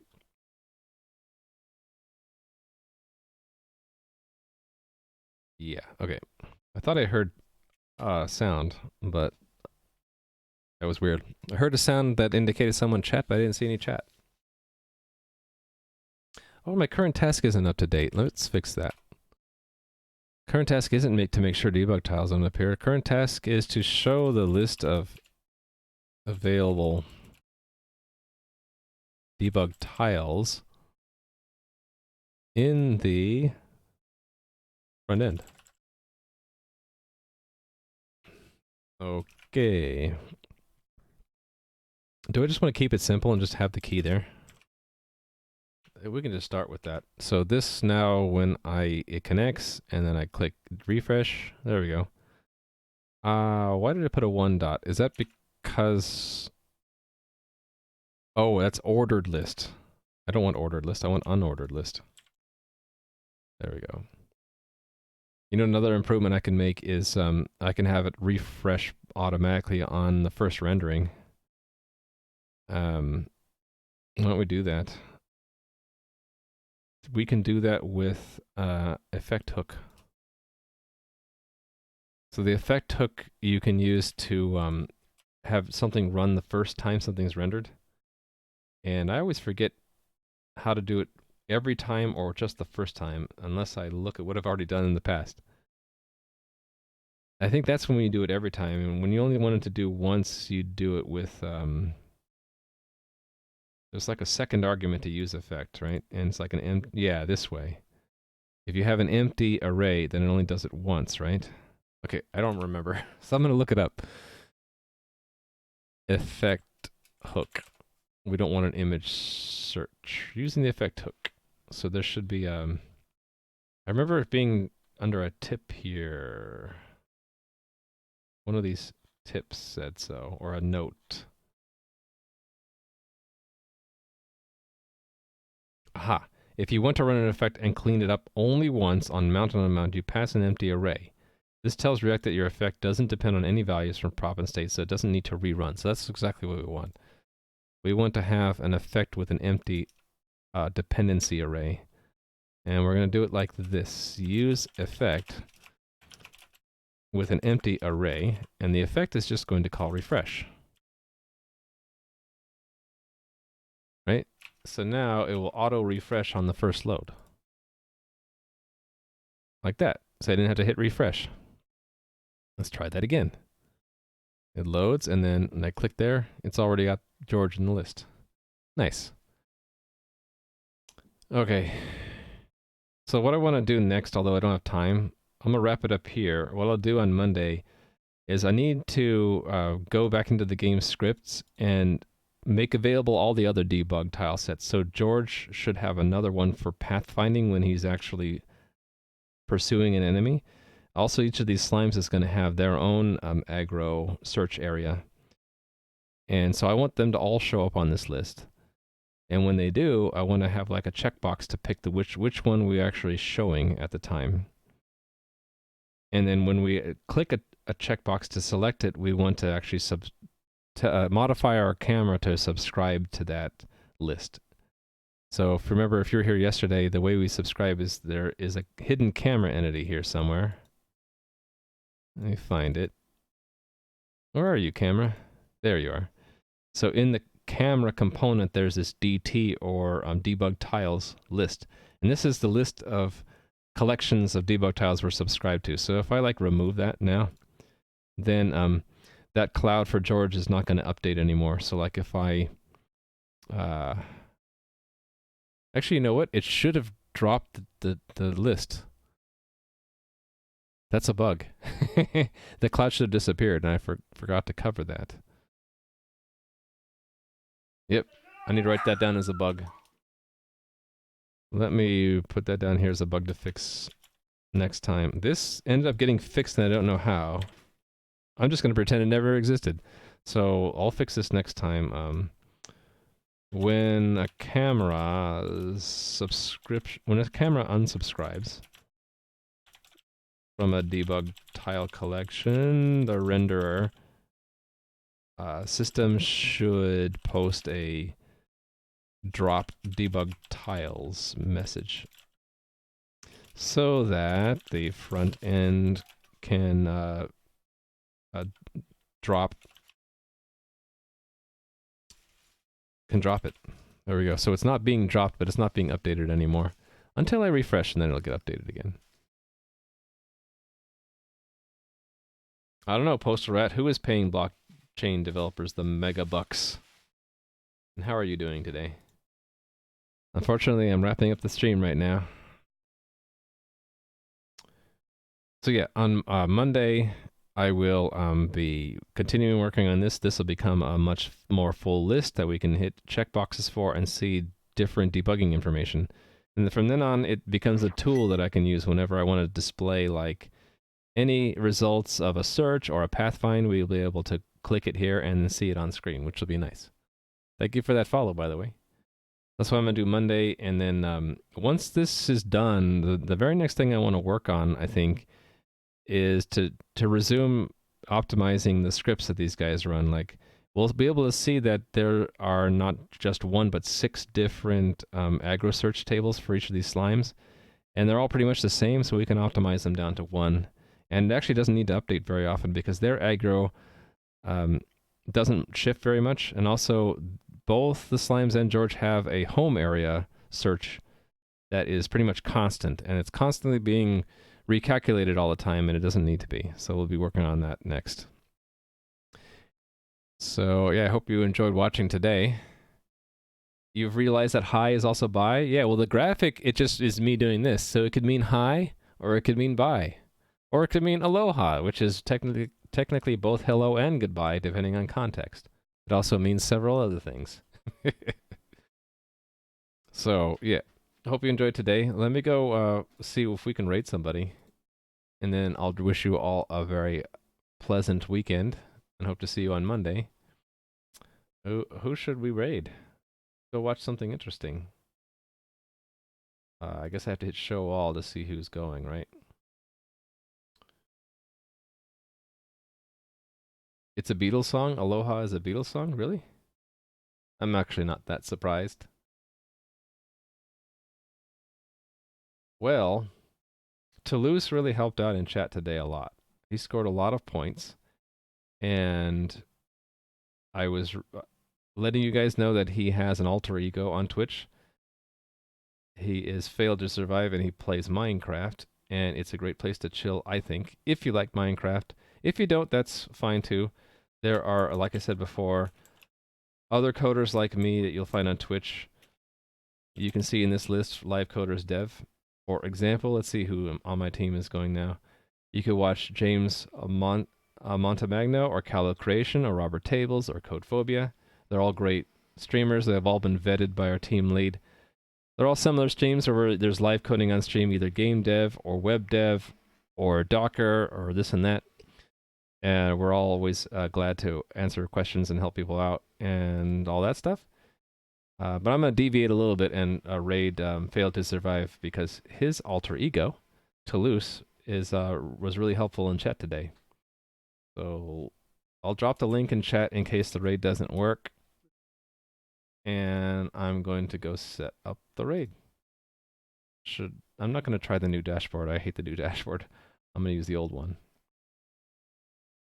So yeah, once again, this is completely different. It's a Minecraft with heavily modded with different mod packs. So if it's not your thing, then that's cool. I'd recommend Live Coders Dev. Maybe perhaps Robert Tables or one of the other streamers if you want to keep watching coding. So fair warning, this is going to be... Wait, I might hit the wrong button. This is going to be Minecraft, not coding. But I'm going to hang out there and chill while I get some lunch. So yeah, hope you guys have an awesome weekend. I hope to see you on Monday. Bye.